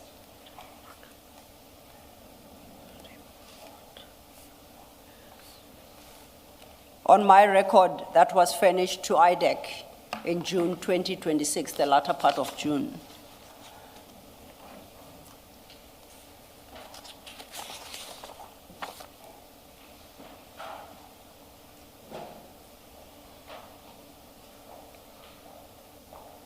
And if I am correct in my understanding and accepting, as you have, the deficiencies that beset this particular affidavit, then once again, the challenge is the basis for initiating the investigation in the first place. And I think, if memory serves me well, by June 2026, there had been arrests. We're in July 26? Yeah, I think, was it not before? There had been prosecutions, initiated arrests, Sorry, and summoning I of... think it might be April, May?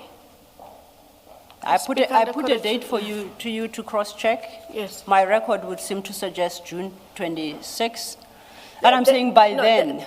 They appeared again in June, if I'm not mistaken. But No, I think the first appearance was I stick correct. to my date that audit report was made available to IDEC no earlier than June 2026. Okay.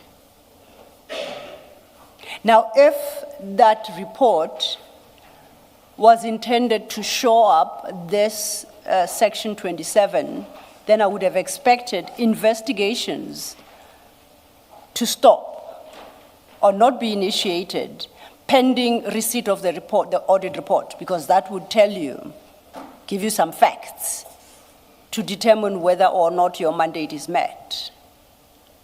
But based on what we know has happened, it sounds like, it would appear like, and that's how it appears, I'm happy to be corrected. Upon receipt of this particular affidavit, investigations were triggered, resulting in arrests, and I think appearances in court already. And after all that happened, then the internal audit report came in. I will have to find out. Assuming I'm correct in my assessment, I guess you know where I'm going with this. Oh, yes. Okay. Now, this is particularly interesting because this contract, yes, was engaged with to some extent before the commission, and that could potentially have been a source of information for IDEC. But absent a valid Section 27 affidavit, that information would have had to be held in abeyance until your own investigation is formalized and not acted upon. Now we know at least it culminated in the arrest of a couple of people, but I'm interested for the moment in the summons of General Masemola. You recall we started at page 586 of the ad hoc, where Mr. Ngola asked you whether there is a coordinated attack by IDEC against Generals Masemola, Kumalo, and Kwanazi. And I think it was Ms. Sangoni as well asked about the investigations against Masemola and Kwanazi, and you said there was nothing at the time. This is November 2025. Just if you can go back to page 592.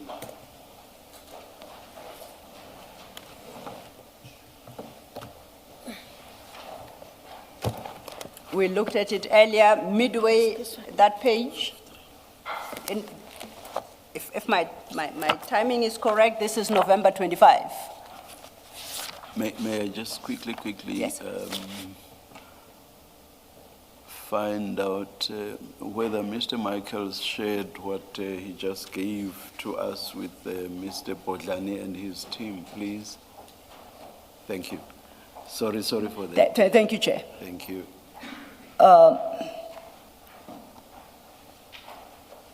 It's a different issue. It will come to you, Advocate Johnson, in a short while. If we could turn our attention to page 5992. In fact, with Advocate Johnson as well, please, if there's a Yes. copy to spare.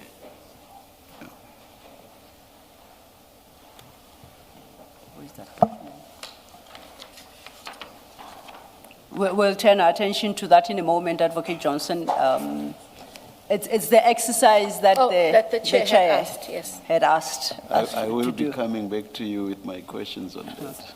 Thank Okay. you. I just want to wrap up this issue. So now you are at the ad hoc in November 2025. You are specifically asked whether there are investigations into General Masemola and General Mukwanazi, and you said, apart from those inherited matters from IPID, there are none. One of two things, you might be correct that there were no investigations into both, insofar as the Matlala contract is concerned.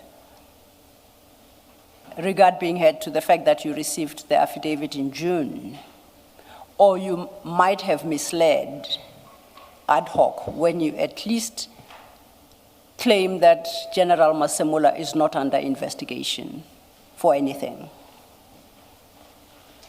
Because for you to have been correct, it would mean General Masemola's, I'll take it, involvement in the corruption relating to the contract came to the fore, insofar as IDEC is concerned, only after November 2025.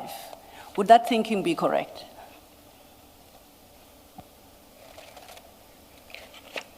At the time when I was at ad hoc, he was not the subject of the investigation. That's a fact, okay. That's a fact. All right. And So- it is much, much later on in the investigation that it came to my attention that he is now a subject of the investigation. And that would definitely not have been on the strength of the internal audit report, because on my contention, that audit report was availed to IDEC in June 2026. And by then they'd been charged already. So there's another basis on which IDEC relied to impugn wrongdoing on his part and I'll accept after November 2025. Correct. That's a summary, okay. Chair, before we go forward and deal then with some detail as regards this, perhaps the chair would like us to deal with the issue of the PKTT and the disbandment or purported disbandment, whatever the correct legal position is, of the PKTT. The chair had requested that we scan the landscape and try and determine the extent to which this matter was addressed in the public domain and in newspapers. And we are indebted to our head of communications, Mr. Jeremy Michaels, who undertook this massive task for us. You have before you, Chair, a summary prepared by Mr. Michaels on this question. And Chair, I'll leave it to you. Thank you. Thank you, Ms. Sello. You signed the summons we were debating, the summons which at paragraph 6 of annexure, is it annexure B? Yes. Yes. Refers to the PKTT TT. And when you were engaged on this, you suggested that you would have to, or rather people who would have to answer to this were those that made the recommendation that related to this part of Annexure B.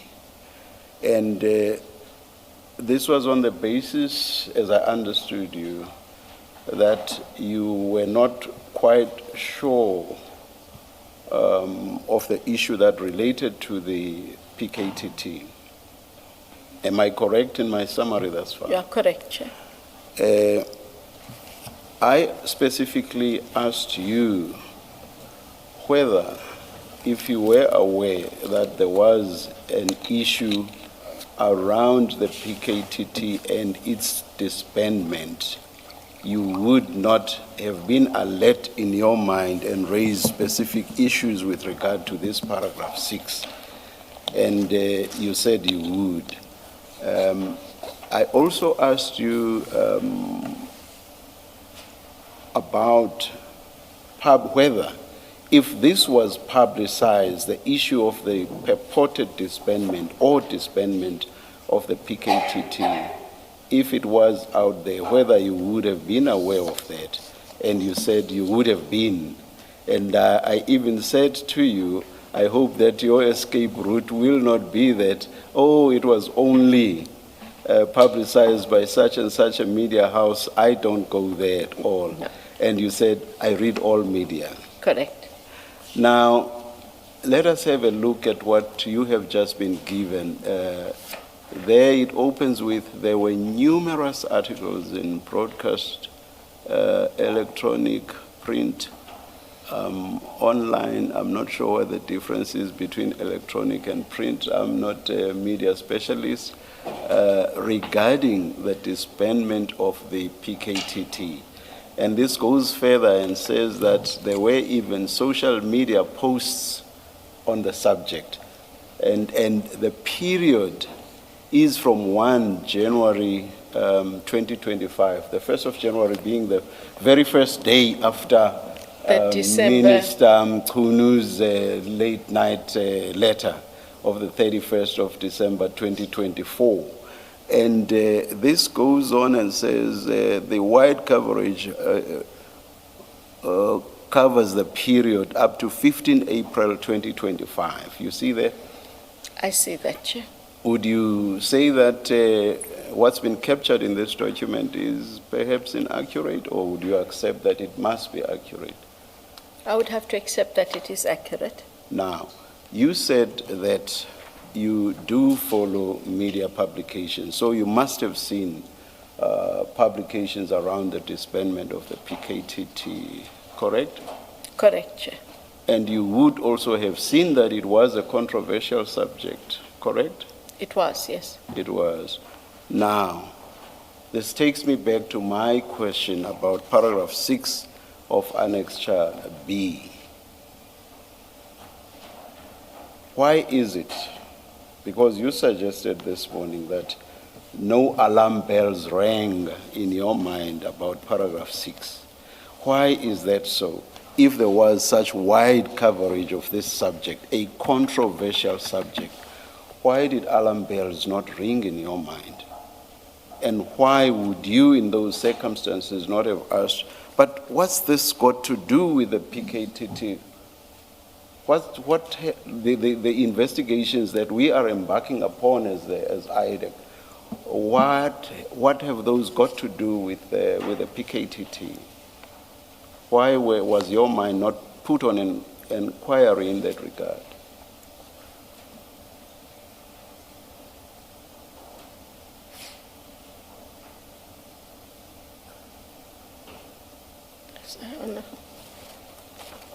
I do not dispute the information, and I do not dispute that I should have asked questions.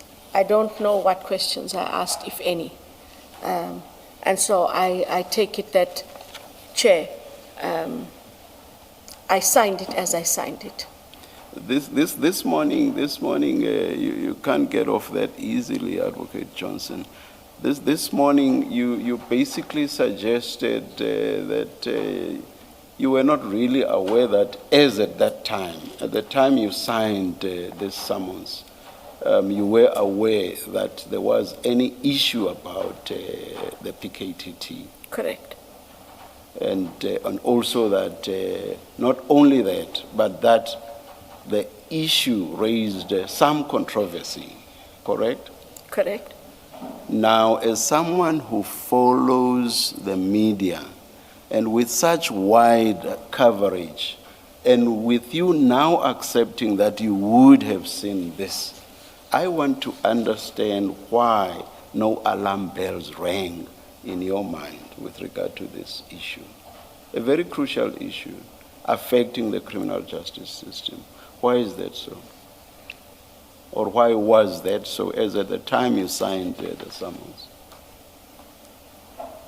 It cannot be enough to just say you just signed. That's not enough. No. Why did you sign on something that's controversial, or that was controversial at the time? Why did you just go ahead and sign?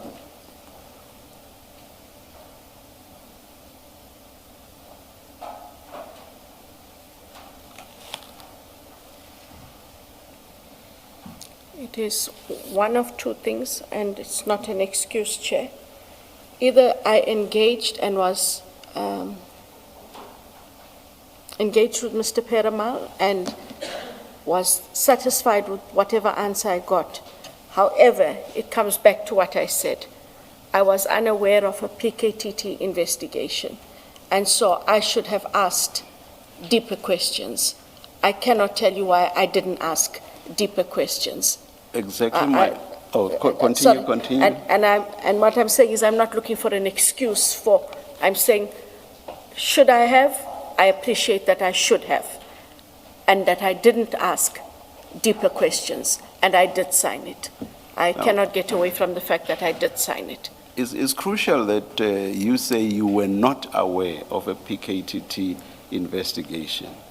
And this was an issue that was topical, and not only topical, but also controversial, you've accepted.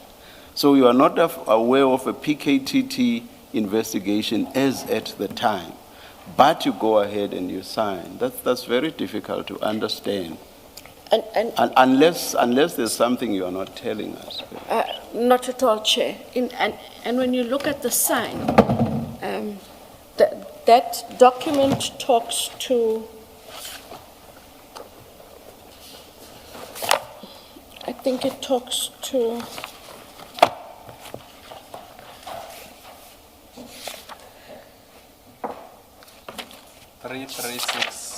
three.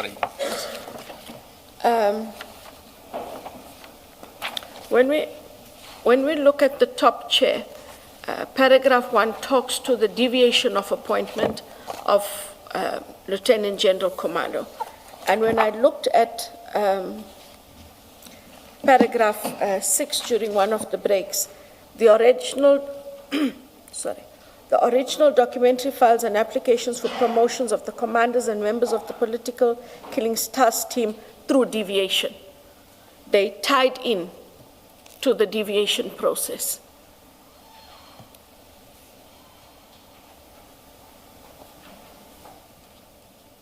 But that doesn't take away, again, Chair, it doesn't take away from the fact. It doesn't address what I'm raising with you, which is at paragraph 6 of Annexure B.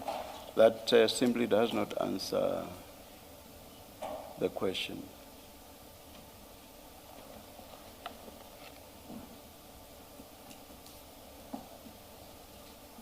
Does it? I dealt with it as the deviation, but I'm coming back to what Chair is asking. Yes, I'm asking you about paragraph 6 of Annexure B. What you just read now does not address that. I understand. That has nothing to do with deviations which you've just referred to. This is about inquiring into promotions of the commanders and members of the PKTT.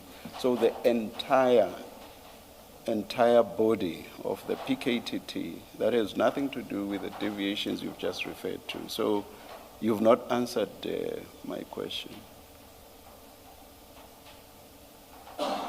Chair, I can't take it further than the answer I gave. I should have asked more. I don't have a sinister reason for not having asked more. I didn't ask more. All right. Whatever the discussion we may have had, I accept your point that I should have asked more, so why didn't I? And I don't have an answer for why I didn't ask more, or why I don't have a better explanation. I can take it only so far. Yes. Let me. I want to suggest, as you continue with the chair, that another possibility is you knew what this was about. And you knew exactly why the PKTT is in that paragraph 6. That's another possibility. Sorry, Chair. No, it's okay. That's exactly why I even asked, isn't there something you're not telling us? Not at all, Chair. But can you answer the question raised by Commissioner Baloyi directly? You heard it. She'll repeat for me. May, please repeat. Yes, I was saying, well, the other possibility is you knew and understood why the PKTT was in that paragraph 6, or why that paragraph 6 was in there. It's simply inexplicable. It is simply inexplicable that you would not have addressed this. Not when you accept that this was not only topical, but it was also controversial. So alarm bells should have rung in your head that you did nothing. What that tells us, subject to your response, is you must have known what was going on, or not? Chair, I can't take it any further. I accept your point. You accept that I accept your point because that you knew what was going on. I must have known because there's nothing else I have to gainsay it. I followed your logic. Yes. And what I'm saying is, in the absence of something to gainsay it, I'm going to be talking in circles and rambling on at this part of the afternoon, which none of us want.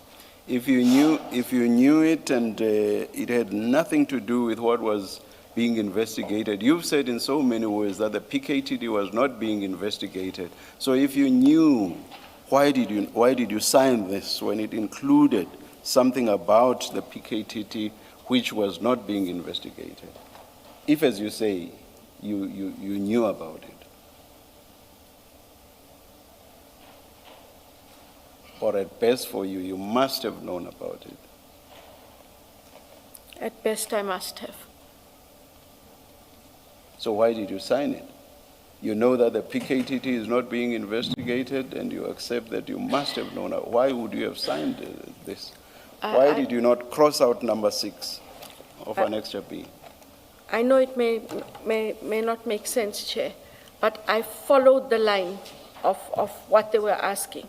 And for me, it went back to promotions of the commanders and members through deviation, because we were dealing with deviation right from the top, and we were dealing with appointments. That's still, finish.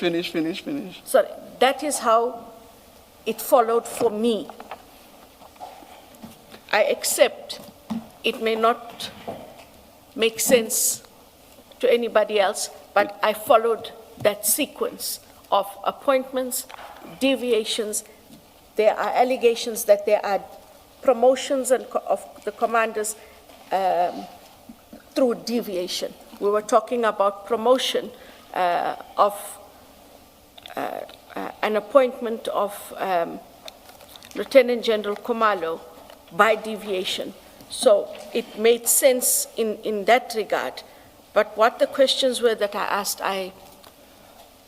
That reasoning simply does not make sense, because 6 is about the entire complement of the PKTT.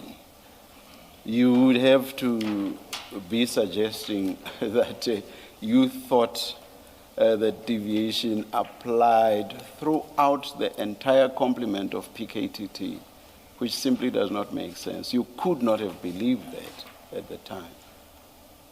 So your answer is a non-answer, Advocate Johnson. Chair, I agreed with you. and I'm sticking to that agreement. You agree even with the last proposition? I agree with your last proposal. I can't come up with something different in my head at the Yes. moment. This happened early last year, early Yes. last year. Yes. I have no other recollection or something to trigger my mind. I did think that by talking to Mr. Perumal, it might have triggered my mind. I'm not saying I would have come with a better answer, but that is the answer I have to The problem, make peace with. the problem, just to add with a deviation point, is that as you read it, it's person-specific. That's number one. Number two, when you look at number 6, it's Quite wide. Not just wide; it covers the the entire spectrum. It refers to all PKTT members, from commanders all the way down to the most junior. It covers so for that reason, you just cannot rely on the point about deviation. I accept the chair's proposal. Now let me make a different point. Having seen what we showed you now about publications, and with you having said you do follow the media, I want to suggest to you that you were not truthful when you suggested that you were not really aware of any issues around the PKTT which would have caused alarm bells to ring in your mind. That is why we went into this exercise of finding the extent to which the issue of the disbandment of the PKTT was publicized. So for you to have even suggested that, no, alarm bells could not have rung in my head, to have suggested that when in fact it was publicized as widely as it appears to have been, you were not being truthful this morning. No, Chair. The alarm bells not going on does not take away the fact that I may have seen some, if not all of this. There were no alarm bells for me and for IDEC. This had been it was a police matter at the time that it was being canvassed. We were not working with the PKTT at the time. I have colleagues in KZN who work with them.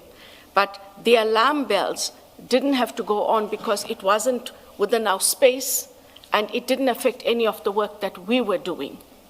So, of course, there's a lot of discussions, Chair, some unpleasant, and there was a lot of toing and froing between the police and the police ministry and the provincial head for KZN. That was alive and clear, but it didn't raise alarm bells for IDEC at the time. It should have, exactly because this was topical, this was controversial, and you say, as at the time you signed the summons, you knew that there were no investigations against the PKTT.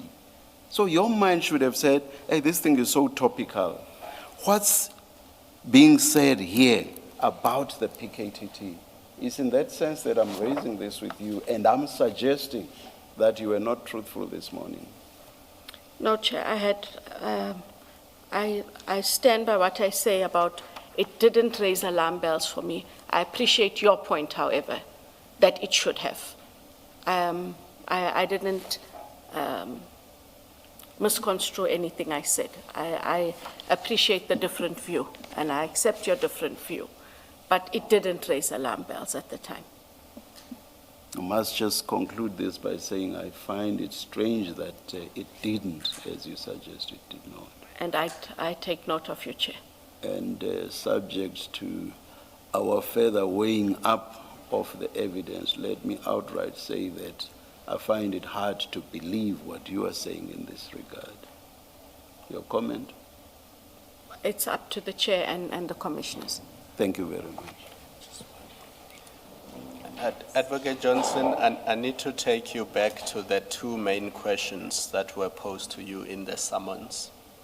And you answered them in paragraphs 8 to 10 of your supplementary statement dated 10 July 2026.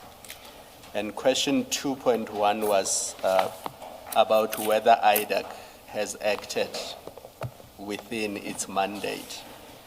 And you said IDAC operates strictly within its mandate, and you set out what the mandate is. And then in paragraph 10, are you there? Sorry, Chair. It's page 4 of your supplementary statement.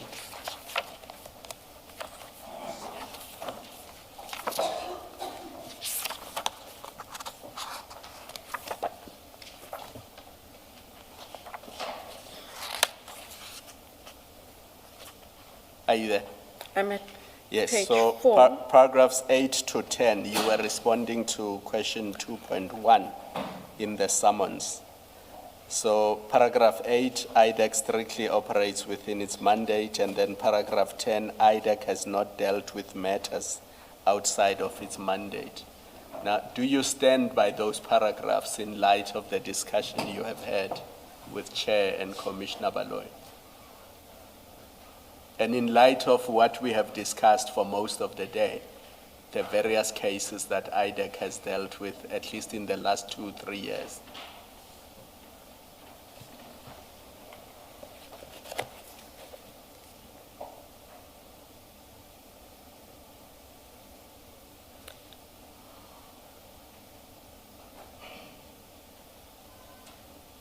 I stand by paragraph 9 because it deals with the commissions.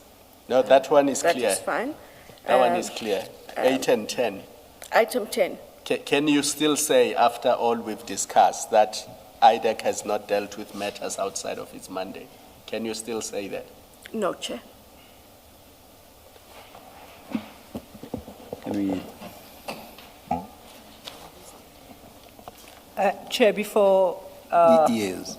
we break perhaps for a yes. short breather and to determine how far we take it today, may I just finalize in one issue with the witness, which is relevant to to the discussion that the Chair... When we take that adjournment, if between you and Mr. Bodlani, you could have a discussion and then come to us outside, just Indeed. indicate how long you think will still be.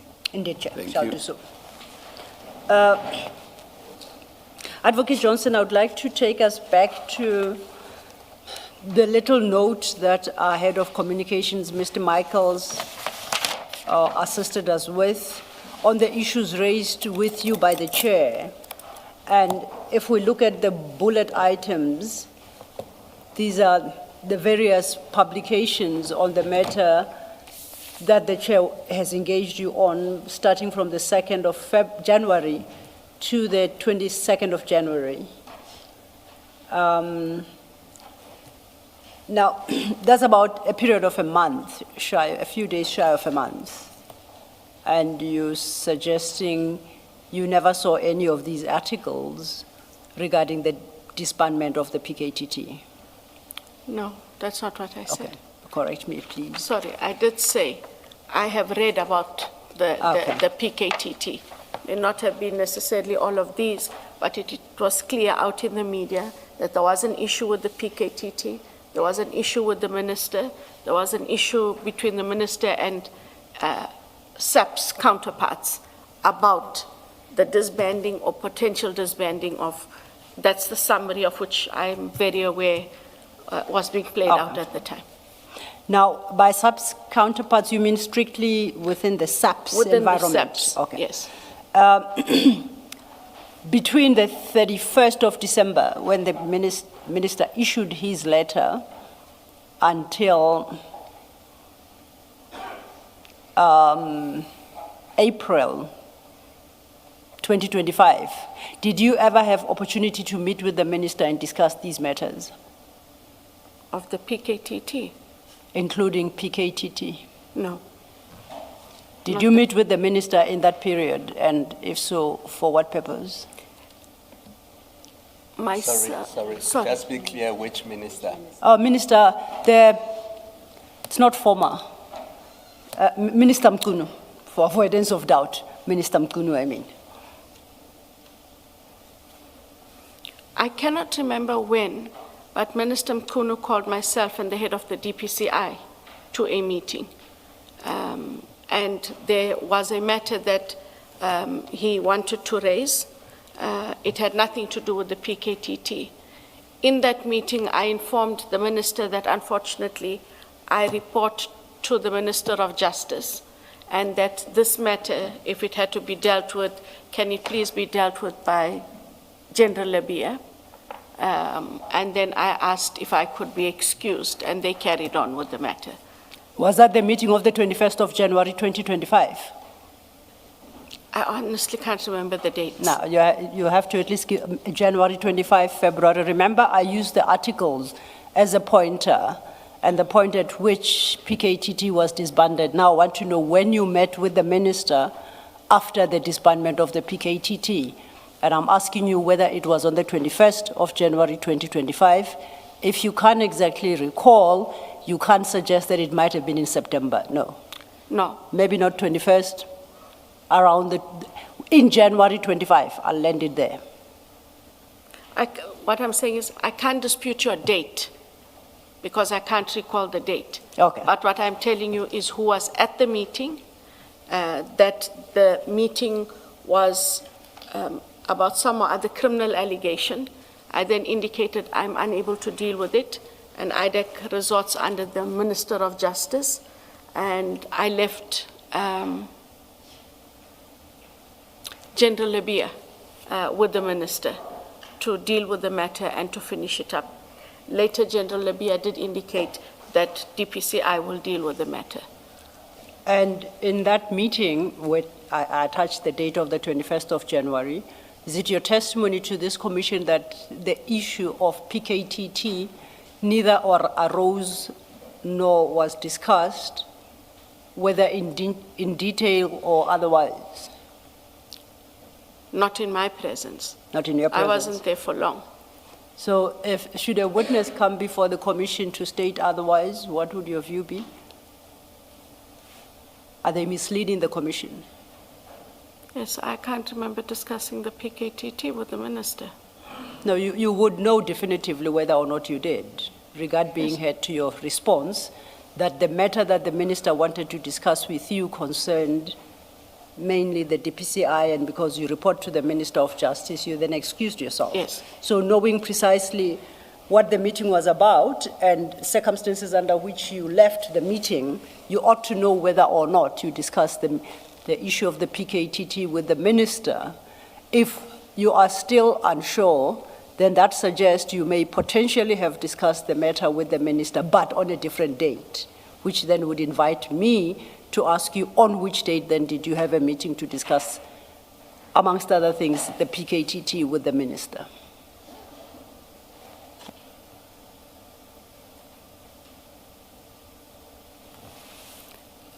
I recall having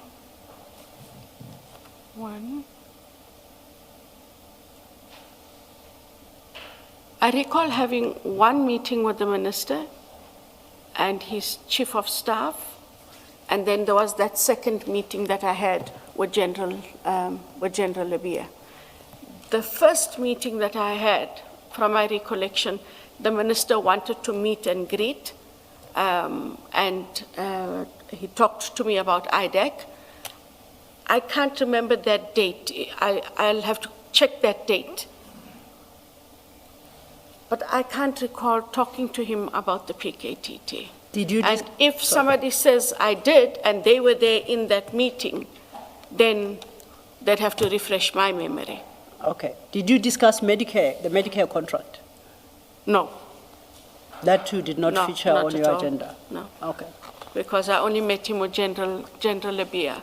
And afterwards, I did indicate to the National Director that she must kindly advise the Minister of Police that he is not allowed to summon me to any meetings. The only minister who's allowed to summon me to a meeting would have to be the Minister of Justice. So in your meeting with the Minister of Police and Mr. Nkabinde, what was the topic of discussion on the day? Before you told him to never summon you again? I recall that as a meet and greet He wanted to know what we do at IDEC. And I know it can't only, I know I talk a lot, but it can't have been only me doing the talking. I can't recall what all topics we discussed, and that is why I'm saying if someone else was there and they could refresh my memory, I would know what I, in all likelihood, spoke about. I can't remember them off the top of my head. I can Honestly, accept if you Council. don't recall all topics. Yes. But I find it difficult to accept that you recall no topic, zero. At least the weather, just been Christmas or Christmas was upcoming, something. No, I said we discussed IDEC. Yes, He wanted to know about IDEC, how we work, how we operate. that's all you recall of that meeting. And I recall that is what we talked about. I think we did talk about IDEC's relationship very briefly with the police, and I said we all got along together with the DPCI. So to try and help us perhaps get a timeline, if memory serves me well, the minister took office around June, July 2024. You recall? I'm Just sure. after the elections were in 24. So I think he assumed office June, July. When do you think would have been your meet and greet meeting? Using that June, July as his date of assumption of office.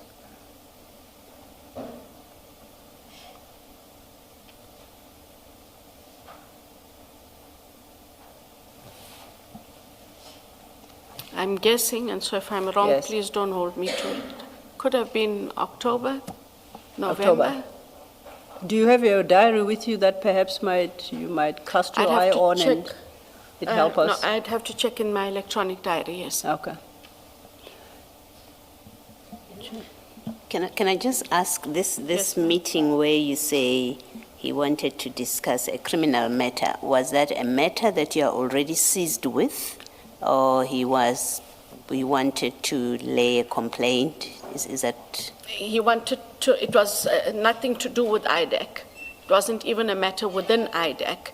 And I think he was trying to figure out whether this matter, this referral, however he was going to do it, must go to IDEC or to the DPCI.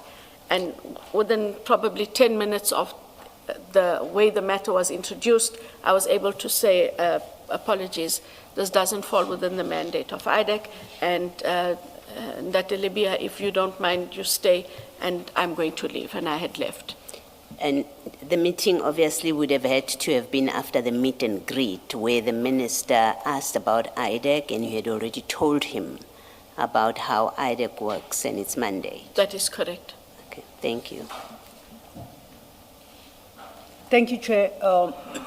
Perhaps this might be an opportune time to consider a short break.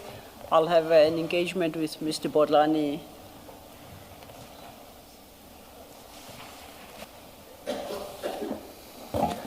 How long or short it is will depend on the two of you. We'll hear from you. Let's adjourn. Thank you.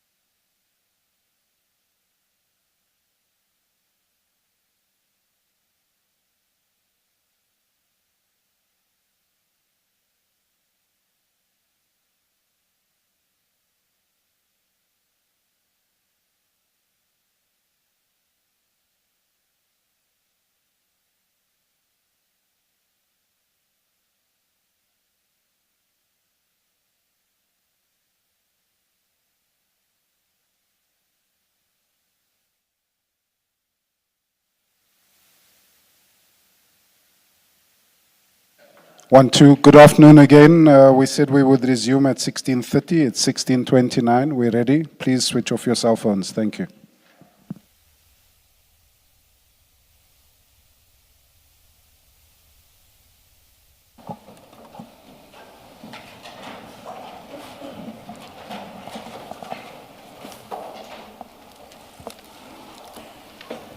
Yes, Mr. Law, thank you, Chair. perhaps start by Indicating. placing on record what was agreed with regard to Indeed, this Chair. afternoon's session. Advocate Botlani and I have conferred, and we have had a discussion as well with the witness to test for capacity for the rest of the day.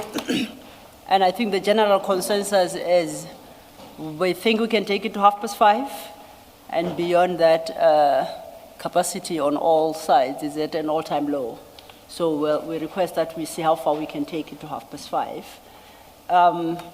When we get there and we have to roll over to tomorrow, we probably will need maximum up to tea time. That's the current plan. Mr. Bodlani, you got, thanks, Thank you. Mr. Law. Chair, may I confer with the witness? We may have spoken past each other with Ms. Sello. I understood that 1.5 hours to be her maximum time, not that the witness is not available beyond that, or that she would not make means to be available beyond 5:30. That is Ms. Sello.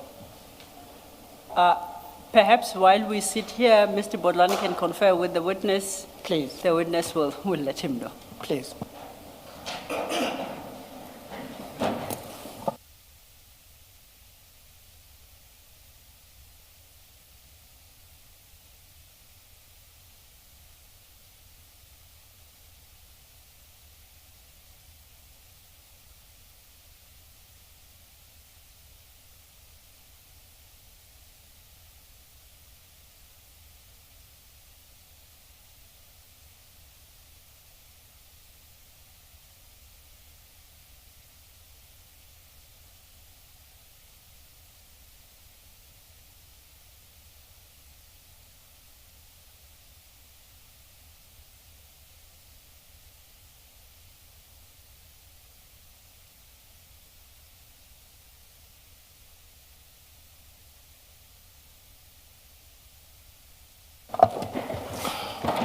Thank you for that indulgence, Chair. Thank you, Ms. Sello.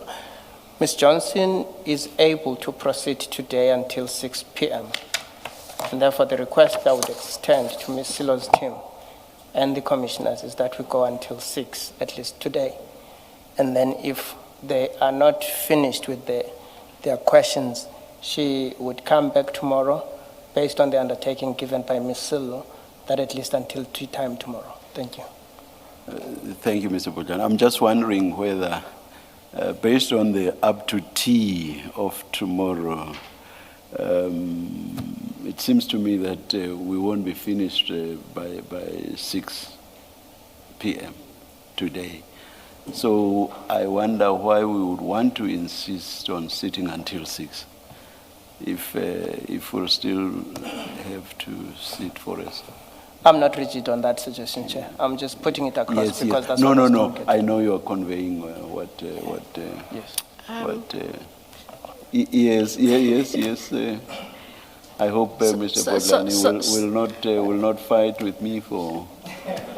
Certainly not. Yes. No, please go ahead. Please go ahead. Mr. Bodlani, Advocate may I? Johnson. Yes. I appreciate everyone's tired. I'm not the exception to the rule. Yes. So if we can agree on the following, we run for the hour till Yeah. 5:30. Yes. But may I please then ask, we have to finish by tomorrow tea time. I really want us to be done by tomorrow tea time. Lest I get an eviction notice. Yeah. From, Yeah, but and I know the council is trying to be as accommodating as she can. Yes. Let's go until 5:30, and hopefully let's be done by tea tomorrow. Thank you. As experienced counsel, you know what happens with the proceedings of this nature. So I can put it no higher than, let's hope we are done by tea time tomorrow. I'll hold on to that hope. Thank you. But underline that it's not an undertaking that we will be done. Let's hope we will be. Thank you very much, Thank you, Advocate sir. Johnson. Thank you. Yes, Mr. Lilo. Thank you, Chair, and thank you for coming to my rescue. That I'm not in a position to make an undertaking that will finish at tea, because how long we take is in part informed by the level of engagement by the commissioners, so it's slightly beyond my control as well. I know that we always get blamed for. Thank you, Mr. Lilo. Thank you, Chair. Before we left the topic we're dealing with to deal with the issues that had arisen before lunch regarding the publications relating to the disbandment of the PKTT. So I would like us to go back to where we were before you had that engagement with the commissioners. And for this purpose, I just discovered something. The summons at 3361, if you could have a quick look at that. File 9, we're still at file 9.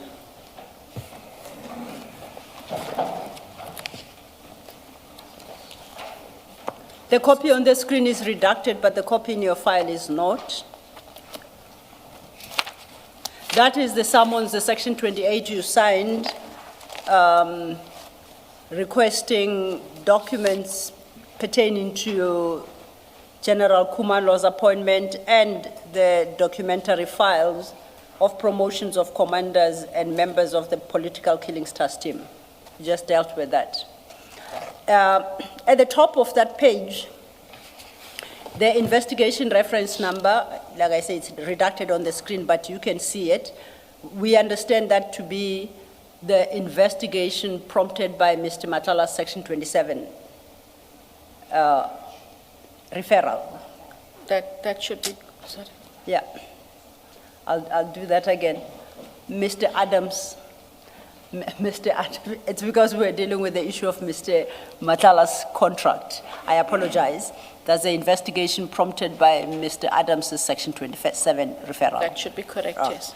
Then when I cast my eye on the other one that was issued by Mr. Manilau and Mr. Padiachi at 3527, same file.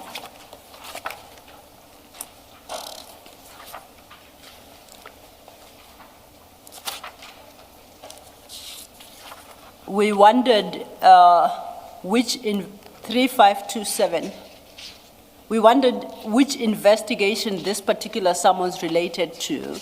This is that summons that wanted details of all members of PKTT who were involved in the arrest of Mr. Adams. And I note once again at the top there, it gives us an investigation reference number, the Brooklyn case, CAS 542/06/2025. We know that is the CAS number for the Mukwele matter.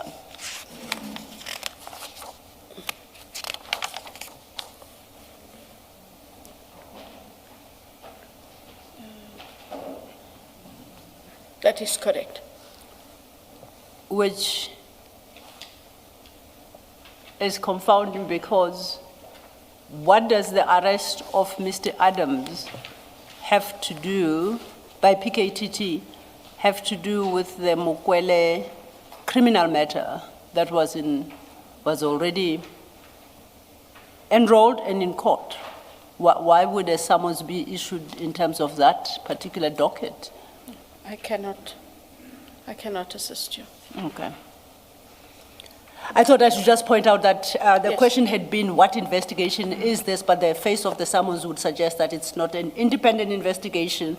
It's actually an enrolled case, criminal case.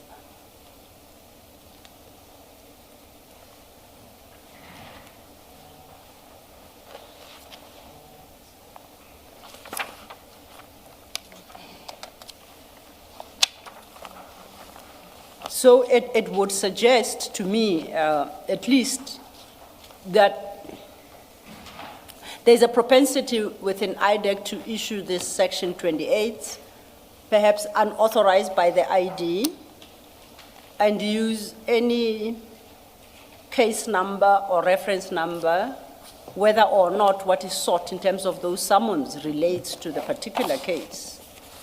I don't know if this is the one occasion it happened, or that's how there are a few of these. That is not the practice. So this As would far have as you are aware. As far as I'm aware. Every case gets a reference number, and every matter works off that reference number for the purposes of issuing subpoenas and summons, which they then keep in a register. There's a sequence of numbers that follows, and it is the project managers who are in charge of those numbers. And so if you want to issue a summons and you forgot as an investigator or prosecutor what the reference number is, you always revert to the project manager to get a reference number, because you have to use the correct reference for the... That would suggest that it happened for the first time in May 2026. And I dare say that you don't have a basis for that, because you say you do not know whether other Section 28 summonses were issued in similar vein. That is correct.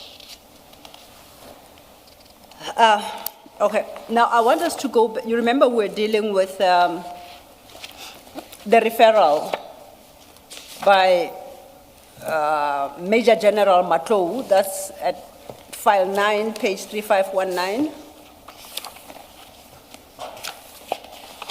We had established what I call the deficiencies in that referral affidavit. I had suggested to you that the comprehensive internal audit report referenced in paragraph 5 was only availed to IDEC in June 2026.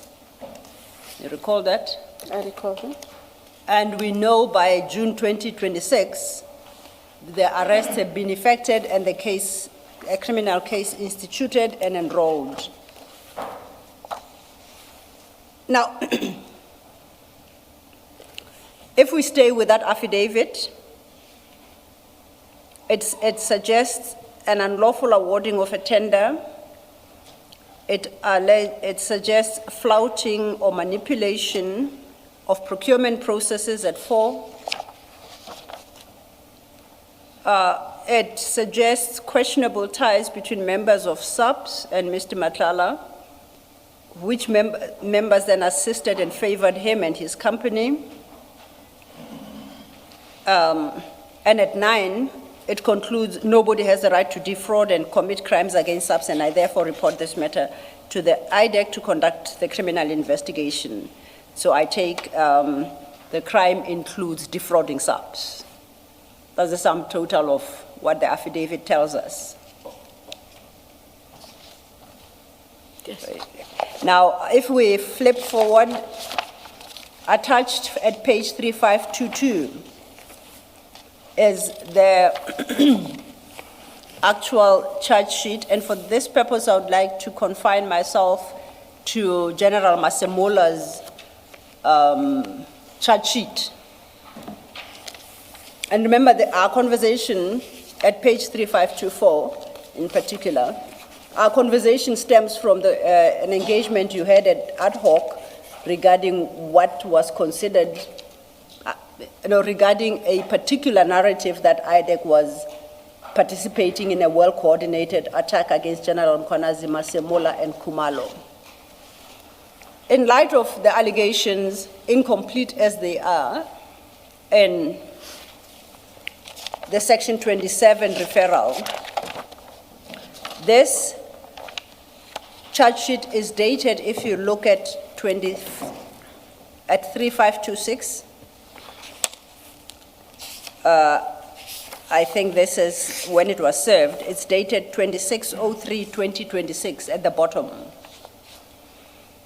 There's that date. It states that the summons was duly served and explained to General Masemola on Wednesday, the 25th of March 2026 at 11:50 at SAPS College, Pretoria. By manuscript, you see that. Yes. Then let's start at 3524. I'm looking at the charges. Count 1 It invokes the PFMA, Public Finance Management Act, Act 1 of 1999, and in particular Section 38, Sub 1, Sub C, Roman 2. And it's summarized there, and alleges that General Masemula failed to take effective and appropriate steps to prevent unauthorized, irregular, or fruitless and wasteful expenditure and losses resulting from criminal conduct regarding the tender. My reading of that charge is a failure on his part to take steps to avoid unauthorized and irregular expenditure resulting from criminal conduct. It does not suggest that he is complicit in the criminal conduct that led to the irregular expenditure. Am I correct? That is my correct. reading? In that count, yes. It's fair. At count 2, it states that in the period between 8 May 24 and 31st May 25, I'll skip a few lines. General Masemula was grossly negligent and that he failed to comply with the PFMA, in particular Section 38, Sub 1, Sub D, in that he failed to manage contractual liabilities of the subs by failing to stop the acceptance of orders from Medicare 24. So that particular count seems to suggest that there were certain liabilities borne by subs flowing from a contract. Correct. And that he is said to have been grossly negligent in failing to comply with the Act to manage those liabilities. Of course, the failure resulting in the payment of invoices issued to subs by Medicare 24. Count 3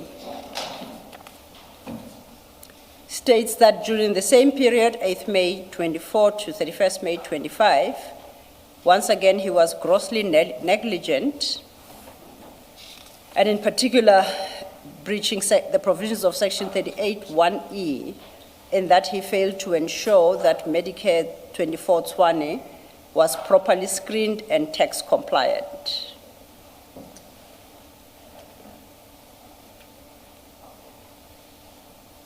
Do you see where I'm reading? I do. Then count 4, between 8 May 24 and the 17th March 25, this time the end date is different. He was negligent in that he failed to comply with the PFMA, to wit Section 38, Sub 1H, Roman 1, Roman 2, and Roman 3, in that he failed to comply with the duty to take effective and appropriate disciplinary steps against officials in the SAPS within the divisions, SCM, and other divisions of subs who were involved in the unlawful procurement of services advertised. This is in respect of this contract that was awarded. So I understand that to be his failure to take disciplinary steps against officials who the charge sheet suggests were involved in unlawful procurement, not that he was involved in unlawful procurement. And that's the totality of the charges. Now, when I try to marry these charges to the original Section 27 referral, which, as I said, in the main speaks of the unlawful awarding of that contract, that doesn't seem to be reflected in the charge sheet. Do you read it the same way? Yes, I think, however, if I may, it cannot be read in isolation like this. Yes. We had the Section 27 as investigations that have taken place over a period of time. General Masemula is identified as a person of interest much later on in the investigation. So there would have been a lot more at the disposal of the team in order for them to then adjudicate as to whether or not his conduct was criminal, and if so, what criminality. We cannot draw it only to the 27 because investigations happened a lot of investigations happened. And it is much later, which goes to show that it's not just about a lot of work. There were lots of things to check, to cross-check, to verify, before you arrive at the conclusion that there is this person that might have a case to answer. And so I'm saying that regard would have been had to more than just the 27. At the time, a decision is made about General Masemola. The point, there are 2 points I seek to make. As at March 2026, IDEC did not have that internal audit report. So whatever benefit that report provided, IDEC only acquired in June after the charges were laid. So what I currently have is to marry the charges to the original complaint, and the little exercise I have just undertaken was to see whether or not the charges are in any manner supported by the claims made in the referral affidavit with all its limitations. And I don't know if you can make the link. Because what you suggest is if there is no link between the two, it so happens that in the course of investigations, they found other issues that they decided unrelated to the allegations made in the Section 24 referral. They happened across other matters, all of which reflect gross negligence gross negligence on his part for failing to comply with the provisions of Section 38, the specific provisions. And the question would be, the next question, of course, I'm trying to locate the crime to bring the non-compliance with the provisions of Section 38 within the scope of the Criminal Procedure Act.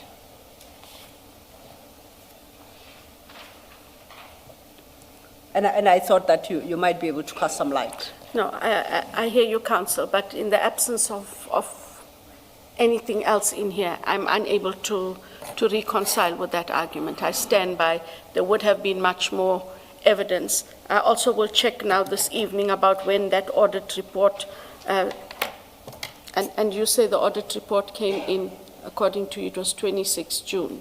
It would not have come earlier than 26th of June, 2026. Not earlier. So I will have to confirm that as well. But I'm saying short of, whilst there's only this that is in here, I have to look at the totality of the case and at what they had at the time they made the decision. And I'm unable to tell you that they made a wrong decision because I'm absolutely not aware of the evidence. I did this little exercise to see whether there might be validity to the narrative that ad hoc sought to engage you on, that IDEX appears to be specifically targeting these three generals. And in the absence of a bridge between the Section 27 referral and the eventual charge sheet, I would suggest to you that that could potentially lend credence to that narrative. Would you agree? No, I don't. Okay. Yes, please come. Can I just ask? I mean, we always have to go back to your mandate. You don't have a self-standing mandate or jurisdiction to prosecute non-compliance with Public Finance Management Act. You don't.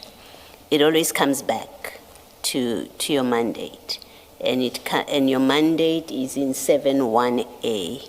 Can you look at 7.1a and say to us where this investigation and prosecution of General Masemola for PFMA non-compliance, where it is located, keeping in mind the discussion on day 1 and day 2 of your testimony about how you read that 71A. Yes.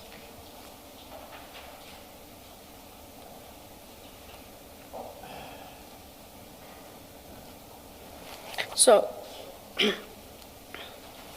Commissioner Baloy, we look at 7.1A and we look at sub A, relating to serious, high-profile or complex corruption, commercial or financial crime cases. Yes. And that is where it fell. So And- what about Sorry. the failure to discipline? Remember, you've got 4 counts. So what about the failure to discipline employees? Remember, you're not accusing him of corruption. Correct. And you're not accusing him of collusion in the conduct of the other accused in the matter. So what in 1 capital A sub A, in fact, the discipline, count 4, which is about disciplining employees, how does it fall into that provision? And I use it as an example.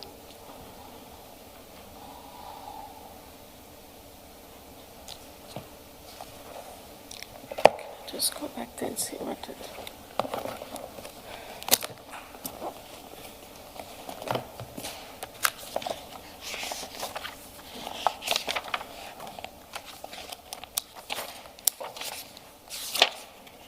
Sorry, Council, I'm not trying to kill the No. to kill the hour. No. I just have to find. I think even if you tried, we have tomorrow morning. Sorry, Commissioner Baloy, you referred to the charge. If you look at count 4, Count 4. Sorry, yeah, and yes. count 4 is about failure to discipline employees. You are charging him under that section 38, public 1H, 1, 2, sub 1, 2, 3. Yes. All of them relate to failure to discipline. Yes. So my question is, just looking at that 1 count, surely it doesn't have anything to do with 1AA if you are not accusing him of corruption.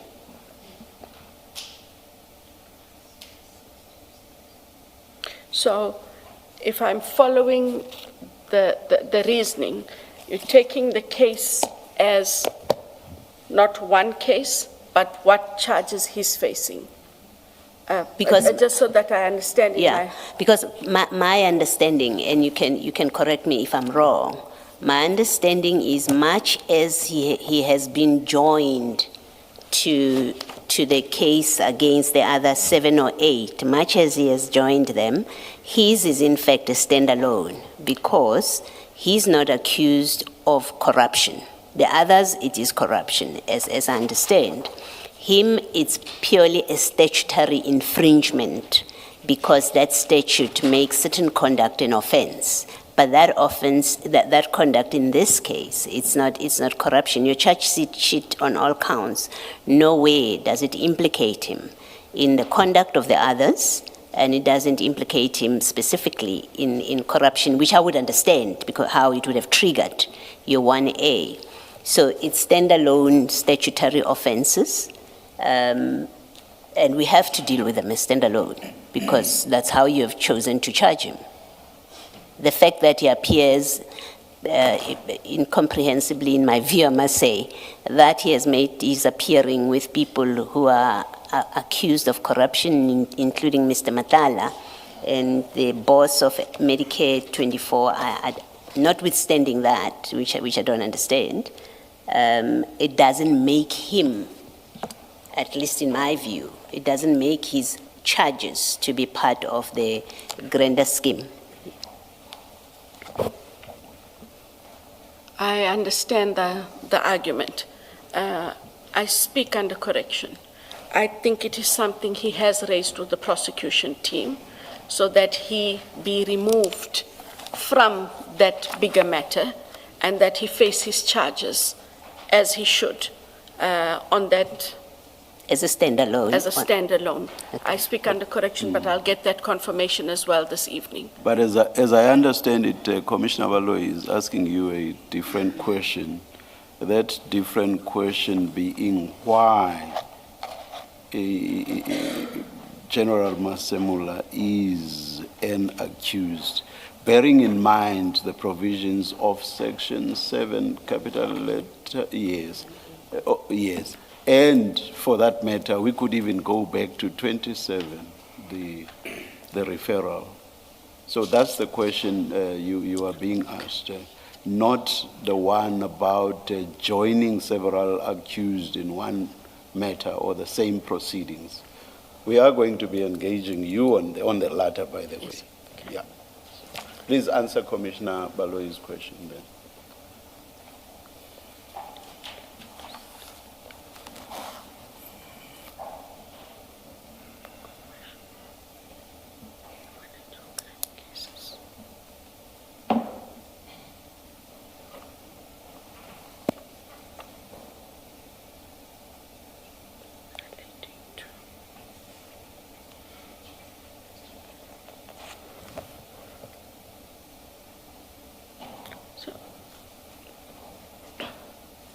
Commissioner Baloyi, Yes. I read it as follows. I can already see the chair there. Sorry. When I'm tired, I have to have a witty moment just to break my... I see that A, relating to serious, high-profile or complex corruption, which doesn't deal with him. Commercial or financial crime cases. The award of the tender falls within the commercial or financial crime cases. And then to the point that you make, Commissioner Baloyi, relating to, under paragraph C, additional related statutory offenses or categories of statutory offenses to wit under 4, the Public Finance Management Act. Yeah. But you see, you must go back to the mandate of IDEC. I think, why was IDEC created? Otherwise, you are going to be investigating exactly what the SAPS is investigating. Then there's no difference between you and the SAPS. So we have to read it, to read your 7.1a, capital 1a, with in mind what is in fact the purpose of IDEC, why it was created. And sub A, smaller letter A, tells us serious, high-profile or complex corruption, commercial or financial crime cases. You surely are not saying IDEC has the jurisdiction to investigate and prosecute all and every financial crimes. You're not saying that. No. Yeah, you're not saying that, because the interpretation you're giving, it means all financial crimes you get to investigate. So we have to go back to, there has to be a link of corruption, it seems to me, because that's the very mandate of IDEC, and a proper reading must lead us there. And remember the sections in PFMA, they're really not concerned about whether it's a commercial crime or whether it's a financial crime. They don't even define it as that. They simply say, if you have failed to discipline, or if as a result of gross negligence you have caused a fruitless and wasteful expenditure on the other counts, so you have to stick to the letter, otherwise you're extending your powers beyond the PFMA and beyond your act. So it's not standalone, and your charge sheet is standalone. You've looked at the act, and you've said he failed to discipline his subordinates, and then we charge him. We have jurisdiction over him. That cannot be what the purpose of this. It can be.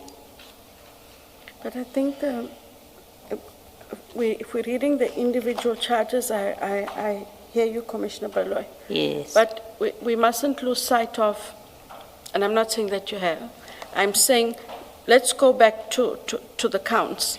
Count 1 says, in your capacity as the accounting officer of the South African Police Services, you unlawfully, willfully, and in a grossly negligent way fail to comply with the PFMA regulations, in that you fail to take effective and appropriate steps to prevent unauthorized, irregular, and/or fruitless expenditure and wasteful expenditure and losses resulting from criminal conduct regarding the tender that was awarded to Medicare 24. Yes. So already there, we are drawing him into the realm of there was unlawful conduct, there's unlawful criminal conduct, and as the accounting officer, you have a PFMA obligation to stop that awarding. Yes. And you see, I deliberately chose not to deal with, to use count 1 as an example, because you immediately run into the PFMA definitions of what is a fruitless and wasteful expenditure, what is an irregular expenditure, what is an unauthorized expenditure, and I want to suggest to you that none of that applies here by definition of PFMA. If you look, and I know it's late in the afternoon, I'm happy to come back to it tomorrow, but if you look at the definitions, right, at the definitions, whatever happened with this contract as it relates to General Masemola, there is no fruitless and wasteful expenditure that you are alleging, at least in the charge sheet. There is no unauthorized expenditure. We know definition of unauthorized expenditure. It's budgeted for, and you go to the books, you're not saying they spent money that was not budgeted for. So I chose not to use that and to take the easier example to only make the point that it is a statutory contravention, simple. That's what it is. And not to say he can't be charged with that, but the discussion is, but what does IDEC have to do with that? How does its mandate get triggered? That's my difficulty. Certainly not disciplinary action. Count 4, you could never justify it. Even if you could justify the other 3, count 4 you could never. But my view is, even the others, they do not belong under IDEC's mandate. I'll leave it there, and if you want to deal with it tomorrow after you have considered it, I'm happy for us to leave it there, if you want to consider it overnight.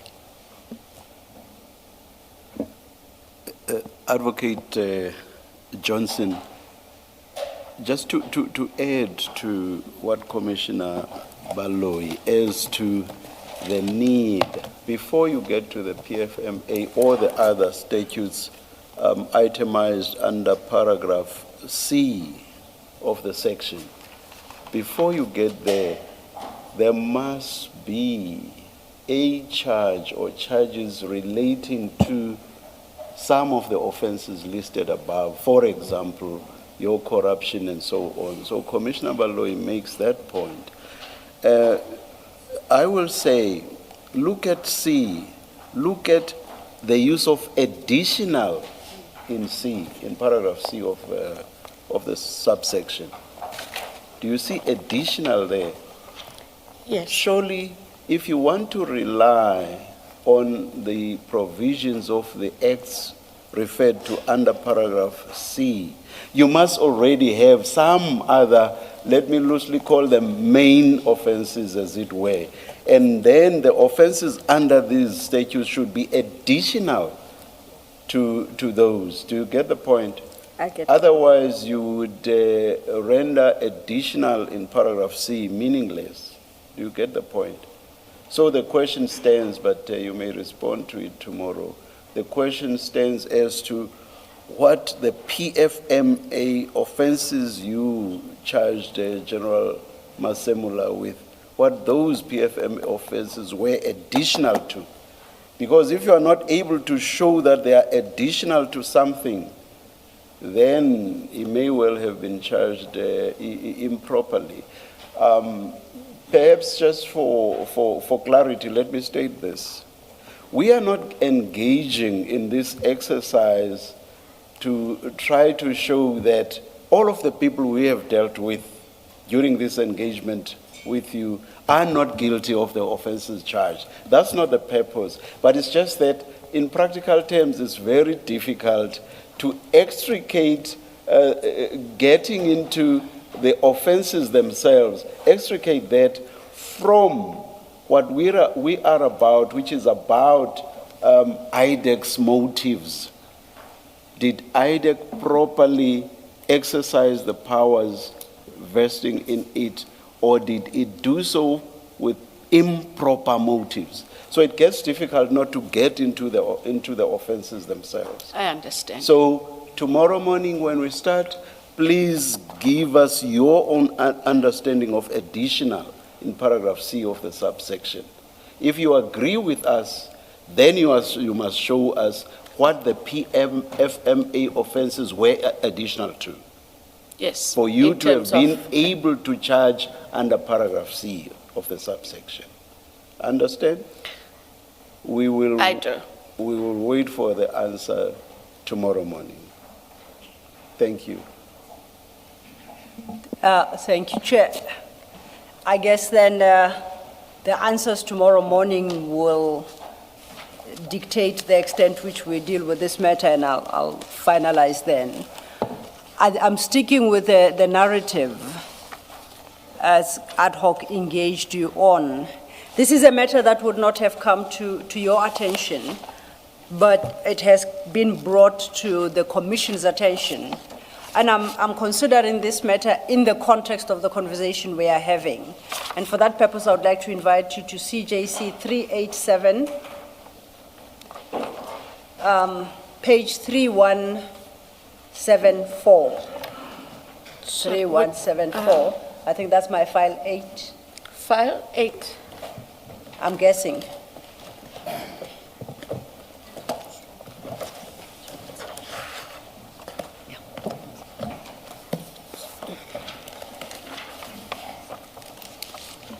Yet again, I have quite a clutter in front of me. Then I think, judging by the time, Chair, please clear everything else and just leave CJC 387. It's at 78, no? It's 387, I apologize. CJC 387, I became... Did you give us the page? 3174, file 8. You can get rid of the rest.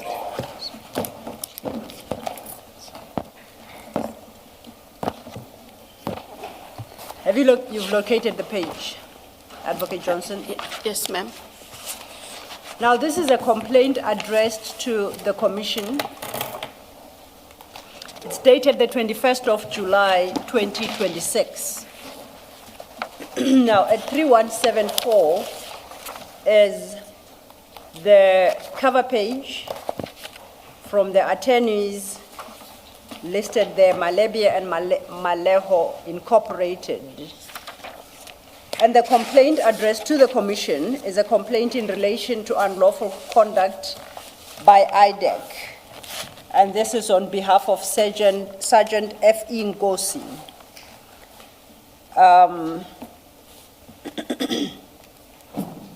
The letter does have the standard salutary paragraph.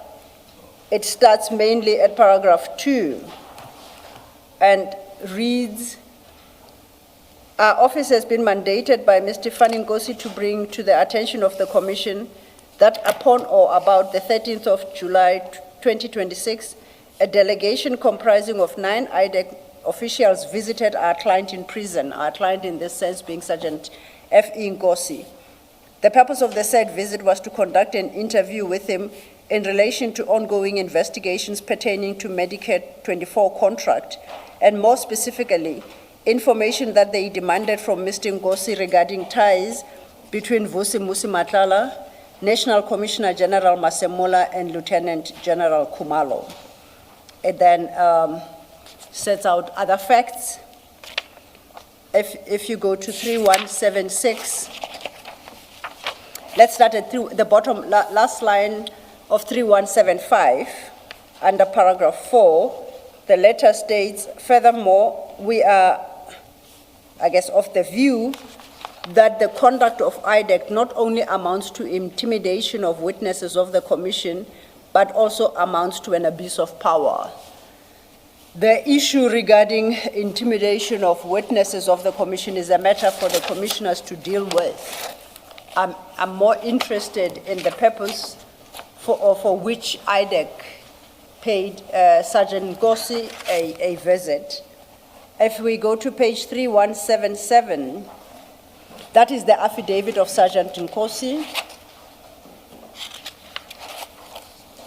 I would like us to zoom in at page 3, paragraph 3. And it reads, on Monday, 2026-07-13, between 1300 and 1400, I was called out from my detention cell by the senior prison official, known to me as Mr. Madlanga, that's a prison official, who informed me that there were investigators from Investigating Directorate Against Corruption, commonly known as IDEC, who wanted to interview me. I was taken to the prison boardroom where I found plus minus 9 officials who informed me that they were from IDEC. They were led by an Indian male who introduced himself as Sunil Belochan. These IDEC officials were comprised of 1 Indian female, 1 white male, 1 African male, and 6 Indian males.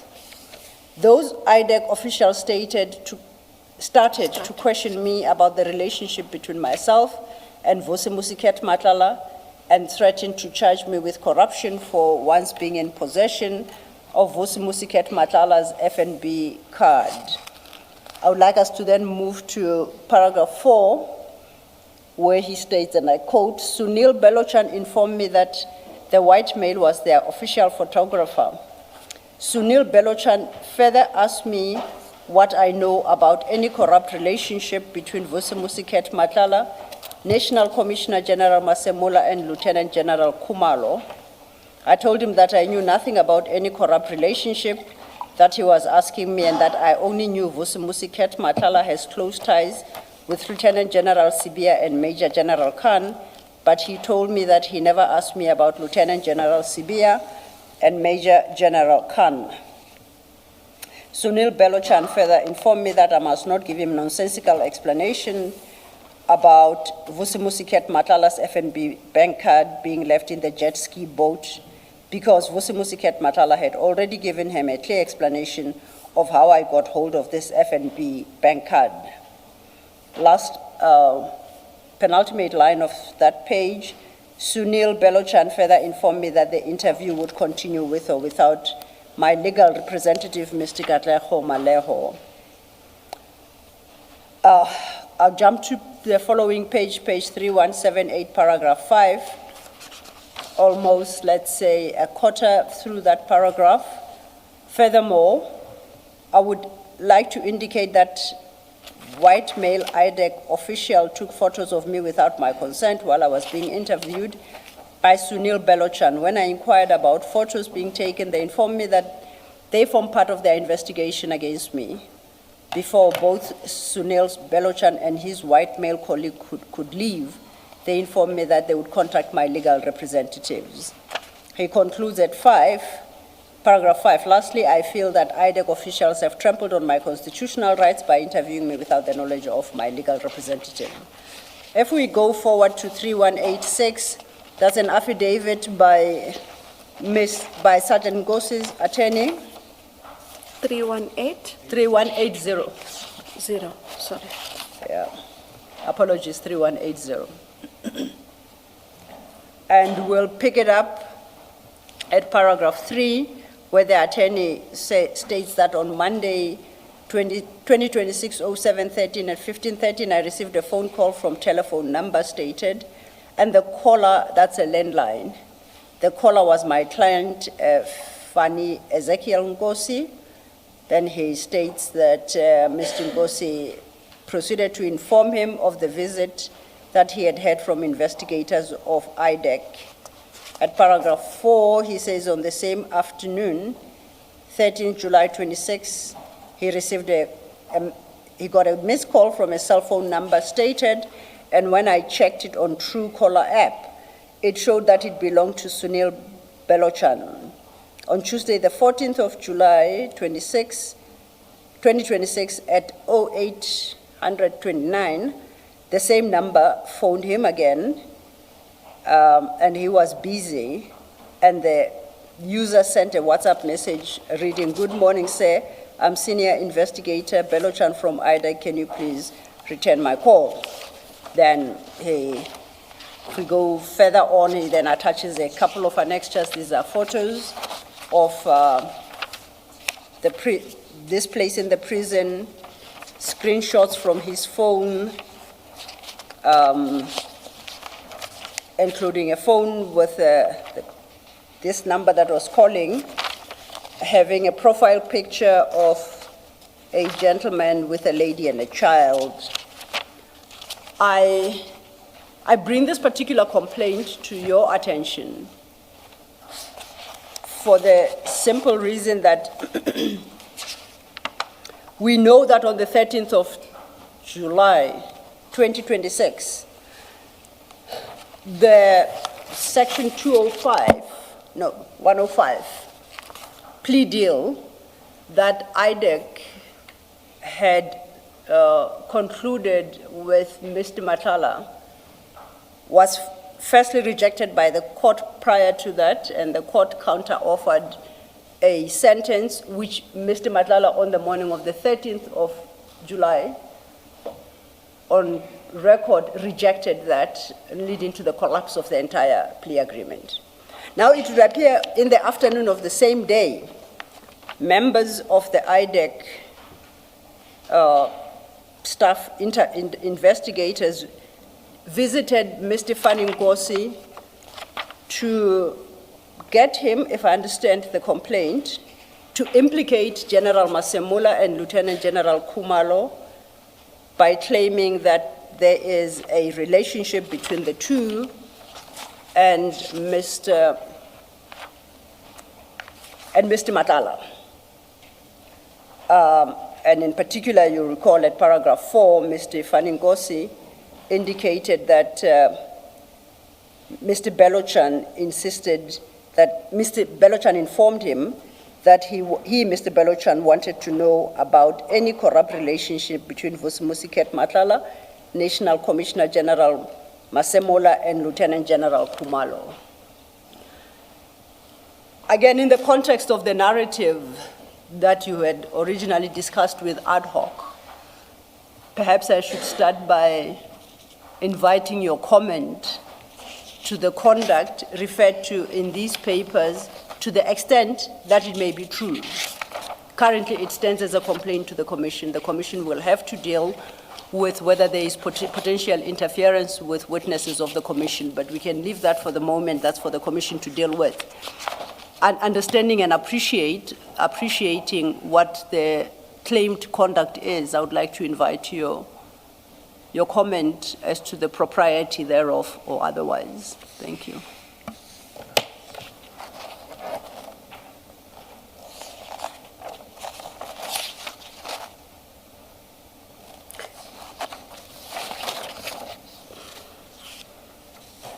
If the allegations by, almost called him a general, sorry, Sergeant Nkosi, are in fact true, then they are serious.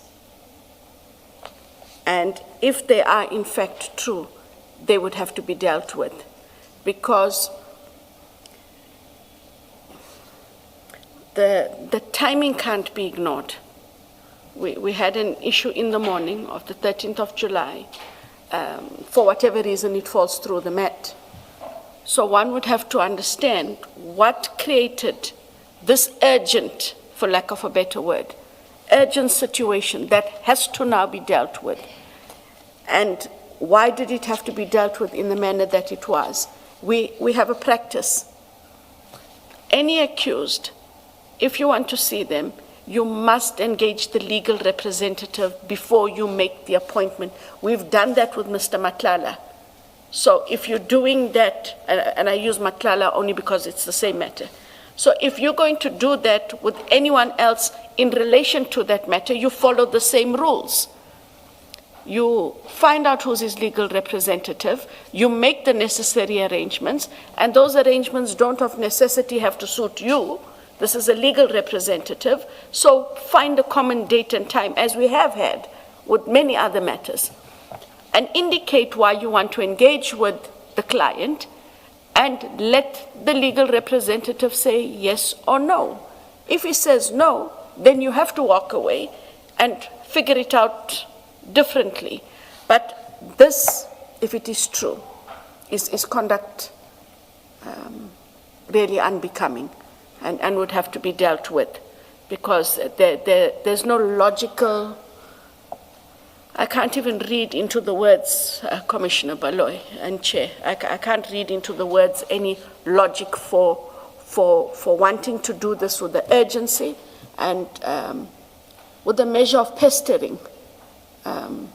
Because what would have happened if, after the court proceeding, we called the legal representative, once we find out who it is, and arranged for the day later or 2 days later, and then could have gone through the process. And we might then, in terms of investigators, have achieved what they perhaps well-intended sought to achieve. But in the way that it is done, the intention is lost.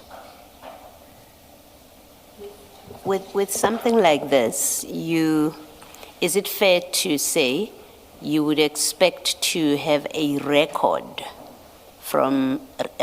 of this day, from whether it's a pocketbook, whether it's an investigation diary of Mr. Belochan, which indicates he did go to the prison on this date. This is who he was with, this is who he met with, and this is the kind of discussion he had. Is that something Correct. that you say, in the way you do things, there must be something like that? There must be record. Okay. Even if, when they go back, they, on the very same day, compile an information note setting out everything they did, who was there, and it gets filed into a file. Okay, thank you. Thank you, Commissioner Baloy.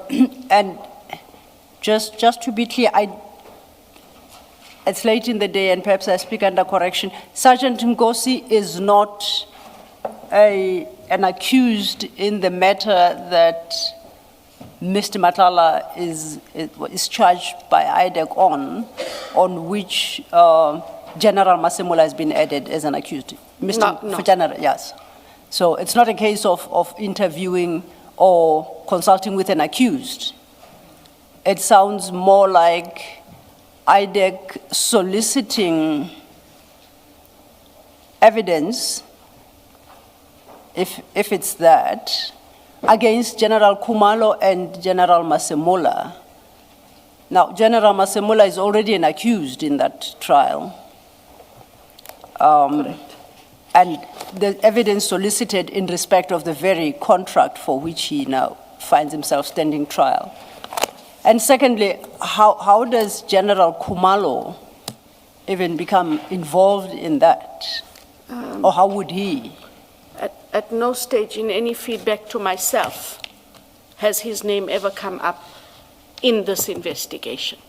There is another general whose name comes up in this investigation. It does not begin with a Kumalo or end with a Kumalo. Also, in addition to that, the General Masemola, other than the PFMA contraventions, are you aware of his name having come up in respect of corruption, on a corruption charge that relates to Mr. Matala, and in particular the Medicare contract? No, ma'am. You're not aware No. of that? Okay. And we did get quite a detailed briefing before the arrests and a decision taken for a subpoena, and at no stage was there a corruption matter that I can recall. And I will confirm as well this evening. And until Mr. Belochan gives us an explanation, on the face of it, it looks like he went about searching to find some debt that could be used against General Masemola and General Kumalo when there's no foundation for it in any of his investigations. That's what it looks like. Correct. Yeah. Thank you, Commissioner Baloy. Advocate Johnson and Chair, it's 1729. I don't know what exactly to do with that fact. By the time we It would greet, be- it would be 1730. Yes, it would be 30 before you're done with your next question. So let's adjourn and resume at 9:30 tomorrow morning. Let's adjourn. Thank you, Chair.